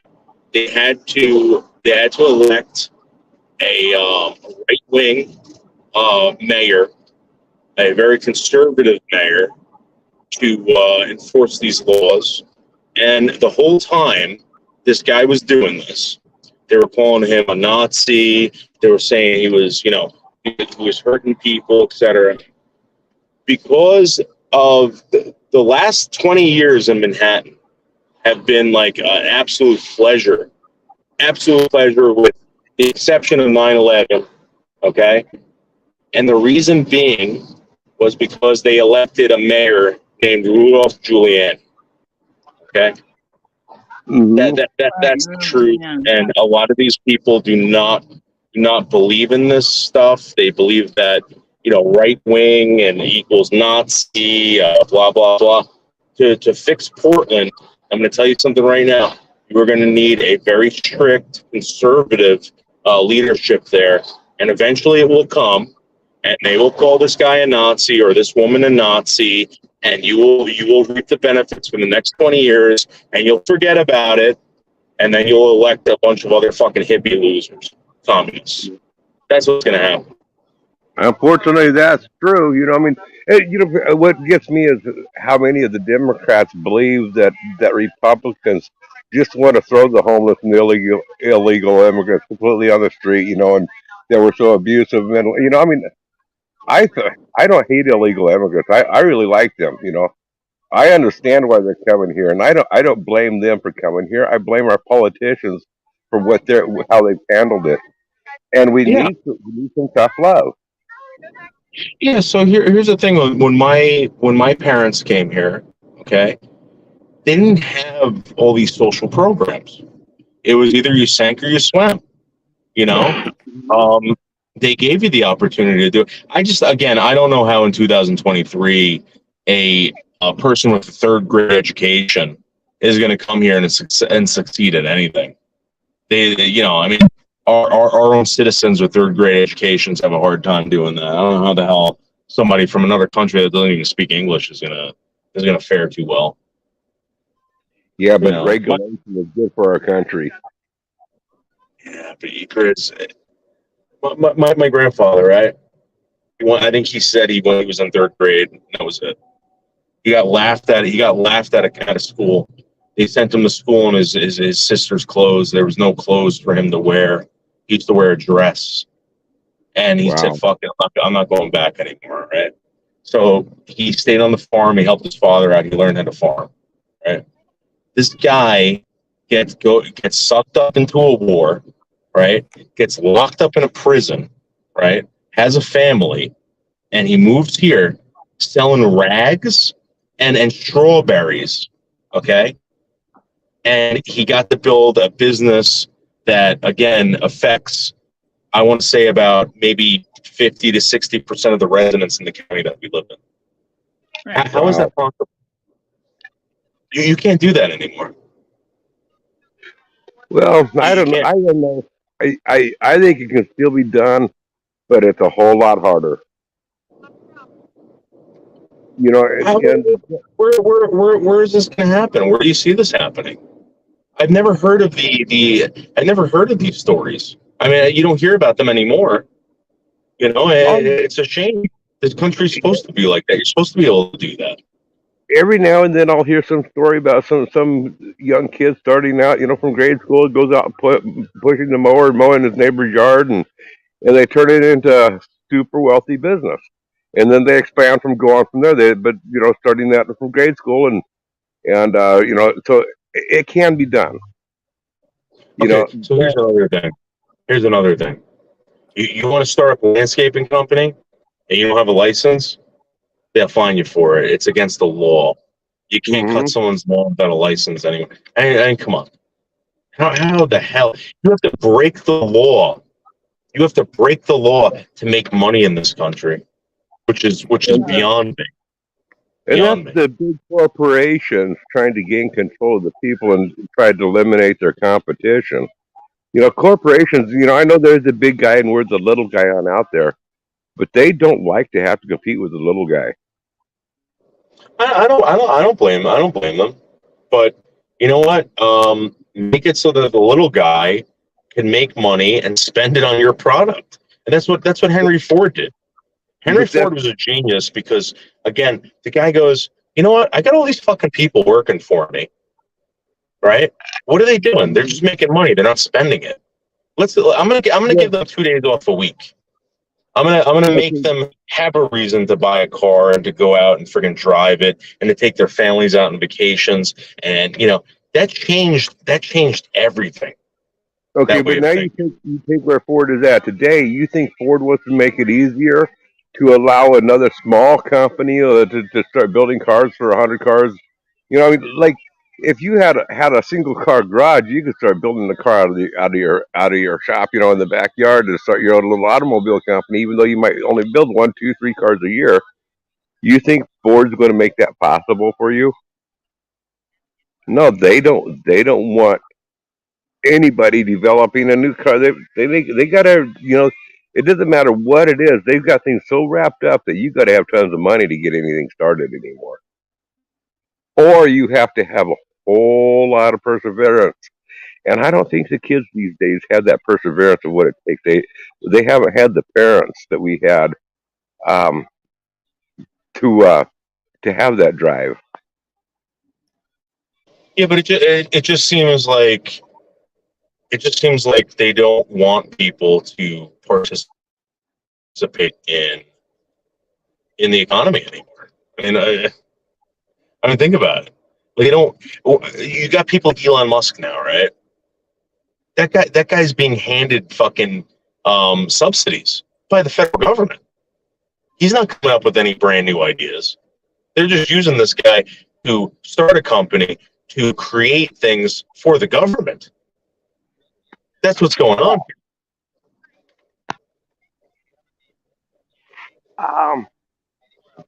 Yeah, he's not really doing much on his own for the private sector. He's doing all government stuff is what gave him his wealth.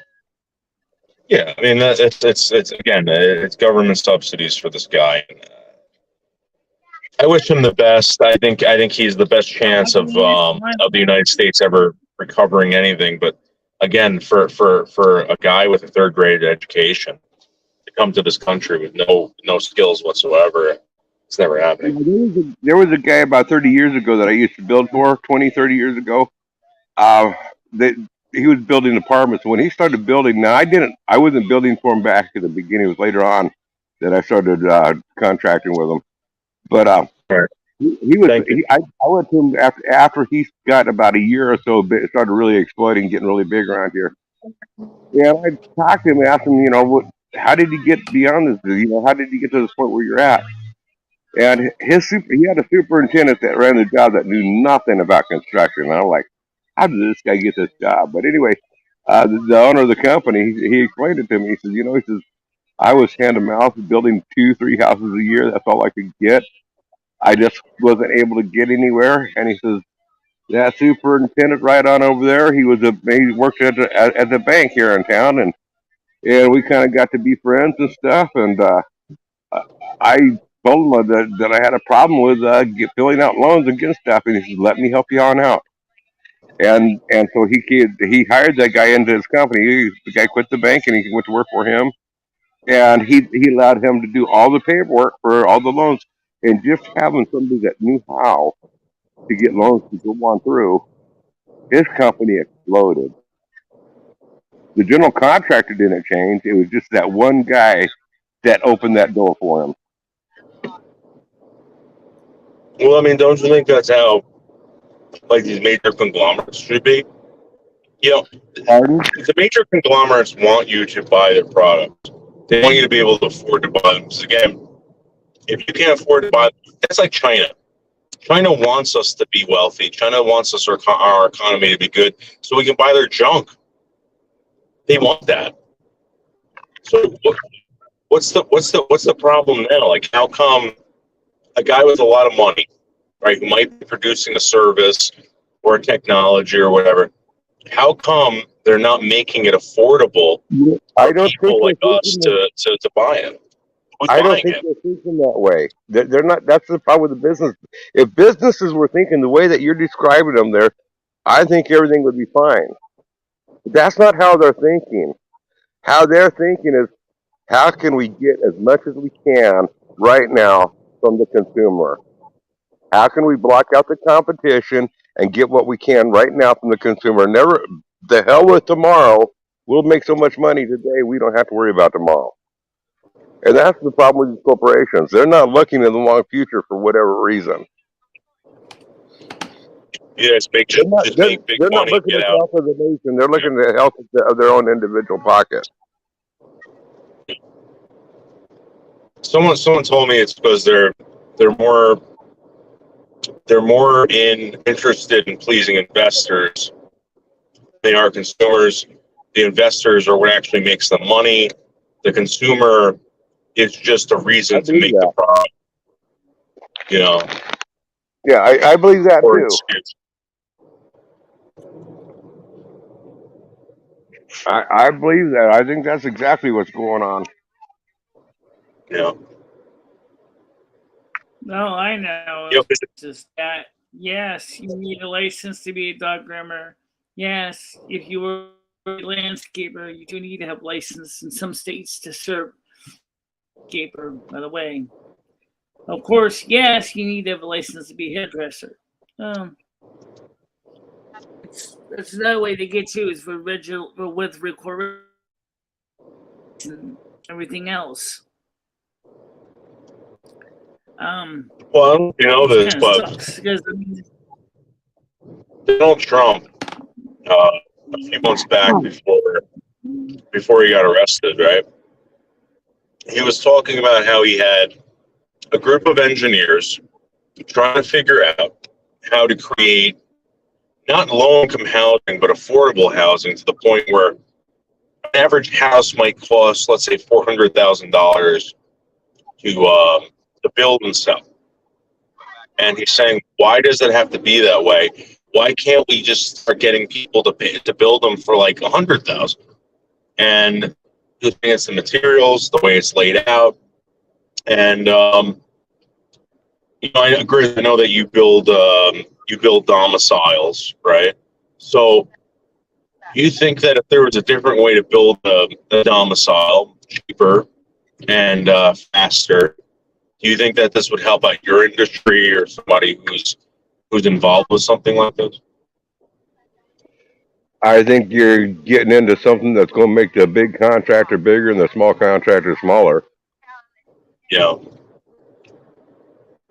You know, so for every gain that you make in something, there's a loss somewhere. You know, and I think that's the big mistake that we've made in America is trying to make things cheaper. I mean, you take a look at Henry Ford with his idea of making an affordable car for everybody and stuff, and where has that gotten us to? You know, if you know the affordable car that every American would be able to afford the cars, now it's getting to the point worse and worse where it's not affordable for every American to afford a car. And you know, so you can bring in that affordable housing, and unfortunately, that affordable housing that you're building will eventually become unaffordable too. So, what is the solution Yeah, to? but you were talking about just a while ago about how there's these houses that they're putting up made of plastic for these homeless people. I mean, can't you build something a little bit better than that and make it affordable for maybe a family of 4 to live in? You'll have heat, you'll have running water, etc. If you're going to do anything like that, we have to completely get rid of all this third-party government that we have that goes like the building departments that go off of the I can't remember. I've been out of it so long. The codes that we use. I don't. It used to be UBC. I don't remember what they're using now. It's something else. But we have to get back out of that and allow the codes to be developed for each individual private area, not having the federal government involved in I'll the be right code. back. I'm gonna go get myself some homemade lemonade in the other room and get a sip of that, and then I'll be back, okay? Because it's still. All right, Michelle, come back. Yeah, right back. You know, if you want to make affordable housing, bring back the Homesteader Act. You know, I'm not talking What do about. you mean by that? Like, Well, I'm not talking about giving everybody. I'm not talking necessarily giving everybody land, although we do have a bunch of federal land that could be homesteaded on out.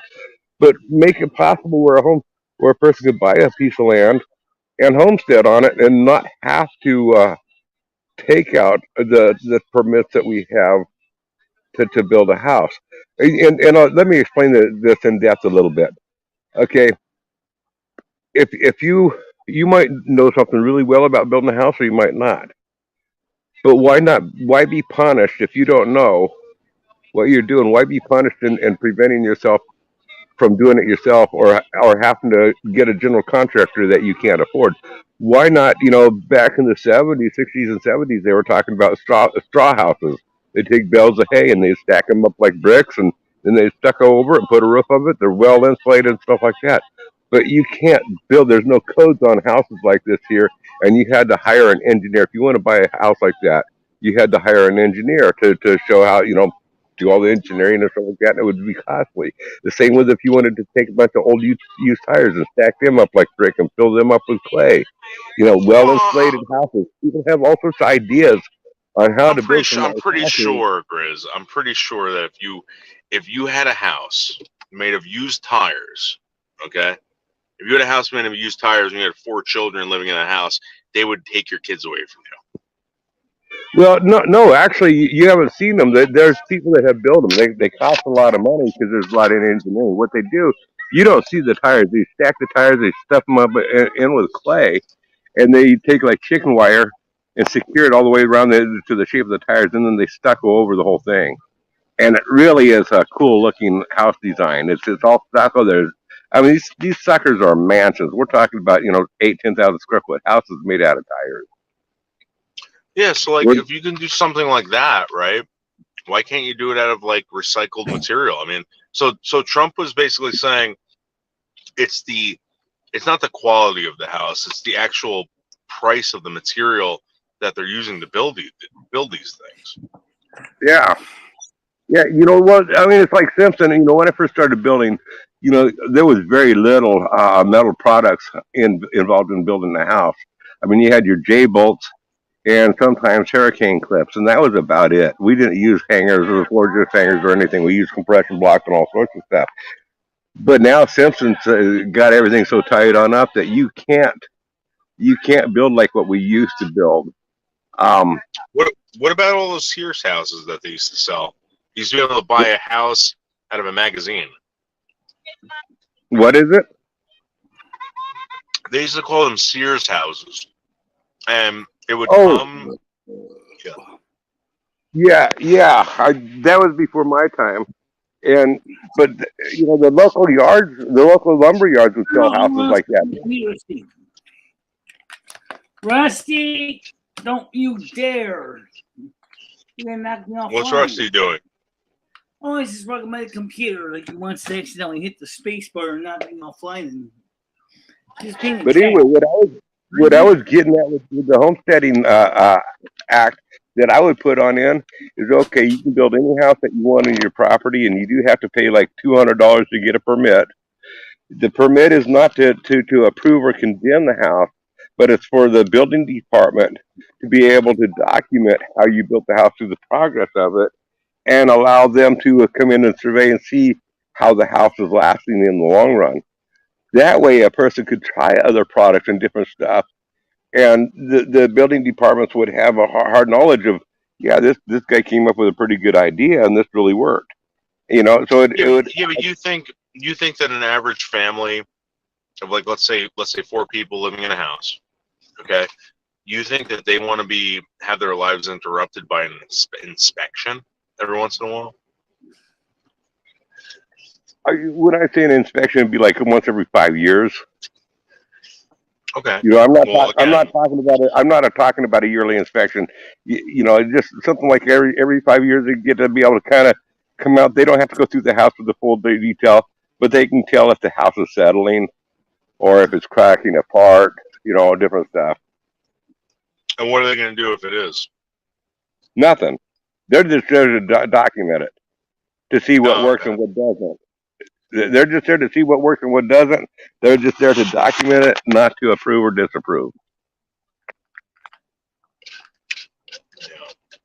I just don't understand how anyone getting out of college, severe college debt, okay? Now, let's say you get your girlfriend pregnant, you get married, you got an extra expense, paying off college debt, you got to get a house, right? With a 30-year fucking mortgage, right? How they're gonna be able to succeed in anything? It's not possible hardly anymore. With the mortgage on a house and the payments on their pay out their schools, they're screwed.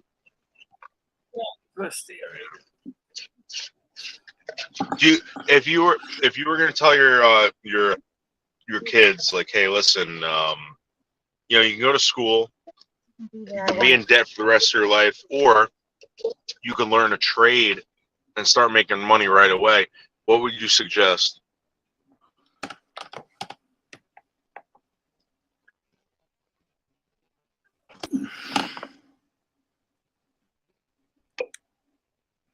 Yeah, what was that, Noodles? If you were gonna, like, let's say you were gonna run into a young person just about to graduate from high school, and they said, hey, you know what, old man, you've been on this planet a lot longer than I have. Should I go to college or should I learn a trade? What would you tell them to do? I can't read the future. I'd probably say run and hide in the woods somewhere. Well, let me tell you what I have heard. Right now, American companies are not looking for college graduates. They're looking for people that know how to work a trade, especially know how to use new CNC machinery and engineering tools in the actual factory floor. Because they said, like, college students don't actually want to take the time to get involved in CNC or CAD PM. All they want to do is focus on living in the CEO or CFO or CIO. But they need people on the floor, and they need tradespeople. Everybody's wanting to get as much as they can get for this is nothing. Yeah, but Michelle, you know, what?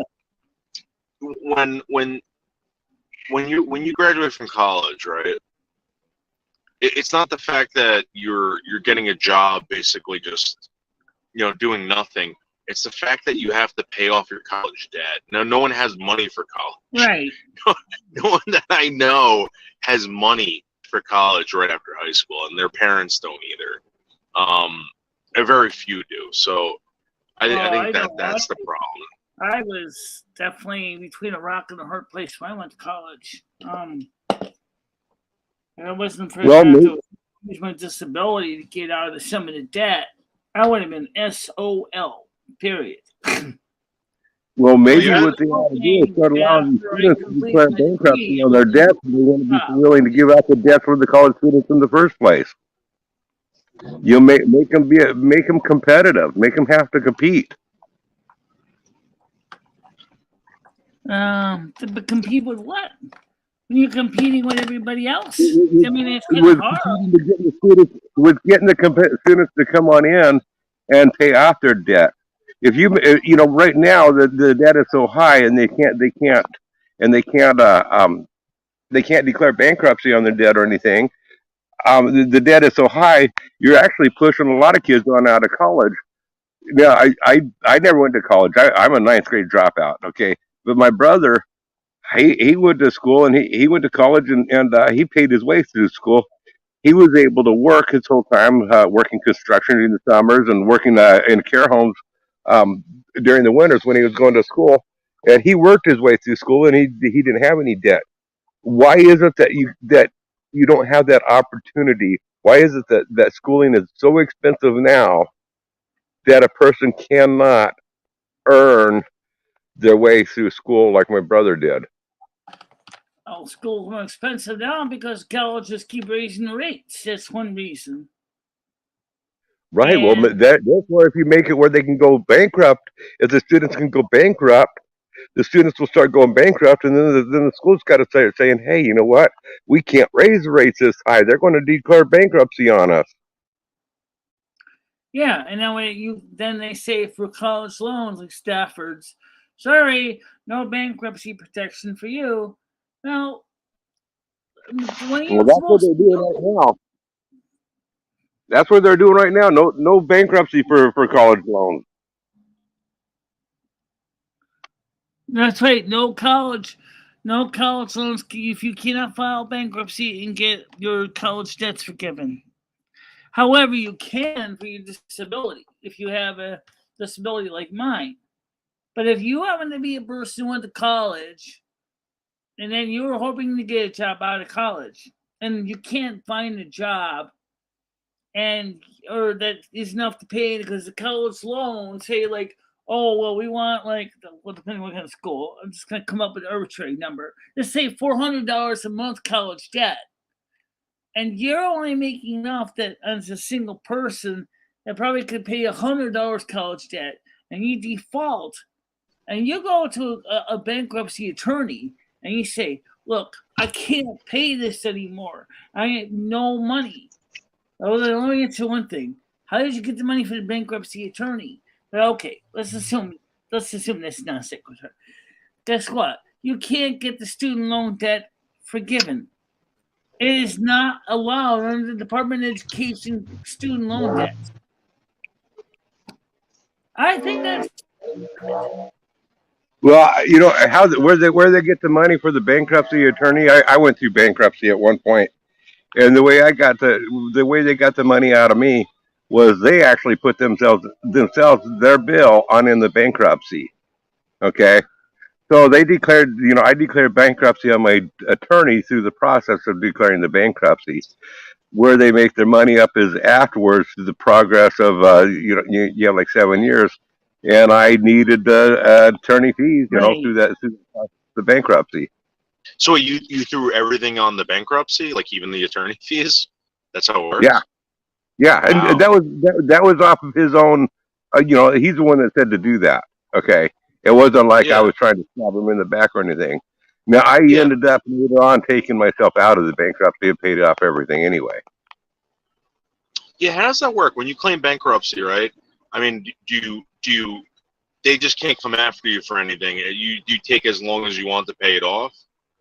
No, when you go before the judge on the bankruptcy, when you have your court dates, and when you go on in there, they accept your bankruptcy plea or not, and they itemize what your income is, what you're making, or what your projected earnings is. And once they establish, okay, you can pay this much money every month. You can afford this much money, and whether you can afford it or not, you have to pay that much every month. Whether you can afford it or not, you agreed to make that payment. And if you don't make that payment, whether you can afford it or not, then you get thrown back out of the bankruptcy. So wait. So let's say you can't afford, right? They can't come after you, right? At what point? You mean beforehand? No. So let's say you make a deal with them, right? And you say, I can pay $100 a month, all right? And let's say you can't come up with that anymore. What do they do? They throw you out of the bankruptcy. They go back of everything. They go back on everything again. So say like if you went bankrupt on $100,000 and you agreed to pay $100 a month for 10 years or 7 years or whatever. Okay, years later, all of a sudden you can't make that $100 payment. They throw the bankruptcy on out, and you still owe that full $100,000. They might have reduced it down to $20,000 in the bankruptcy, instead of $100,000. But if you get thrown out of the bankruptcy, you're back to owing the full $100,000 again. Oh wow, that's scary. And you can't claim? Can you claim bankruptcy again? I mean, can you keep doing that? You can only do claim bankruptcy once every 7 years, I believe it is. So, let's say you default on the bankruptcy, they can come after your private property. Yes and no. They can't take your home. They can't, from what I understand, they can't just kick you out of your home. Now, I could be wrong on that. It might depend on who it is that's coming after your home. But they can put a lien on your property at the end of your bankruptcy. When you're clear, when you complete your bankruptcy, then the lien is wiped on out. But if you don't, there are certain businesses that cannot. They can put a lien on your property, so if you sell it, they get their money, but they can't kick you out of your home. Yeah, I never understood how that worked. I'd never, I should claim bankruptcy. And like make my fucking payments for the next fucking. To be honest with you, how do I know if I'm even gonna live another 20 years? I don't care if they get the freaking house. Yeah. Mortgage fraud. I believe it was stayed. It's been a long time. It was a long time ago. I believe it was stayed. Well, let's say you owe like $200,000 on a 30-year fucking mortgage, and you claim bankruptcy on that mortgage, and they got to settle for it. Okay, well, you don't owe us $200,000, but you owe us let's say 30. There is something that they can do, but I couldn't completely answer that. 60mm mount. That would be a scam in itself. Everyone should be doing that. Yeah, you can reduce your mortgage that way. But something like that. You need. I don't want to answer any of that part because that's something that an attorney needs to answer. Every state is different on bankruptcy laws, first of all, and second of all, every circumstance is different. So where they might allow somebody to go bankrupt on their home, one person to go bankrupt on their home and still keep it, they might not allow the next person. They might not allow them to keep the home. So I don't think there's a straight answer that can be given on that. Because like Krista, for instance, Krista was like hit with hard times. Like they were threatening to throw her out of her apartment. You sign a lease with somebody. Can you claim bankruptcy on a lease? I never understood that. Anyway, I don't know how that would work on a lease. You can declare bankruptcy on a lease, but I don't think that will keep you in the leased property.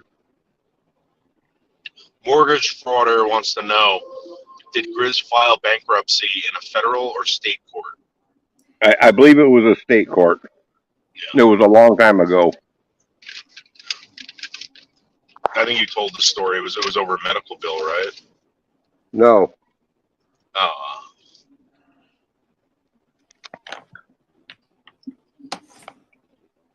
It was over back taxes, but I ended up pulling on out of it anyway. Even at about 3 years into my bankruptcy, I decided to pull out of it. I had a neighbor that 20 grand in back taxes, and he's like, "I'm not fucking paying it." He's like, "They can come take the house," and I just wonder, like, what held him back from claiming bankruptcy? Like they threw him out of that fucking house. You have to. I don't believe that. I don't believe that they threw them out. Well, maybe property city. I don't know. Here they won't throw you out of your house for property taxes. They'll let you stay on in it, but they will when you move on or when you decease. They take it and Yeah, when you sell the house, you still owe it. yeah. I know the the federal tax. They'll never throw you out of the house ever. Isn't it bizarre that you buy a piece of property, right? You buy it, you buy the house, you own it, right? You don't have to pay any more fucking. You don't have to pay any more on the house. But for the rest of your life, you got to pay taxes on that property. Yeah, but that only makes sense because of our socialist government that we have. Yeah, but so I met someone from West Africa, right? And they were telling me in West Africa, you go there with money, you buy your house, you never have to pay another dime ever again. Ever again. How the hell is that possible? Yeah, but do they have public schools? Do they have fire departments? Do they have sheriff's departments? How is all this paid for? Well, that's another thing. Why is it that if you want to have children, right, and you want to live in a town, why is it that I have to pay for your kids? Because we're in a socialized government. Yeah, that's fucking weird. It's like go move to it if you're gonna have kids, sell your friggin' house and go move to a town where everybody pays taxes for the school. Don't make me pay for it. I don't get that. I don't think we should have public schools. I don't believe in the public schools. I think we should get rid of them. I think it should be all private schools. Because I think public schools are very demonstrated that in many cases they're nothing but a propaganda machine. Sorry. I think it would be best to have a private school system. Well, now you could do that with the internet. That's another thing, and we proved this. We proved this with the with COVID. The shutdowns of the school. You don't need to go to a brick and mortar school anymore. Well, the problem with public schools is everybody has a right to go to school then. And so it doesn't matter how bad the kid is, how much disrupt the class or anything else, you can't really expel them. You have to keep them in school.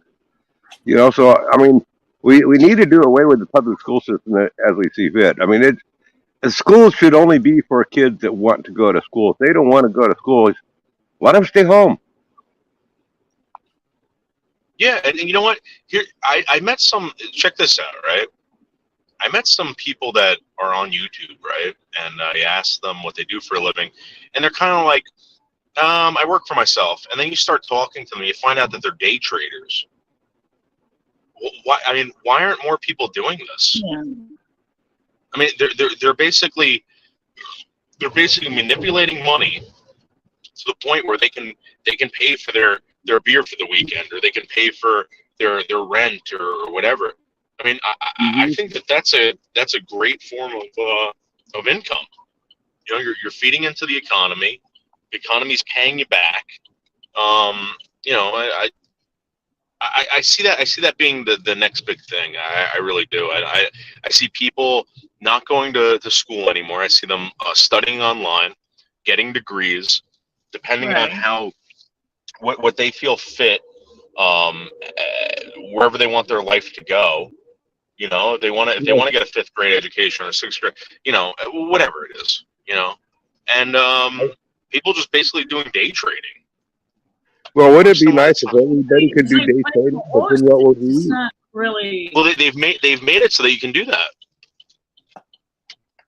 But not You don't everybody need. can do day trading. Well, I mean, If everybody did day trading, then there'd be no money in it.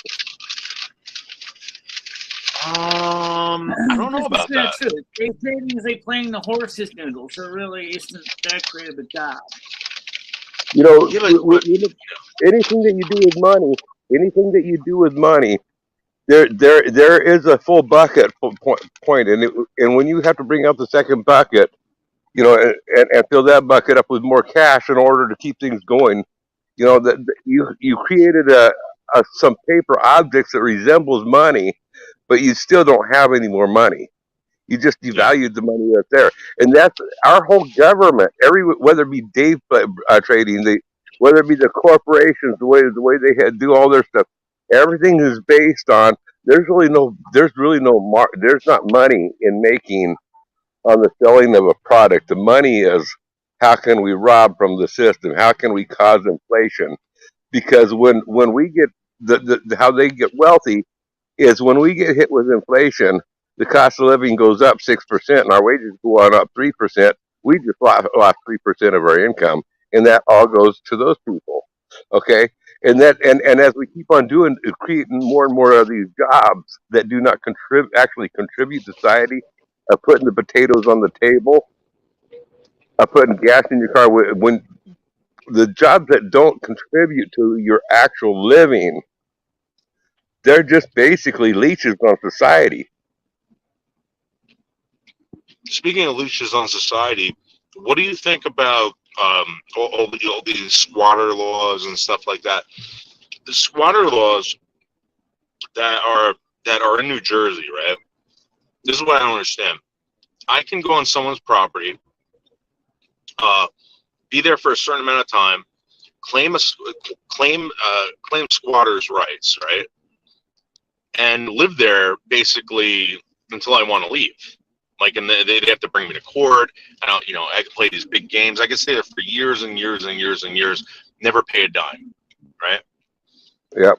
Why is it that they can do that, but when you want to, let's say you owe the bank thousands and thousands of dollars on your mortgage, how come you can't claim squatter rights? Should be able to. But Yeah, you right. signed the difference is you signed the document for it, they didn't. But I'll go even deeper into what's going on here with that. And this is every aspect of life. Our judicial system was set up on the principle of the law, not the letter of the law.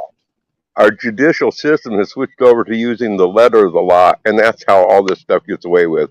Because somebody can find something in the letter of the law that says, well, this is legal, when we know what the principle of the law says, and our judicial system refuses to go off the principle of the law. Yeah. Because I'm going to be honest with you, the amount of stress and crap that I've gone through to hold on to a friggin' piece of property, if someone did that to me, dude, I'm going to be honest with you, I'd set the fucking house on fire. You know what I mean? Did you see that YouTube video where the guy, his mother, ended up having a heart attack or a stroke or something, and she was put in the hospital for a long period of time, and she got wind that somebody, while she was in the hospital, and she couldn't go home yet, she says somebody was squatting in her house, so she called up her son, and her son was out of state too. He didn't live there either. And so his son went there to deal with it, and he was trying to call the cops, have them evicted and all this different stuff. And it was like you said, nothing could get on out. So you know what he did? He went on in there. He went in there when the squatters were not home. He broke on in, packed his stuff in, moved on in there, cleared out one bedroom, and moved in the bedroom. When the people came on home, they said, "What are you doing here?" He said, "I moved on in. I'm living here now." And he squatted on the squatters, and he made their life so miserable that they finally moved on out on their own. Yeah, I've heard stories about people removing windows from the house, removing doors. I forgot what the law is as far as a house, but I think you can do construction on your house for a certain amount of time. So I've always heard that if someone does that, all you got to do is remove the windows in the winter time. And if they complain to the police, be like, "Yeah, you got to give me a certain amount of time to fix this," and you just keep fucking with them. I don't know. I wouldn't want to. That's crazy.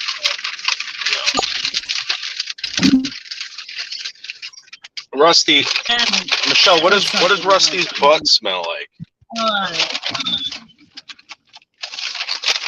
Oh man, I gotta find it. Tunnel Bear. You gonna smell Rusty's butt? Well, Noodles, I'm going to get off here. All right, thanks, Grizz. Thanks for coming off. I appreciate it. Okay, we'll catch you later. Bye. All right, sorry about that. So what's up with Rusty, Michelle? How's he feeling? He's feeling fine. It's just that he's just doing cat stuff right now, like walking all over my computer. How is he with the fleas? The fleas are fine. I brushed his fur this morning. He didn't really have much shedding at all. Yeah, I think that medication that they gave him is working.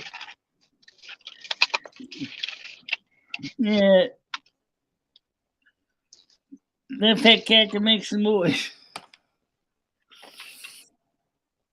I suppose, you guess you could say that my keyboard must have said, "Ow." You have to be Siri on my computer. I wonder what Siri would have said to him. "Excuse me, Mr. Fat Cat, could you please move your fat ass off my button?" Okay. Anyway, I don't really know what I'm going to do today, but so let me just reaffirm. So tomorrow, so this Saturday is definitely probably going to be having a postponement on the Saturday trip. Well, no, we're gonna. Again, I'm gonna try to get the car fixed before I get out there. If not, I will have a loaner car to use until it gets fixed. Okay. Okay, so I should find another car to use to all of that. Okay. Yeah. Don't forget tomorrow. Are we still going to have Rick come over on the 7:00 show tomorrow night? Yeah, we're gonna have Rick come over. Anyone who wants to come up, we're gonna do open calls. We're gonna do Silver Moon Radio, and we're gonna do the news. Right. It's also gonna be just as hot tomorrow as it is today, too. So it's not gonna be a cool day tomorrow. How hot is it in there? Yeah. How Is hot it really is that it? bad? Yeah. Well, it was a high of, and I mean, I don't know how hot it was in the room, but it was certainly hot in the room. Even though I had the porch door open and I had the window fan on, that computer throws 1,000 watts of heat. So you're talking literally sitting right next to a space heater when it's already 31 degrees Celsius outside. And I mean, I was dripping like an Irish sheepdog. And what's 31 degrees Celsius in Fahrenheit? Take 31 degrees. Okay, so it's 20 degrees Celsius is 68 degrees. Take 11, multiply by that by 22. Okay, so 2 and 8 is 0, right? It's 10. Now 2 into that is 6 and 7 and 2. That's like 92 degrees Fahrenheit. Yeah. Right now it's 89 degrees in New Jersey. Humidity on top of that. Yeah. How do you think I ran here in the bedroom and sit here and talk to you on this show? Because I wasn't going to sit in there. I would have been basically boiling. It's still hot in there. I mean, So, I mean, I gotta be careful for heat stroke because I am heat intolerant. Noodles, it's not a new thing. I've always been heat intolerant. Okay. I don't handle high heat well at all. Never did. And so that's the reason why during the summer I usually stay in the house where air conditioners are, because I can't handle high heat. I used to go out at night when the sun would go down. You know, and I can still do that today. If I go out and the sun goes down, that's an idea. Because by, you think about 11 o'clock, it's going to be down to 68 degrees Fahrenheit. Humidity will be higher because of relative humidity. No, Michelle's air conditioning is just, again, it's only in her bedroom. I only have air conditioning in my bedroom.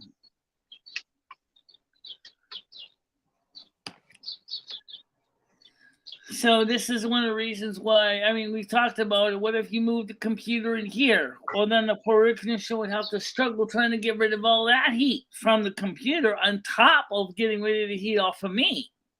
You know, because, I mean, the average human being consumes about 511 BTUs per hour. So. And you put a towel under the door so the heat doesn't come in, or the heat doesn't escape the room. Oh, it doesn't really have a problem with that. Just keep the door closed completely. So that's what I do, because right now the studio itself has no air conditioning. I mean, if I had an 18,000 BTU portable air conditioner with hose that could be placed in the kitchen window, I just plug it into the 220 outlet of my stove, and that way we definitely would have access to 40 amps. I just wonder how much it would take to cool down that whole house. You know, I mean, it's not that big, the living facility. Maybe you should, Michelle. Maybe you should put something up in the kitchen to you know, to trap the heat inside there, so it doesn't, you know. Well, the kitchen is a good spot because it's in the shade. So it's just like the bedroom back window. It's in the shade. So the air conditioner's evaporative coil doesn't have to work too hard. But my landlord has been very clear that he doesn't necessarily want the condensate just dripping everywhere. That's why we have the bucket underneath the other air conditioner. Yeah. So.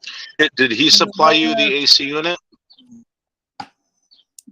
No, I supplied the AC unit. Actually, my former case manager supplied the AC unit.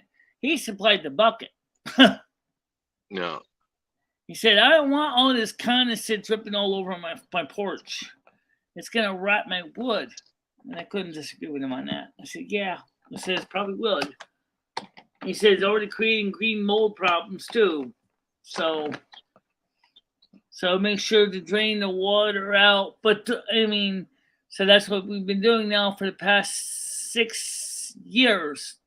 I think since 2014. And that's what we've been doing. Put the air conditioner in the window in the summer, and then we take it out in the winter. And we got it pretty quick in this, putting it in and out of the window. I can do it by myself because I just do it from the porch. So I just lift up the air conditioner, slap it in the window after I put down the course of bricks underneath it so we can get over the storm window. And then and that's what we do. And then we just. You know who sucks? You know who sucks? Anderson Henderson. He's the worst. Yep. Probably units are not good. It may say 12,000 BTUs, but only get about 8,000 BTUs because they're loss from the hose and poor design, the heat of the. Yeah. So, Kat, if she got one of those units that she can move around the house. However, you must remember one thing. If you put a window air conditioner in there, who's the strong young lad that's going to be carrying it up 3 flights of stairs? I mean, I'm not carrying it up 3 flights of stairs. Get them to deliver it. Get them to deliver it. Oh, no, deliver it. But again, Also, they would have to mount a cantilever bracket to mount it in the kitchen window. The way my landlord wants it, he wants us to take the air conditioners out of the windows in the autumn. Michelle, I'm going to tell you something right now. You should get one of those air conditioning units that's on wheels. Okay, you can move it into your room when you need it. That's what they're talking about right here. That's what they're talking about. Yeah. Yeah, Portable you can. is what I'm thinking about. Yeah, Get the you can biggest, baddest, meanest one you can get, wire it up for 220 and plug it into the stove outlet. Yeah.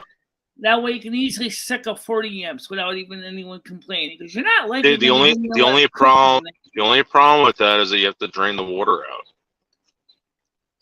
Yeah, then you have a bucket of those usually. Yeah, but you got to pick it up and you got to dump it. But at least then you can dump it from inside the house right into the kitchen sink. Right. But what I'm saying is you have to be able to pick it up.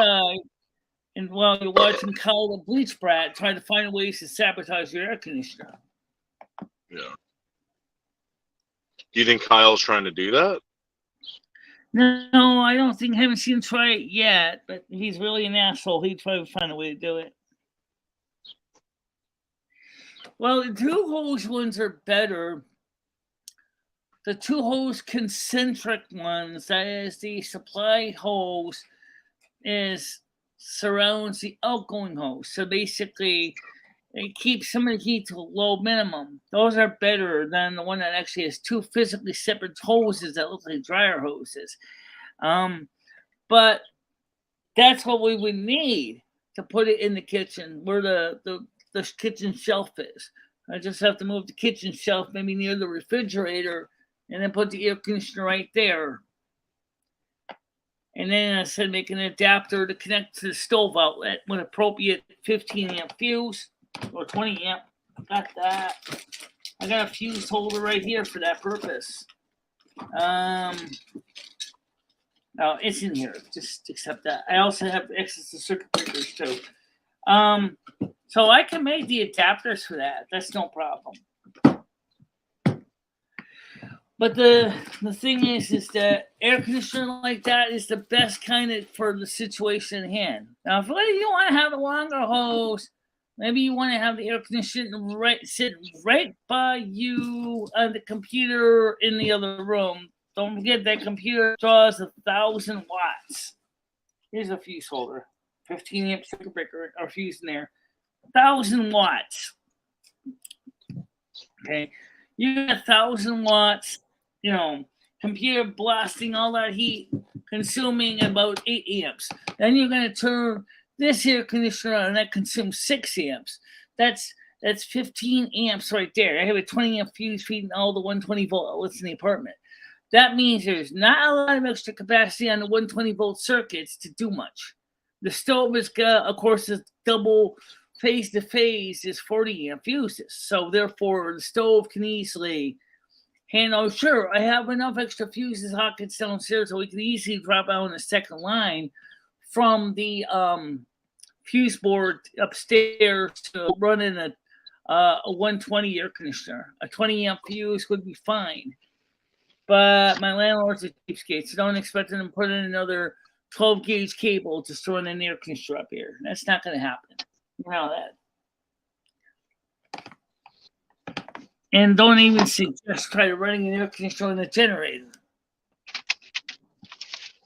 Maybe a solar generator might work. Yeah, solar generator would work, but those are expensive. A Jackery system.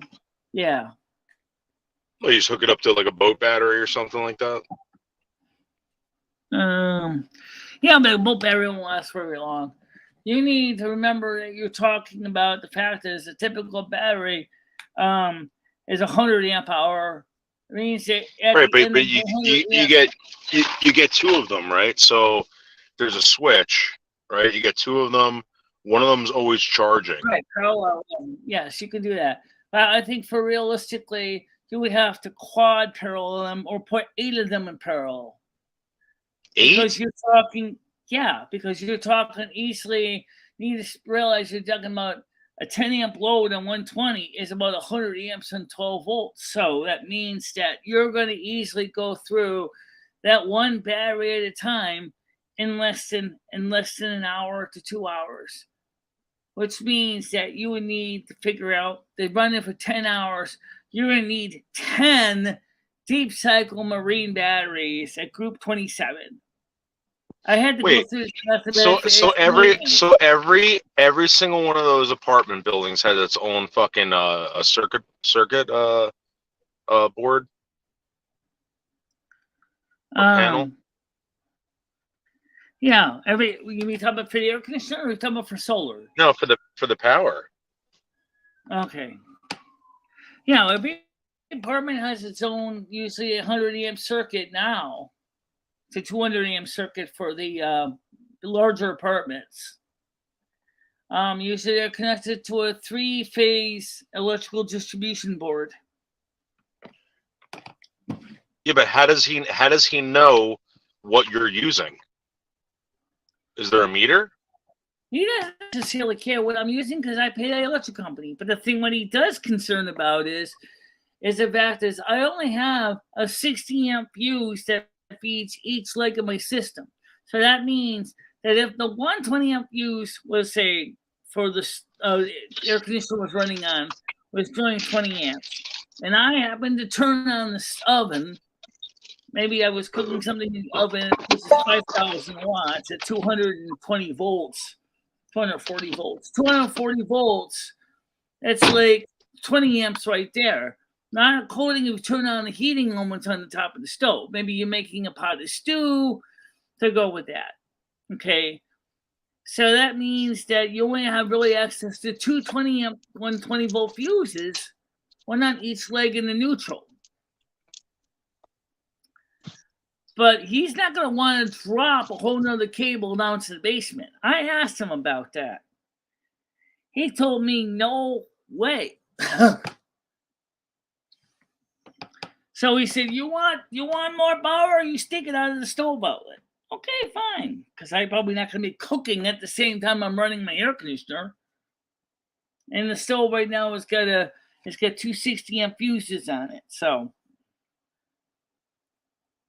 because most modern stoves now are 50 amp stoves. Yeah. But this stove Michelle has is older, so it's a 40 amp stove with the older 40 amp plug on it. Stove plug. Right. It's an LS40. Yeah. NEMA. Yeah, so I could look it up in the book if you want. Anyway, the point is that means that you want to put a 20 amp circuit in here, you're going to have to run it down 3 flights of stairs into the basement, down to the consumer unit.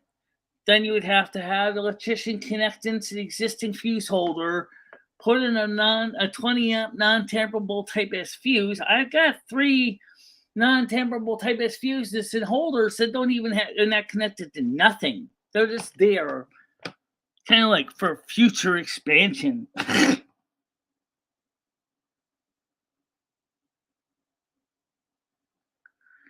I use 85% more neighbors in my neighbors. They need to use more. Michelle's on a roll. Well, it's something I know about is electrical wiring, guys. After all, that's something I was trained in, both American and British. So I'm trying to learn what I need to get my British Part P. That's more difficult than you think. Guzzle that shit.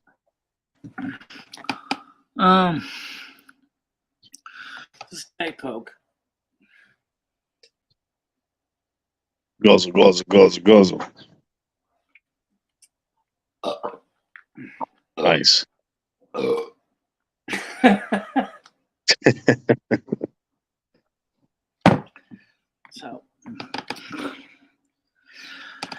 So anyway, so I got a notice from YouTube saying my July 4th video was considered for adults only, 18 plus. Really? Why? Because I thought that was totally ridiculous. What would be in the night show or in the morning show that would only make it suitable for 18 plus on July 4th video? What do we say? I wish they would tell us. This is the thing. Like, it's like they're very vague, and they don't give you much information. It's like, okay, well, you're saying that, but like, what is it specifically? What do you feel about the picture, about one of the pictures I showed on AI where it showed a naked woman, and at least they were clear in the time and date stamp. But this one didn't say nothing. Yeah. And it's like, so what was I supposed to say? I said, I'm feeling a fucker. I said, I'm feeling it. I didn't basically just sign my death warrant. Because, I mean, I hope that somebody's going to look at it and go, hey, wait a minute. What did she do differently on July 4th that she didn't do on July 3rd or July 2nd? What did she say that was what you consider adult only? What? Happy 4th of July? It's a national holiday, for God's sakes. What? You know, I don't understand this. I think someone's flagging your video just to be an asshole. Probably. But YouTube needs to make it easier for us to know why, like you said, why. Don't just say, we think that this video is only suitable for adult audiences. Why? Give me time date stamps. So yeah, this is what bothers me. These people make these complaints. They supposedly review it, right? So the reviewer should timestamp exactly what the fuck they're talking about. You know what I mean? I don't get it. I don't think they're reviewing any of this shit. But it's a bot that decides this, not a human. But a bot should be smart enough to figure out where was it that supposedly the violation was. I mean, it's not like a copyright one. Copyright one says, oh, the song you chose at this timestamp to this timestamp is published by Sony UMG, and Sony UMG does not want this video to be music to be shown outside of such and such region. That's fine. Now we know what the song is. But why can't you do something similar with something like that? What exactly makes the video inappropriate for audiences under 18? Happy Independence Day? Why does that become an insult to say to somebody where you actually have to say you can't say that?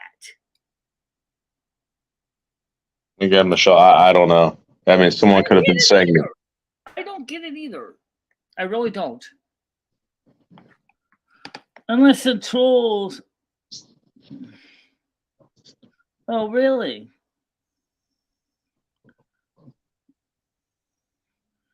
Really?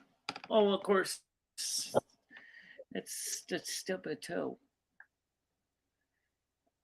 So, and like I said this afternoon, and I think this made the YouTuber happy, the YouTube reviewer happy.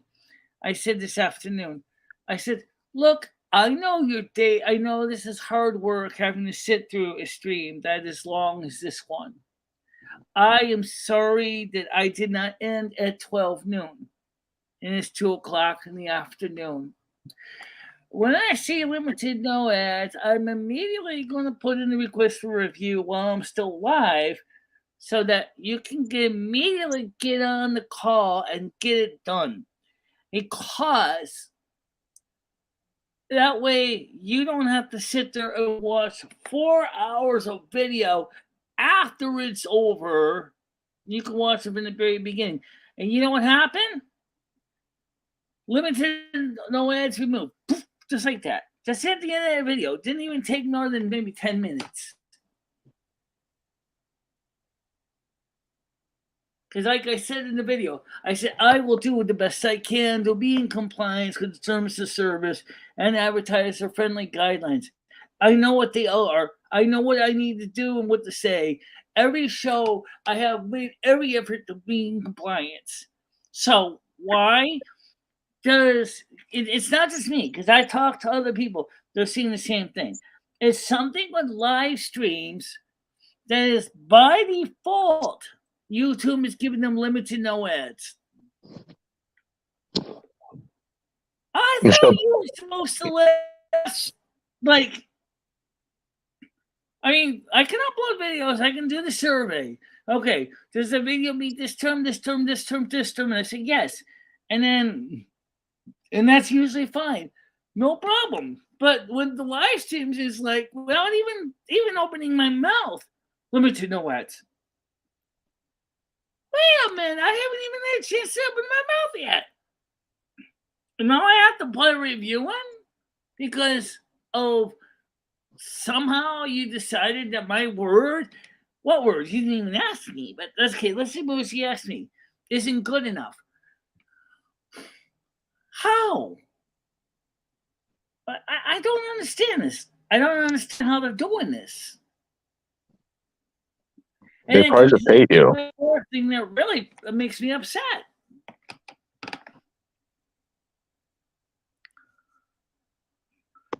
The price that paid you? Noodles, that makes even less sense. Maybe they hate you. No, because I thought all the YouTubers are seeing the same thing. So it seems a lot of YouTubers are falling into this. It's not just me. But like I said, in the case of this message about this July 4th video being considered for 18 plus only, it doesn't explain why. And I'd like to know why. Why was it considered 18 plus? Because I said Happy Independence Day? No, it's just like every other morning show. We didn't do anything different. Oh, yeah. I showed a computer I wanted to consider buying on eBay. When did that become something that would cause a video to be considered adult video? Wasn't a naked woman? It was a computer. That's the only thing I can think of. Why would that even be inappropriate?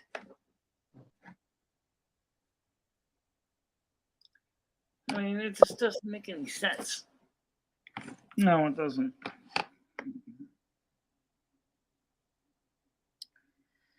It's retarded. Wishbone stirring up. I don't even see Wishbone stirring up fan. Right now, I just see Noodle's thumbnail. Yeah, Wishbone is sniffing over here. He's getting all up in the microphone. He's licking Daddy. He's having a great time. Wishbone, come by Daddy. Come by Daddy. Let's lay down. Lay down, Bubba. You came over here way too fast, running and sniffing. Let's see retarded with that. Like with my cat Rusty, he's like, "Do you want to go outside? You want to go back outside and living room again, Rusty?" No, he's underneath the desk. Is like I said, this is just Wishbone. Wishbone. No. Wishbone. No. No. Okay, watch this. Wishbone. No. No. No. No. It's kind of strange. No. Okay. You give Daddy a kiss. Do you want a kiss? No.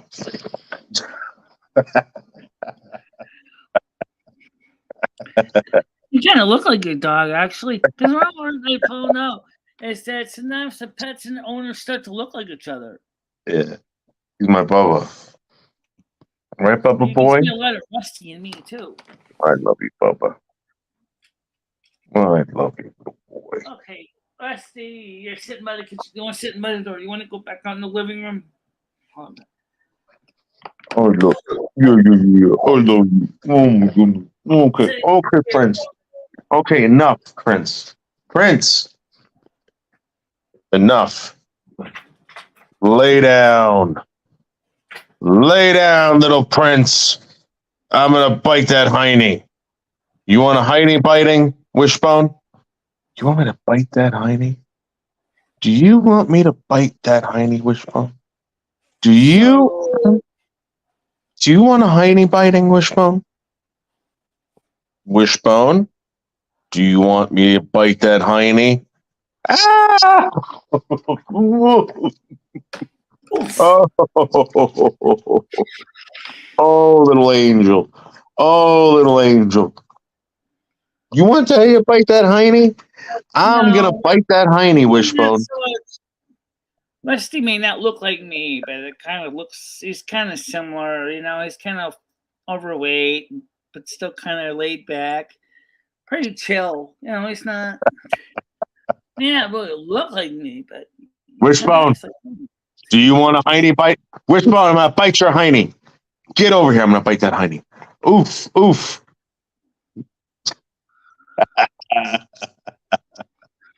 Okay, okay, okay. Okay, enough of the kisses. No more kisses. No more kisses. No more no more kisses. You love daddy way too much. And you know what daddy's gonna do? He is gonna bite that hiney. That hiney is about to get bitten, Wishbone. Yeah. Oh!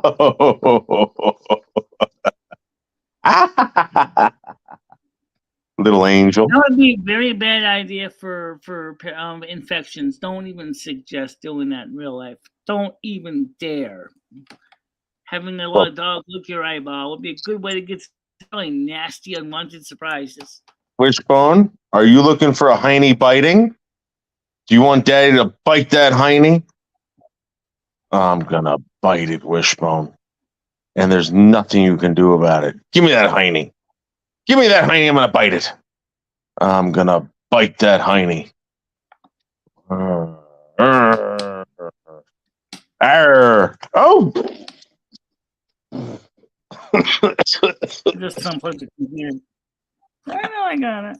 Stop making my mag safe. Okay. Wishbone. No, get out from underneath those covers, Wishbone, and come lay down by your daddy. Wishbone. Wishbone. Now he's burrowing underneath the blankets. Wishbone, come lay right down, my daddy. Lay down on daddy's armpit. Lay down in daddy's armpit. Wishbone, lay down. Wishbone, lay down. Lay down. Anyway, Noodles, listen, I'm going to let you go because I'm probably going to want to see if I'm finding something to eat. So. All right, I'm going to fight with Wishbone. Okay. All right. Okay. Talk to you later. All right, bye, Michelle. Bye. Bye. No. No. I don't care about your goddamn toy. Get over and smack. Oof, I'm going to smack that hiney. I'm going to smack that hiney, Wishbone. That hiney is about to get smacked. That hiney is going to get smacked. Give me that. Give me that.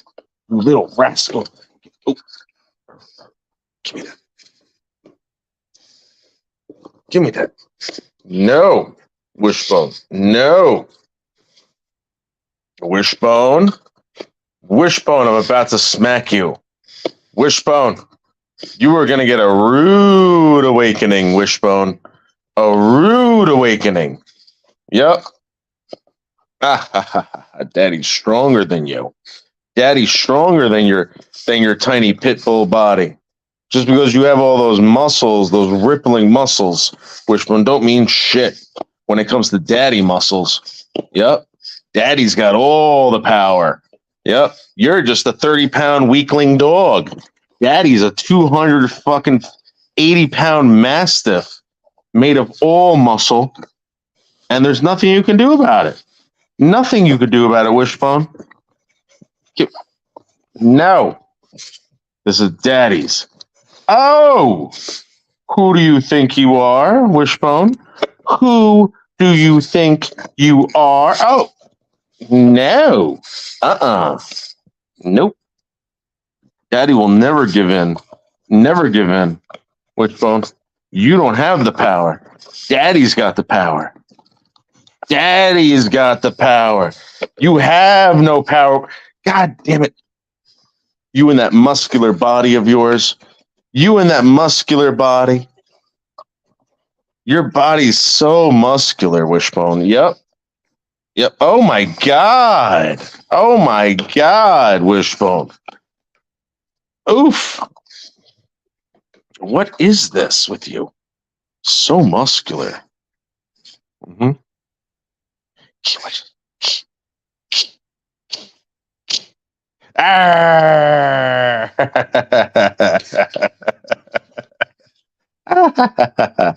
Little prince. You little princeola. You little princeola. Oh! Wishbone, can't we just lay down and relax? Wishbone? Wishbone, let's just lay down and relax. Let's just lay down and relax, Wishbone. How about we just lay down? No kissing. No more kissing. You can't stop kissing your master. Wishbone, who's your master? Who's your master? Is Daddy your master? Is Daddy your master? Why don't you give Daddy kisses? Kiss, kiss, kiss, kiss, kiss. Oh, my little prince. Oh, my little prince. Oh, my little prince with your muscle arms. Yeah.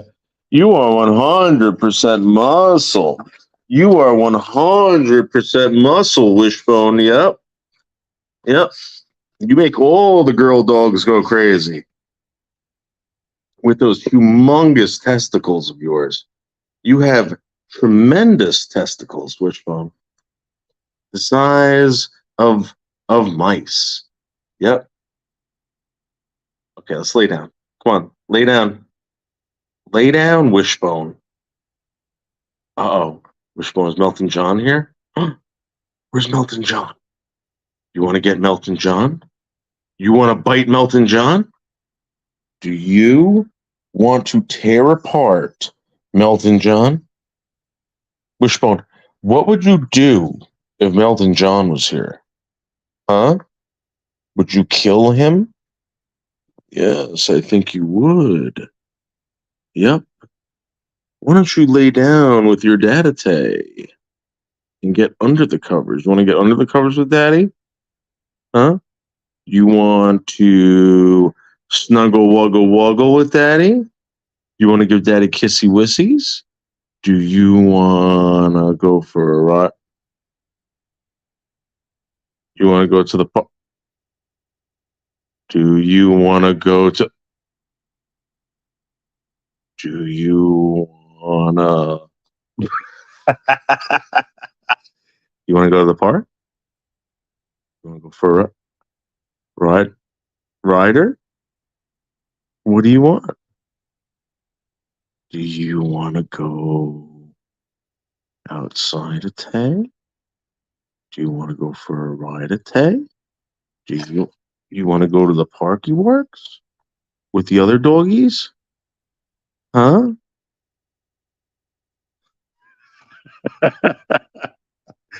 No, we're going to sleep. We're going to go to sleep. I had a very tough day. Sorry, Wishbone. You can't go to the park because your brother's a jerk.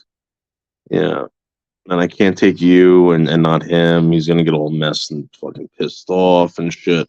So what we're going to do, Wishbone, is we're going to take a nice little nap. Me and you. You're going to have puppy dreams. I'm going to have big daddy dreams. Yep. Wishbone, you want a girlfriend? You want to go to the park and go fuck another dog? Yeah. See, Wishbone is a puss hound. Wishbone loves girl dogs. Loves girl dogs. How many girl dogs do you want at once, Wishbone? How many? All of them, right? All of them. Yeah, you're a puss hound like Daddy. Yep. You take after your daddy. Mm-hmm. You love dogs? Well, this dog is a complete jerk, and I'm giving him up for adoption. He doesn't listen to anything I say. Watch this. Wishbone, what do you think of... Wishbone, pay attention to me. Wishbone, pay attention to Daddy. Do you want to go to the Parkity Workities? You want to go for a ride? Ryder Tay. All right, come on, let's lay down, dude. Let's lay down and go to sleep. Daddy's tired, man. Daddy, a rough day. I was totally let down today by Chevrolet, Prima Chevrolet. They didn't really do anything for me. I just want to go to sleep, Wishbone. Mm-hmm.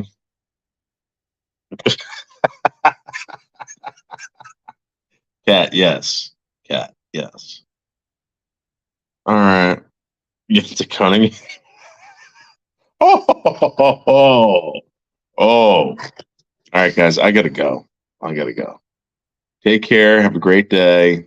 Bye-bye. Thank you for being with me.